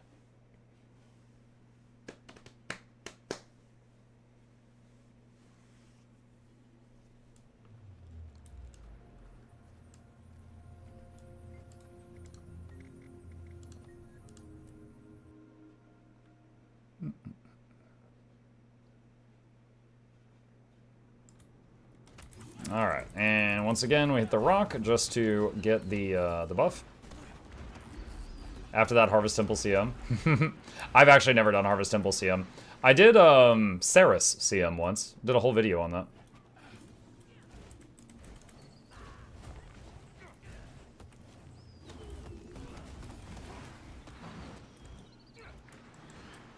How are you doing?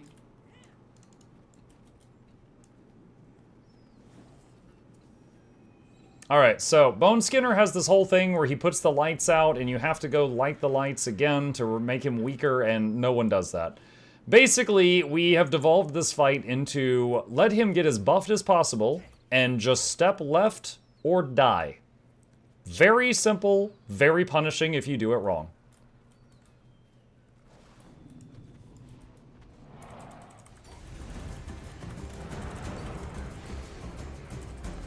Okay, we step left. And he dies.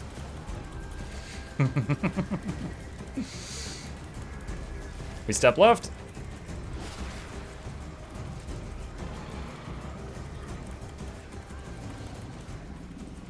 We're about to CC him. We failed to CC, so he gets to keep hitting us. Okay, he's about to come crashing down, and we dodge.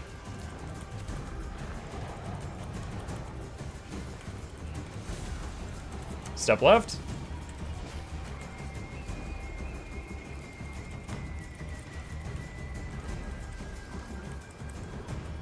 And he's coming back. And get out of the circles. And step left. And special action key. Probably, now we're gonna fail this one. Usually if you fail one CC, you're out of sync for all the future CCs, so you're gonna fail them too. And we dodge.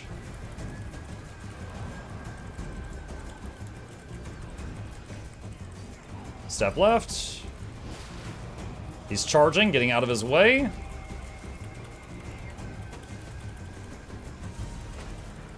And we dodge. Step left. And we step left.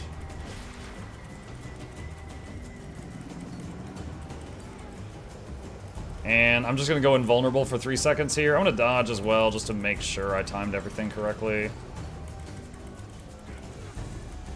Step left.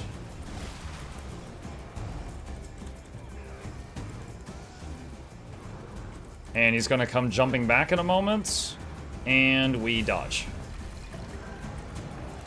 I'm gonna AoE res here. And step left.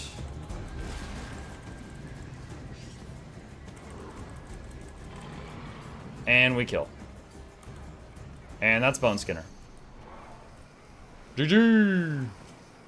So, like I said, by stacking everyone together, all these puddles end up stacked together. So, they're doing 10x damage. So, by stacking everyone together, the puddles are all in one place, but if you don't step out of them, you're dead. So, very, very simple to learn. Very punishing if you do the strategy wrong. Because you're focusing all his firepower on one spot. GG, oh, that's the last one.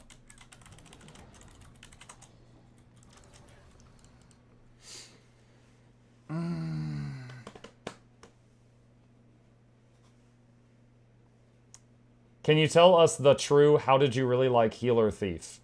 The new version of it was fine. Like, I would not mind playing that from time to time. And it was kind of fun getting to, like, do some damage as well as some support at the same time. But the old version of it was just awful. Like, literally the old version of Spectre Healer was possibly the worst feeling Class 2 play I have ever played in 7 years of Guild Wars 2. It was that bad. But the new version of it is kind of enjoyable. I kind of liked it.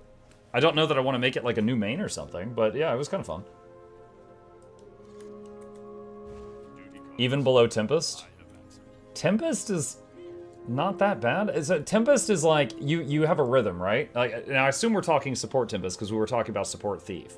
Support Tempest is like, you visit Earth, you visit Fire to give might to your team, you visit Earth to give prot to your team, and Water to heal your team. So you just kind of, you're like, Fire, Water, Earth, Fire, Water, Earth, Fire, Water. Or you're doing like the waltz. You're doing like a dance step, you know?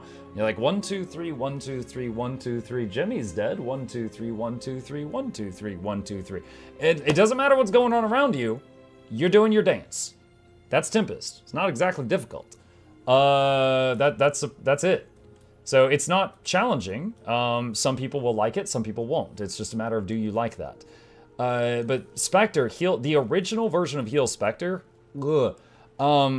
one, you constantly would stealth your teammates. And if those don't know, for those that don't know it, getting stealth turns your attack off until you hit the next button. So there would be a slight delay where your attacks would stop until you pressed another key. So having a Heal Spectre would actively lower the entire group's damage. The second problem with it is you had some moves where you had to target enemies, and you had other moves where you had to target allies. Now, in some games that's fine. In World of Warcraft, the entire user interface is set to promote that type of gameplay. In Guild Wars 2, it's not.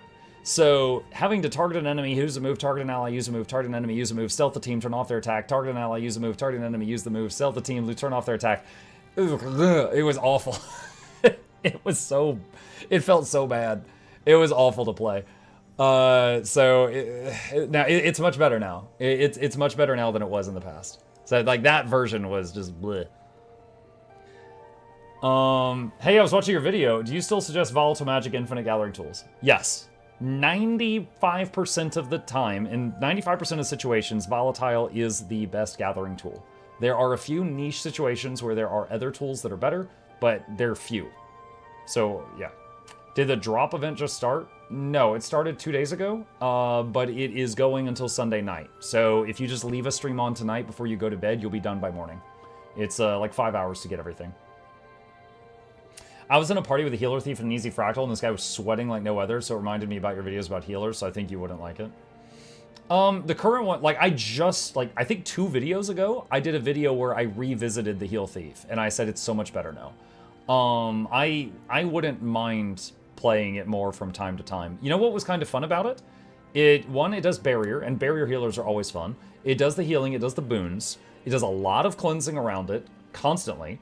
It has a lot of mobility, because like 5 of its buttons teleport to the target wherever your mouse cursor is, so it has a ton of mobility. And it has 2 ways of stability, so it's not hurting for that. And it does a bit of damage. Like, despite the fact that it's a healer, it can do, like, you could run Plague Doctor gear and do a bit of damage while you're healing the party, because you got the heals covered, so you could throw some more damage in. Now, if you were sweating too much, maybe don't run the Plague Doctor gear and just run healing gear. But yeah, I mean, it was kind of fun for what it was. The T20 minutes until my account/oldest character was 13 years old. Oh, but who's timing it, right? Plushie. I know, the Plushie. I'm so happy about the Plushie. Yeah, our target goal to make it a reality, we had to sell 200 pre-orders to fund it. Basically, 200 pre-orders is how much it would cost to cover the cost of this. And then anything above that is basically just like icing on the cake. More profit for the company, stuff like that. But yeah, if any of you are interested in this, it's only available for 12 more days, and then it will possibly be gone forever. This little dude, this is the prototype in my hand right now. It's very cute, it's very good work, it's solid, it's not gonna fall apart on you. Has a Velcro potion bottle. It is 30 USD and then 9 USD, starting at 9 USD for worldwide shipping. And it supports the channel and gets you just a really cool thing that is possibly never going to be sold again. And I'll put a link to it in the chat. Commercial over. Thank you for listening to my shill. All right, putting that back over here. But yeah, we passed the minimum number to make it a reality this morning. Super hype. The overloads, I was watching someone play early, and overloads lock you in for so long. Oh, going back to Tempest? Yeah, Tempest overloads. Yeah, you could start overload fire and go make a sandwich. So there's a lot of time where you're not pressing keys on Tempest. Yeah, Tempest is a class that I would say if I were an LE main, it would probably be Tempest, because I dislike Weaver and Catalyst. However, if I compare Tempest to other supports that I enjoy, I'm not currently going to main Tempest over them. Evoker, maybe if they clean it up a bit, but right now I like Druid and Scourge and Mechanist more than I like any LE support, just as my own personal enjoyment. Thank you for the answer. Sure. Okay. Does it have international shipping? Yep, worldwide shipping, starting at $9. It may vary slightly depending on the country you're in, but most worldwide shipping is 9 USD. Is Druid viable for CM Fractals? Yes. Yes, it is. Now, there might be some fights in some Fractals where some healers are better than Druid, but yeah, it's fine. I've cleared all CM Fractals with Druid.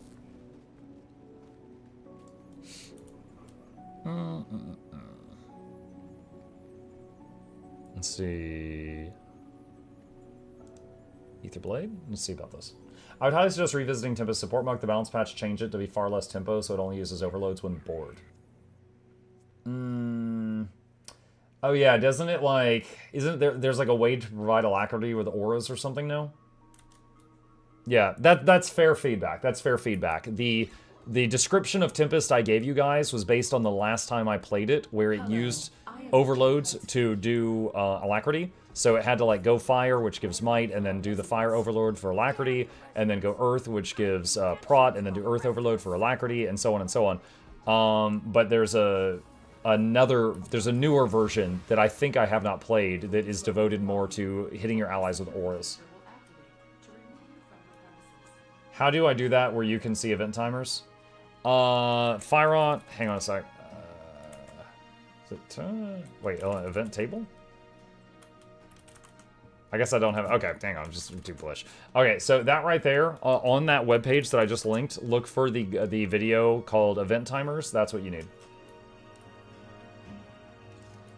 I've called to order this meeting of the Hang on a sec. Committee to address our Let's see. current Tempest. pirate crisis. As if breaching our borders. Oh no, I did try it. Yeah, okay. In July, I did a video on I tried the new Aura Heal Tempest in July. And which build did I try? I don't even remember which build I tried. My brain has completely dumped this information. Did I play Staff or something with a Warhorn? I followed one of those pirates to see where they're stashing the loot. But I've done too many videos, chat. That's Meteor. This is Staff. Okay. Did I ever try the other one? I guess I tried Staff, Auramancy, Tempest, and then I forgot all about it. Yep.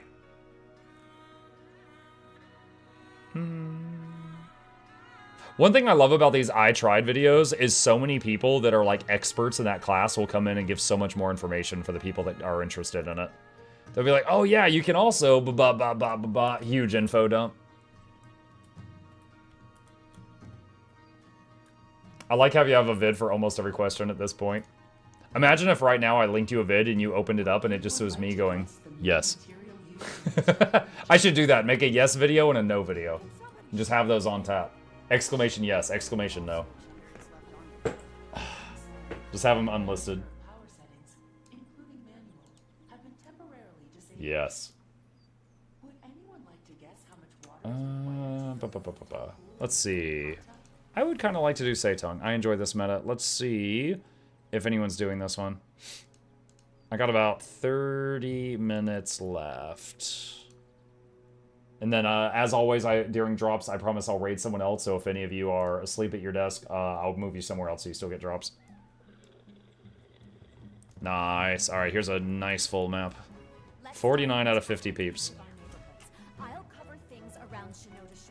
Yeah, one thing I was kind of surprised about. All right, so here's Bone Skinner, right? Actually, no, Bone Skinner, the special action key does. Here, let me show you guys something here. Spirit Nova, my top source of damage over that fight. 100k damage per second. That's the big laser beam from the special action key. It completely skews the damage numbers. But what really surprises me here, do you see that slash? My top source of damage is slash. That's the mucking bird auto attack. That's the bird. Is that not crazy? Hold on, Whisper, is this Whisper? Whisper of Jormag. Okay, now on this one, Relentless Whirl is when I do this, the spin. Relentless Whirl's the top source of damage, but Slash is right on its heels. Now, the bird, like when Bone Skinner would leap across the room, the bird would keep chasing it and hitting it, and my attacks would stop until he came back. So on the Bone Skinner, the bird had more uptime than I did. But this is actually more damage than I thought it was doing.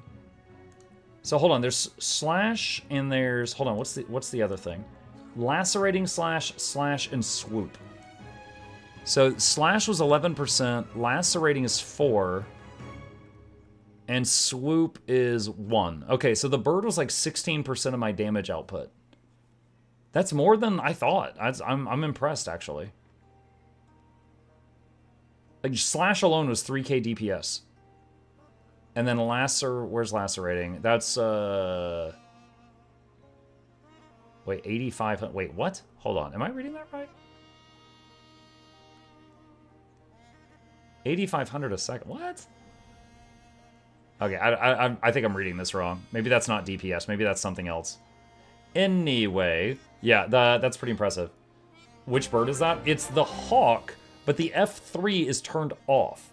So the Hawk's F3 is this. it flies in a circle twice and does a little animation and then gives everyone around it swiftness. Thus, it spends that time not attacking. But if you're untamed, you can turn off abilities you don't want. So as an untamed, you turn off the F3 and its damage goes up because it's attacking more. That's the logic. So, but I'm impressed by how much damage it was doing. Like, I didn't expect that it would be neck and neck for my top source of damage for, you know, just specific abilities. Birdmancer Gale Shot? Well, in this specific example, Gale Shot would not be able to turn off that annoying F3. So a Hawk on a Gale Shot, despite the fact that Gale Shot has that trait buffing birds, the Hawk on a Gale Shot might do less damage because the F3 would be enabled, and you can't do anything about that. It would require testing to know if the trait would offset the F3.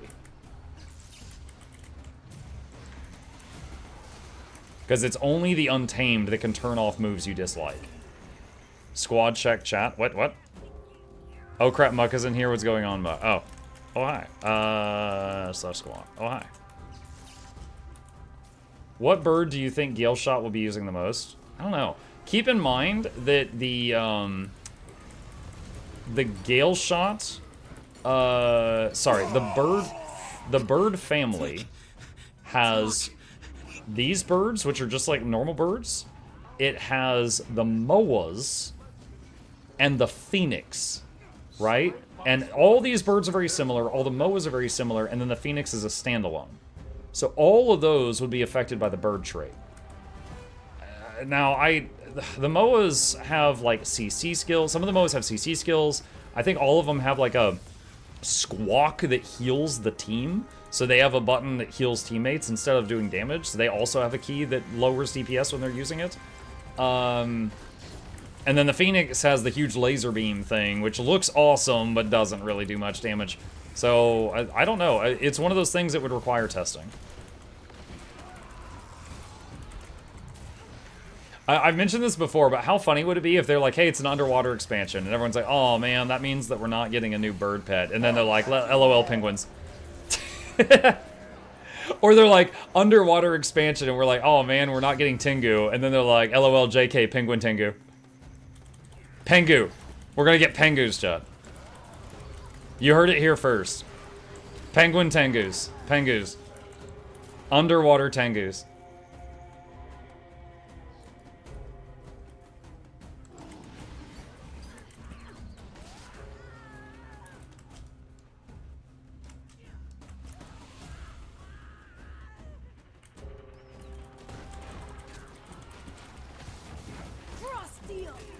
You know, I just realized part of the reason the bird's damage was so good, I was using Sikkim. Sikkim is, for 10 seconds, every 28 seconds, your pet does 40% more damage. So that was part of it. So without that, it would be lower. But still, that was impressive for pet DPS.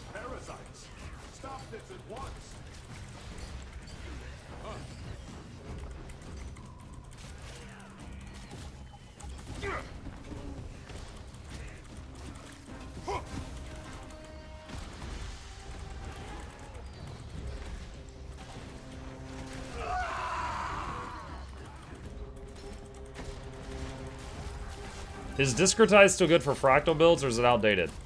I haven't been there in a while. Chat, help me out. Do any of you know if Discretize is still updated?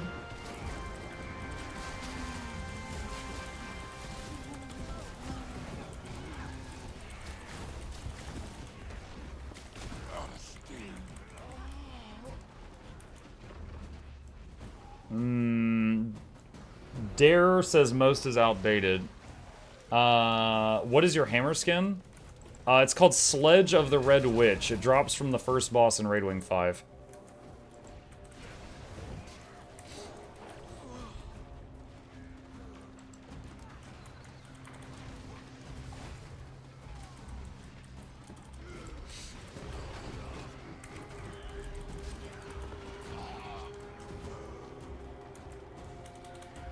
Is it better to run Snowcrow's builds? For Fractals, Snowcrow's builds are definitely fine. There's also builds, there's builds on Snowcrows. Guild Gen is another side I like. Meta Battle has some. Hardstuck.gg, the last time I checked Hardstuck, it hadn't been updated since last October. Again, chat, tell me if they've changed that since I last looked. But there are some builds on there that are still relevant as well. I seem to have stumbled across some sort of transport device. I wonder what exactly. Analyzing. Object identified as hovercraft transport. Initiate jailbreak feature. Oh dear. Didn't mean to. Hot wiring in progress. Device unlocked. One moment while I delete the evidence. I was told Meta Battle is supposed to see how data was recommended Snow Crows. I would say, yeah, Snow Crows is highly recommended. Meta Battle and Hardstuck, I would say check the dates on any build you look at just to confirm. But I would say Snow Crows and Guild Gen are my top 2 used. Sometimes I pull open a guide on both of them. Like if I'm, let's just say I'm looking at like Power Soul Beast, I'll pull up Power Soul Beast on Guild Gen and Snow Crows and look at them both. And typically they're like the same 90%. And then I'll just look at the differences and then take the one I like the most. Use the cooling protocol Master showed you.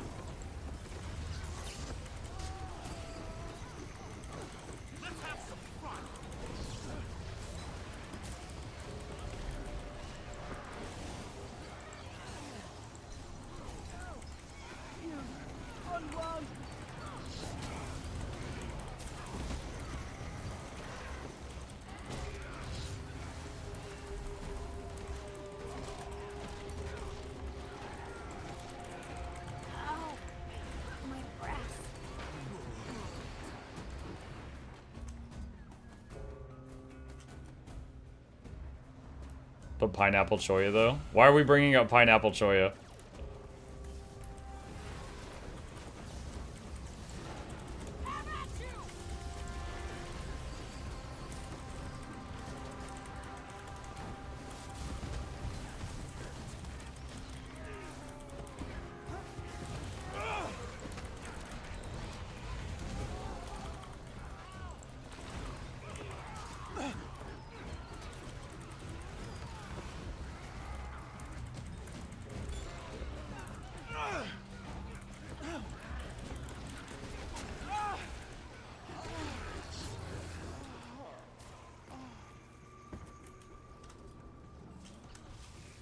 Ah, stuck on a rock.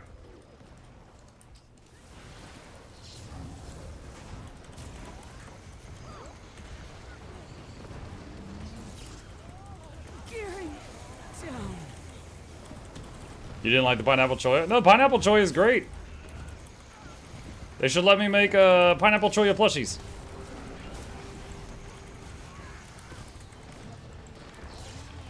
Give them a little ooh-woo face.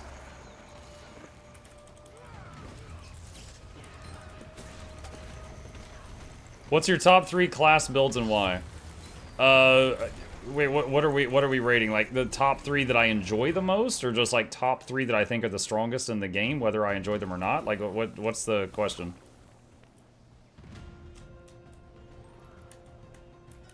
Enjoyment. The one I'm playing right now, Quickness Untamed. It can do what, just like any other quickness class, it can provide quickness and also do damage, but it also has a mountain of utility on top of that that I just really, really like. Boon Rip, Projectile Block, Vigor, Regen, Prot, tons of CC and invulnerability, revive 10 teammates in an emergency, self-cleanse, self-barrier, stability with attached to a couple of its moves. Like, it just has like so much utility. I also enjoy playing supports a lot. Druids, Heal Druid, Heal Untamed, Scourge, Mechanist, Scrapper are the ones I've done the most over the years. Snobby bot. Bet you're not even programmed for labor. You're pampered. Makes you a sandwich. I would also heal, like, self-heals like 10k every 10 seconds, so you get, like, a lot of life stealing, too.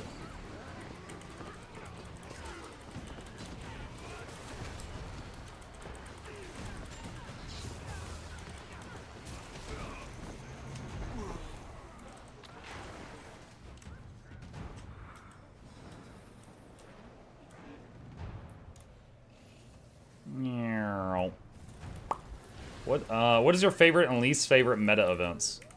I enjoy supporting, so I like fights where I get to feel useful, which means fights that are not a pushover. This one, for example, the boss that is behind this wall often downstates a lot of people, and I get to do healing and try to save their lives.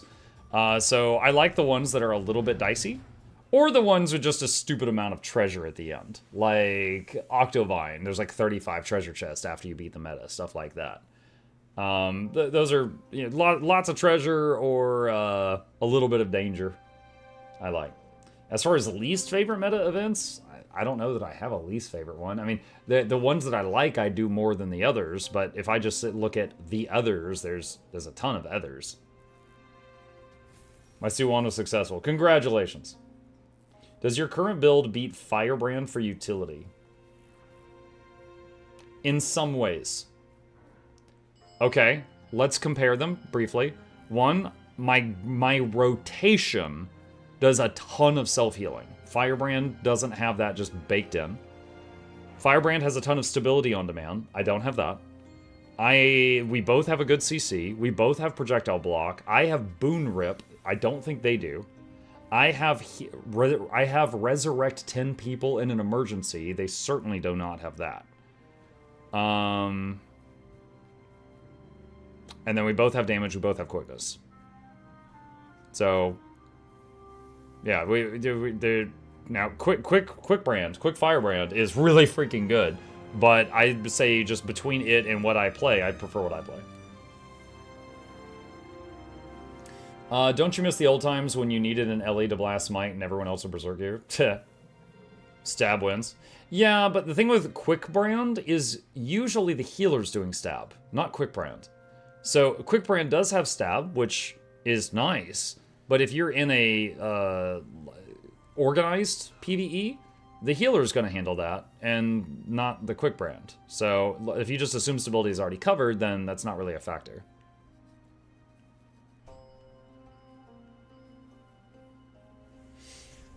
TD meta stares at wall for 13 minutes. Oh yeah, we just got 20 minutes for this wall. Or sorry, 20 seconds, not 20 minutes. This is even worse. 20 seconds. But yes, stability is, you know, god tier in all the places where you can use it. But if I'm joining a group and there's an Alack healer, 9 times out of 10 that healer's got stability covered. I'm doing quickness. I also provide like 10 stacks of might, some regen, some prot, some vigors, and then, you know, again, the emergency buttons. Like, I have double the health of a Weaver. I heal the health of a Weaver every 10 seconds. I've got all this utility in CC, and in an emergency, I can revive the entire raid group with that button right there. So, very fun. Oh yeah, and I have an invulnerability. 3 seconds invuln on this. Drat, the entrance appears to be sealed via keycard access. I'm sorry, what? Swiped it from their officer. Seemed useful. Once, if the bureaucrats I work with had half the sense you do, Sold?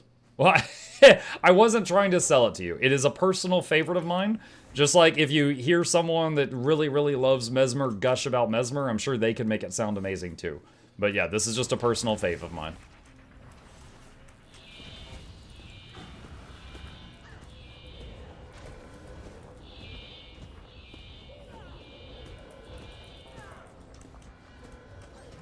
You're kidding, right? what's going on in here? Just where are you taking our things? What's it to ya? Figured you wouldn't mind sharing. A little hospitality. No. Oh, you snitches take yourself too seriously. Should consider yanking those sticks out of your butts. What are those things? Drones? Gyros. We'll get nowhere with those shielding him. Aim for them first. I've been meaning to do some target practice.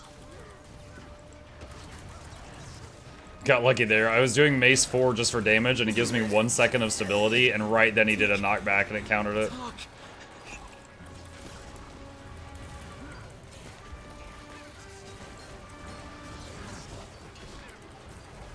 mind doesn't give you what you need, you just gotta take it for yourself. Life's not fair, so why play by its rules? Of course it's not fair. Doesn't give you carte blanche to make it harder for other people. Lightning! Stun him before he attacks! Monsoon, watch out!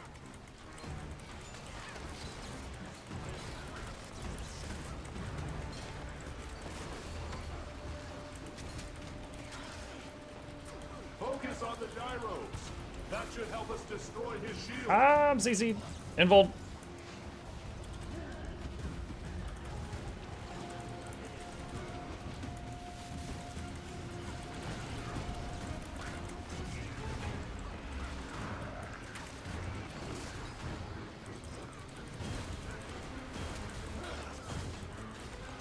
Gyros.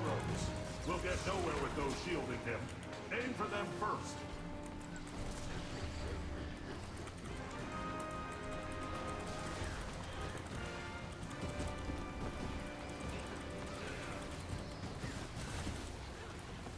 Gyro down.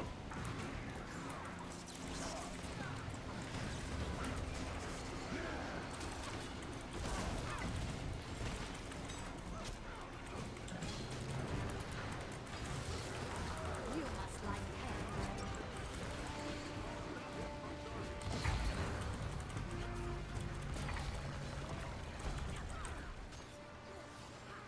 Trying to get this guy up. Could have used Spirit of Nature there, but it seemed wasteful to use them on one person. I'm sure there will be a bigger pile of people at some point.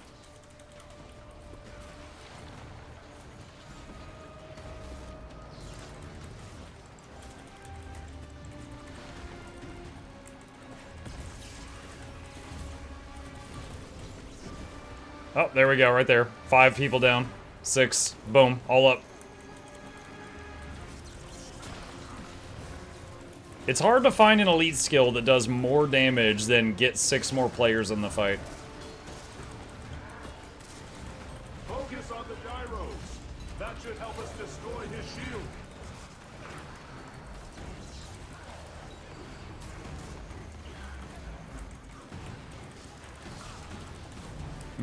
Had like 20 burn stacks, just cleansed it with Mace 4. Like, no thank you.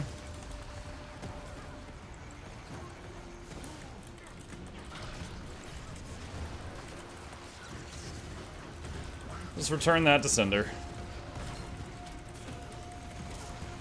It's no use. We cannot hurt him unless we break that charge of his. CC. Oof. Alright. Help res these people. Not top DPS. Keep in mind, I'm not playing a pure DPS, Sayako. That's what I love about this build.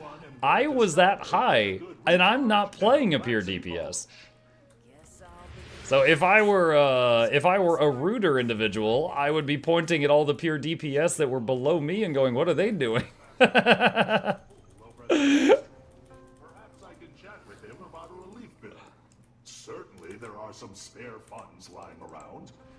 Hacking? Nah, it's just Mr. Potts, we would all I spent a lot of time on this, so I'm really good at this one build, I think. And there's other people that are even better than me, but I'm solid on it. That's fun. I enjoyed that one. I was playing DPS support on that one, but I enjoy that one as a healer too, because there's a lot of damage going out, so it keeps me busy.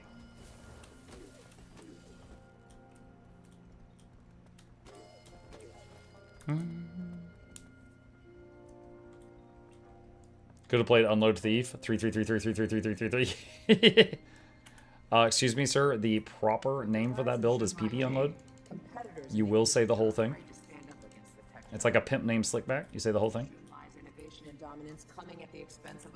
Heal Untamed is the most underrated support in the game. It's actually correct. Oh, I love playing Heal Untamed.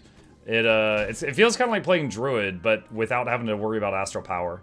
But it also doesn't have access to stability, which is the big problem.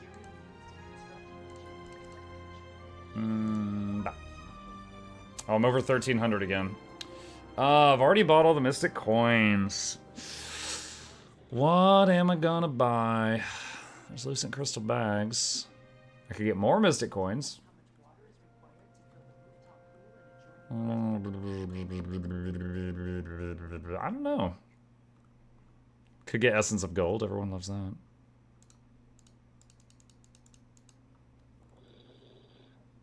How many classes do they have now? There's 9 classes, and each of them has 3 elite specs. So there's 27 elite specs. They're about to add 1 more elite spec for each class, so there will be 9 more. So going from 27 up to 36 elite specs.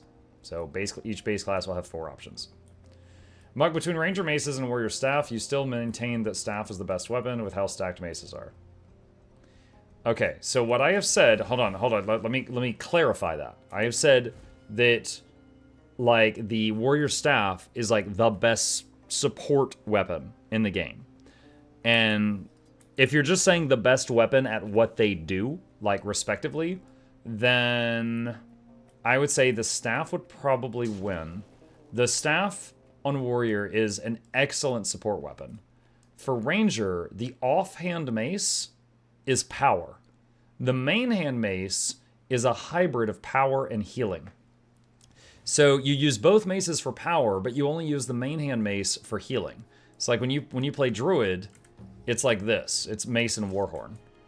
But the Warrior Staff is just God's gift to support. It is just super excellent at support, healing, you know? Whereas the maces are kind of divided a little bit. Now, the maces are excellent, but, yeah, the Warrior Staff is absolutely cracked. For non-Guild Wars 2 players, elite specs are kind of analogous to a subclass. Yeah, it's like specializing in something. And you could change that. So here, right this second, on my Ranger, I am currently what's called an Untamed. And it's kind of like having a little bit of a Berserker in me. I've got this green energy, and whoever has it is able to, like, rage out and do, like, lots of damage. And I can move it between my pet and me. So it's kind of like a weapon I'm tossing back and forth between us like a hot potato. Okay? And if I... Hey, Entermore, thank you for the membership. I appreciate that. Welcome. If I change to another elite spec, there's one called Soul Beast. Soul Beast can merge with their pet and use some of their abilities. See that? Those were bird skills. So a Soul Beast can merge with an animal and use some of its skills directly from you. So a lot of people jokingly call this Green Warrior, because without the pet, you're not really a pet class anymore, but you can merge and unmerge with it at any time, and that's how the Soul Beast works. The last one, I'm going to put this build back to normal, is the Druid. The Druid, as they do damage, heal, or time passes, this blue bar fills up. It's called Astral Power. I jokingly call it Druid Fluid a lot.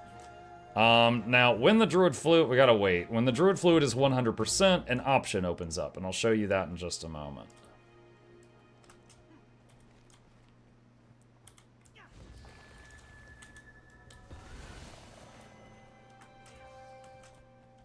Alright, so when the Astral Power bar is full, you're able to go into Celestial Avatar, which is like an additional weapon, but you can only use it for 10 seconds. You can crash down massive heals, pump healing all around you with this, do cleansing bursts, and immobilize everything in the area with this skill. And while you're in that, did you see these 2 skills changed? While you're in that form, any glyph skills on your bar become an improved version. So, for example, this skill, when you use it, if you're in astral form, this revives everyone in that area. And if you're not in astral form, it cleanses conditions and heals and boons everyone in that area. So each of these are all different forms of Ranger, but they all play quite differently. And that is elite specializations in a nutshell. Each class has got 3 currently, and they all kind of reshape how the class works just a little bit. Now, they still all have all the base skills and the base weapons and stuff like that. So you could be a longbow druid, or a hammer untamed, or a sword soul beast, whatever.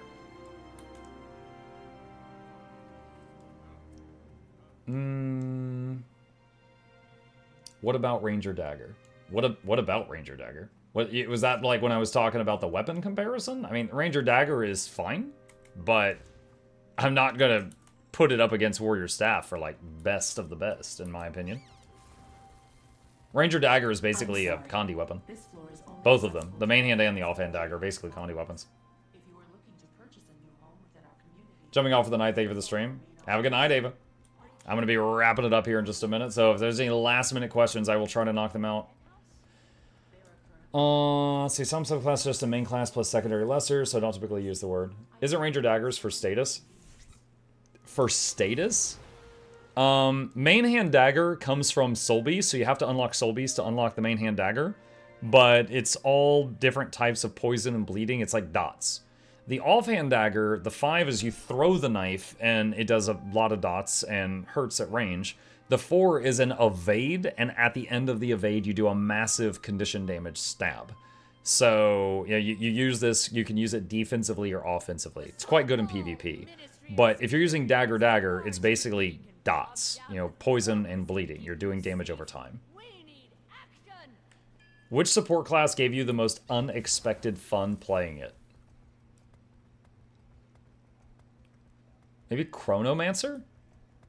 I've never really been like a huge Mesmer fan, just, again, personal enjoyment, but I really liked when I played Chronomancer support. I was shocked by how much I liked Chrono support. The special abilities it has, like Well of Precognition, are really fun to use. They make my brain make the happy juice. How do you understand when a weapon is Condi or healing? Okay, sure. So, most weapons will have, like, scaling. Now, for example, do you see this hammer I'm using right here? There is not a single tooltip on any of these skills for poison or bleeding or burning or torment or anything like that. This is just power. There's nothing on here about healing, there's nothing on here about boons, and there's nothing on here about damage over time. Okay? Now, if I change to... Let's see, is this a PvP build? Okay. Here is a Ranger Shortbow. The 1 has bleeding, the 2 has poison, the 3, 4, and 5 are utility. The 4 has bleeding also. But the Shortbow, overall, it uses damage over time. Bleeding and poison. So this is a condition damage weapon. Okay? And I could do that for any of these. The Longbow has no dots. It's all power. The hammer's all power. The sword is both. It has power, but there is also a poison on the 3. However, the scaling is not very good. For the most part, the sword is power damage, but it does have a poison on it. The axe is kind of a hybrid. The axe scales, the throwing axe scales quite well with Condi or power. The dagger has decent power scaling, but it really excels at Condi. If you look at that, look at that. Vulnerability, bleeding, poison, poison again, bleeding again, vuln again, repeat. That's the attack chain. It's insane. Then you've got a few unique ones, like the mace. The mace is power, but it also gives vigor. It also does healing around it. It does regen around it, and it does protection around it. So healers love the mace too because of all the buffs it gives to teammates that are around you while you're wielding it. And so on and so on. So, I mean, if you want to just, like, ask in chat, like, anyone could tell you, like, oh, that's this weapon, you know, like, oh, sword on warrior does bleeding. It's mostly Condi. Sword on ranger is mostly power. You know, we can answer the question if you're stumped, but that's kind of how you figure it out. There are some hybrids. Yes, there are some hybrids. Like the throwing axe on ranger, you could use the 2 and the 3 do some nasty dots, but the 1, 2, and 3 all scale quite well with power, so it can work for both. Weapons can also be sorted into categories of just raw damage, condition damage, healing, and heavy CC. True, and I would say healing includes boons, right? So like the mace example, will give, like, the Ranger Maces gives vigor, regen, protection, some self-stability. Like, there's a lot of buffs here. And except that self-stability, they all hit the whole group around you. It's like if I do this, that bird got regen too, not just me, you know? So there's, healers love the Maces too, but so do power DPS. Just wondering, when the drops are enabled, how do you know when you get the drops? I think you get a little pop-up at the top of the chat telling you. Ranger Axe is power and Condi? Yes. The Ranger Axe, specifically that, okay, so there's main hand axe and offhand axe. Offhand axe is pure power. But the main hand axe, the 1 is power, the 2 does a lot of bleeding, And the 3 does a lot of bleeding again, and also chill and weakness. So these 2 are heavy, like lots of Condi, and then all 3 of them scale well with power. Which do you think is the worst buff, generally speaking? Vigor. Now, there is no buff that is useless. I want to be crystal clear here. There's no buff that is useless. However, which one is the worst buff? Probably Vigor or maybe Resistance. Like, if you've got a healer that gives every buff except one of those, that's still an excellent healer.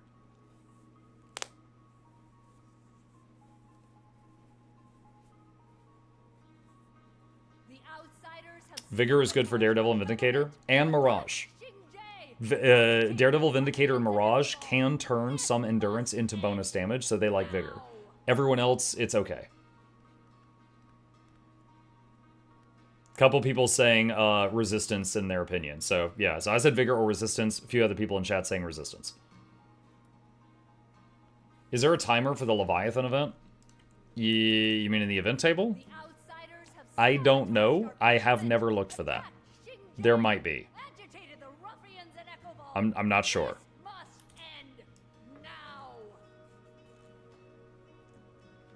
Resistance is a weaker stability.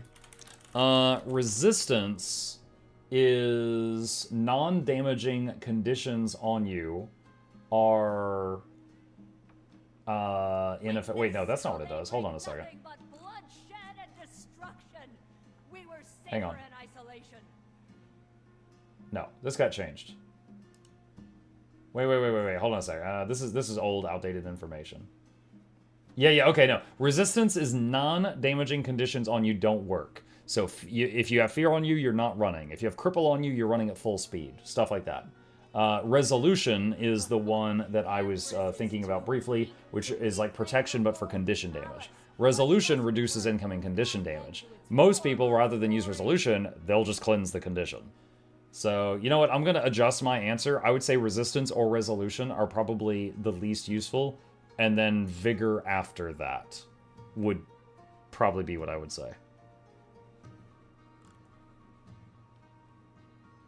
What is Vigor? Vigor increases the speed that your endurance regenerates. That's this yellow bar here that you use for dodges. So basically, faster Vigor regen means you can dodge again sooner. Now, there are a couple of classes that their dodge does damage. So Daredevil, Vindicator, Mirage, all of those, maybe more, can turn more endurance into more damage. So those love Vigor. Most of the other folks don't care.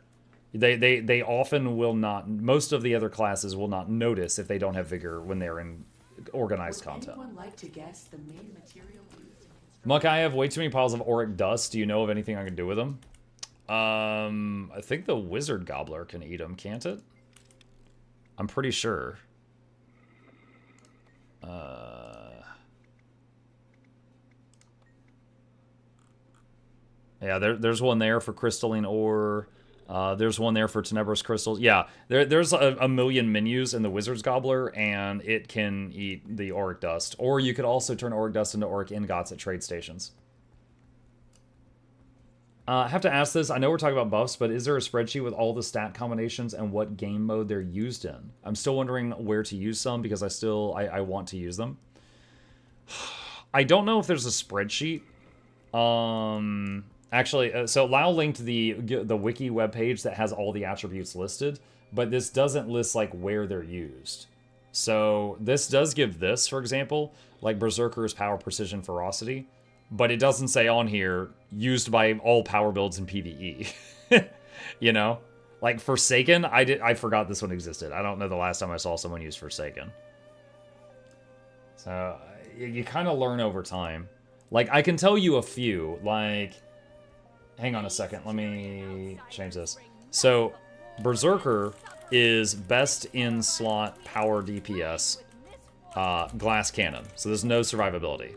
Viper is best in slot Condi DPS, glass cannon, no survivability. Harrier is best in slot healing per second, glass cannon, no survivability beyond bigger heals.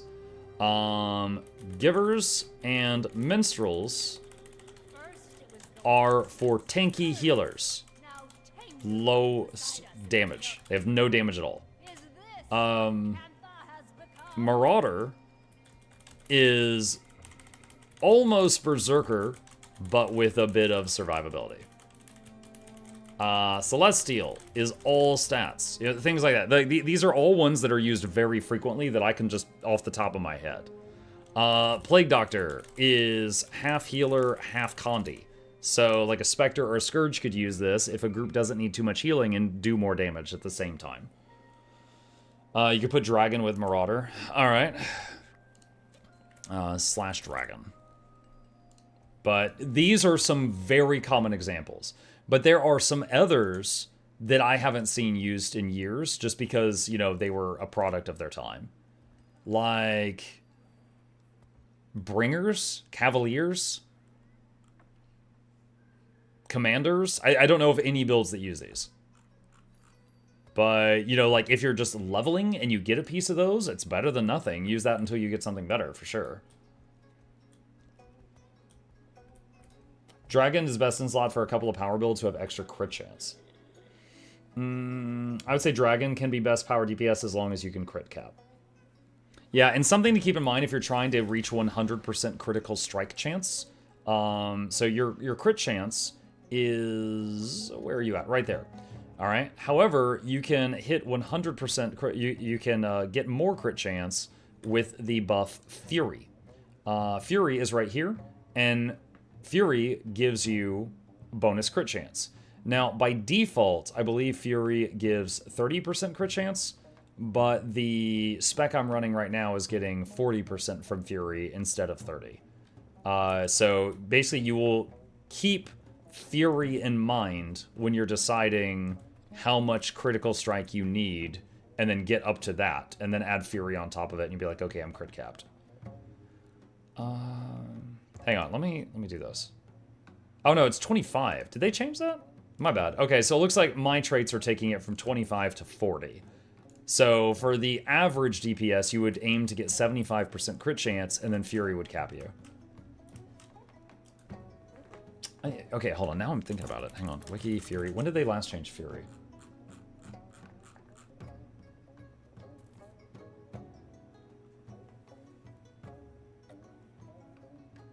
Nope. I'm just a crazy person. It was not changed in the way that I thought it was. Many years ago, they changed it from 20% crit to 25, but it was never changed from 30 to 25, so I was wrong. Okay.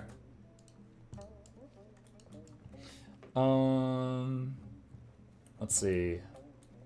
I use Ritualist gear on my light DPS Spectre. Yeah, Ritualist gear is condition damage and boons, I think. Hang on a second. It's not one I'm currently using, so I gotta refresh myself. Yes. Yeah, it's a condition damage build that is helping keep boons up. So if you're like a Alacrity providing DPS Scourge, you might use some Ritualist gear. Yeah.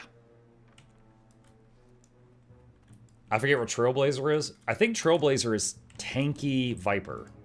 Like Marauder for Burrs. Yeah. Toughness, Vitality, Condi, Expertise. Trailblazer is a tanky Condi build. So if you're playing full Vipers and you're having trouble staying alive, you could swap some pieces out for Trailblazer. Yep. A few Condi builds use Rampager or Sinister. Condi Vert can use Rampager to reach crit cap. Others use Sinister when Condi duration cap is reached. Trailblazer is fun. Trailblazer makes you feel immortal. It's fantastic. Okay. Alright, chat. I think we are good. Let us bounce back to home base. Any advice for someone who just started playing? I picked a ranger with a bow and an owl. That's fine. Any advice? So, yeah, okay, there's a couple of things I can give you because we're wrapping up here. This is a new player's guide I made. If you're brand new to the game, I would recommend that video. And I've got two more for you if you're interested. This is, I just hit level 80, now what do I do? So if you're close to level 80, that video might help you. And then this one is just for fun. This is a bunch of assorted Guild Wars 2 tips that you could play the game for years and not realize. I think any or all of those, if you are okay with watching them, would help you out. Okay, I think we're caught up. think we're caught up. I'm still playing Euros 2, don't leave me alone. I'm sorry, Sayoko. You'll have to watch Mukluk Plays. There's 10,000 videos there for you to binge. And I can ASMR you all night long. Alright, chat. With that, I am out of time. Thank you guys for a wonderful evening. I hope y'all had fun. Couple of plugs on my way out. If you guys happen to be new to my channel, my name is Muck. I stream every evening and every weekday morning. Tomorrow is Friday, so I'll be here for the Friday morning stream. If you wish to join me then. We're still doing a lot of Guild Wars 2 up until the drops end. After that, we'll go back to our regularly balanced schedule that has, you know, a variety of games in it. Hit the follow button if you're on Twitch. Subscribe if you're on YouTube. These are links to my 2 YouTube channels if you're not already subbed to Mukluk Plays, the second channel. And a special thank you to our patrons. They keep this channel alive. I couldn't afford to do this without their help, and there's a link to that in the chat if you want to be a supporter.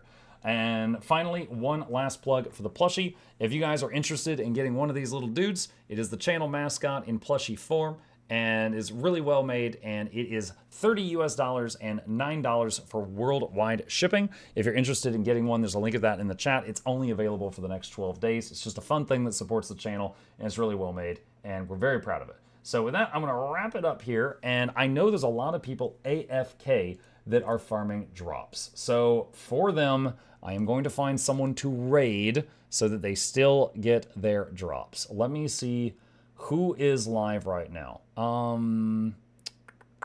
I saw, oh, Malcolmist. Wait, hold on, is Malcolmist live? One sec.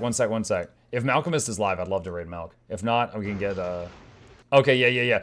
I met Malcolmist at, Seattle, when I went to Seattle, for the meet and greet thing. So I'm gonna raid Malcolmist. This might be the biggest raid of their life. I could be wrong, but if you guys are willing to spam your raid emotes, it would probably make their day. These are always really memorable for us streamers. So I will see you guys over there, and follow if you like them. If you don't, that's fine too. We all have different tastes. Just exit quietly.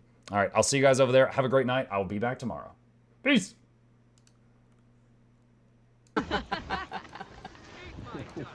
Why not? I love double tapping to dodge. Just because you don't like it doesn't mean I don't. I can't find it. I cannot handle binding it. I don't know.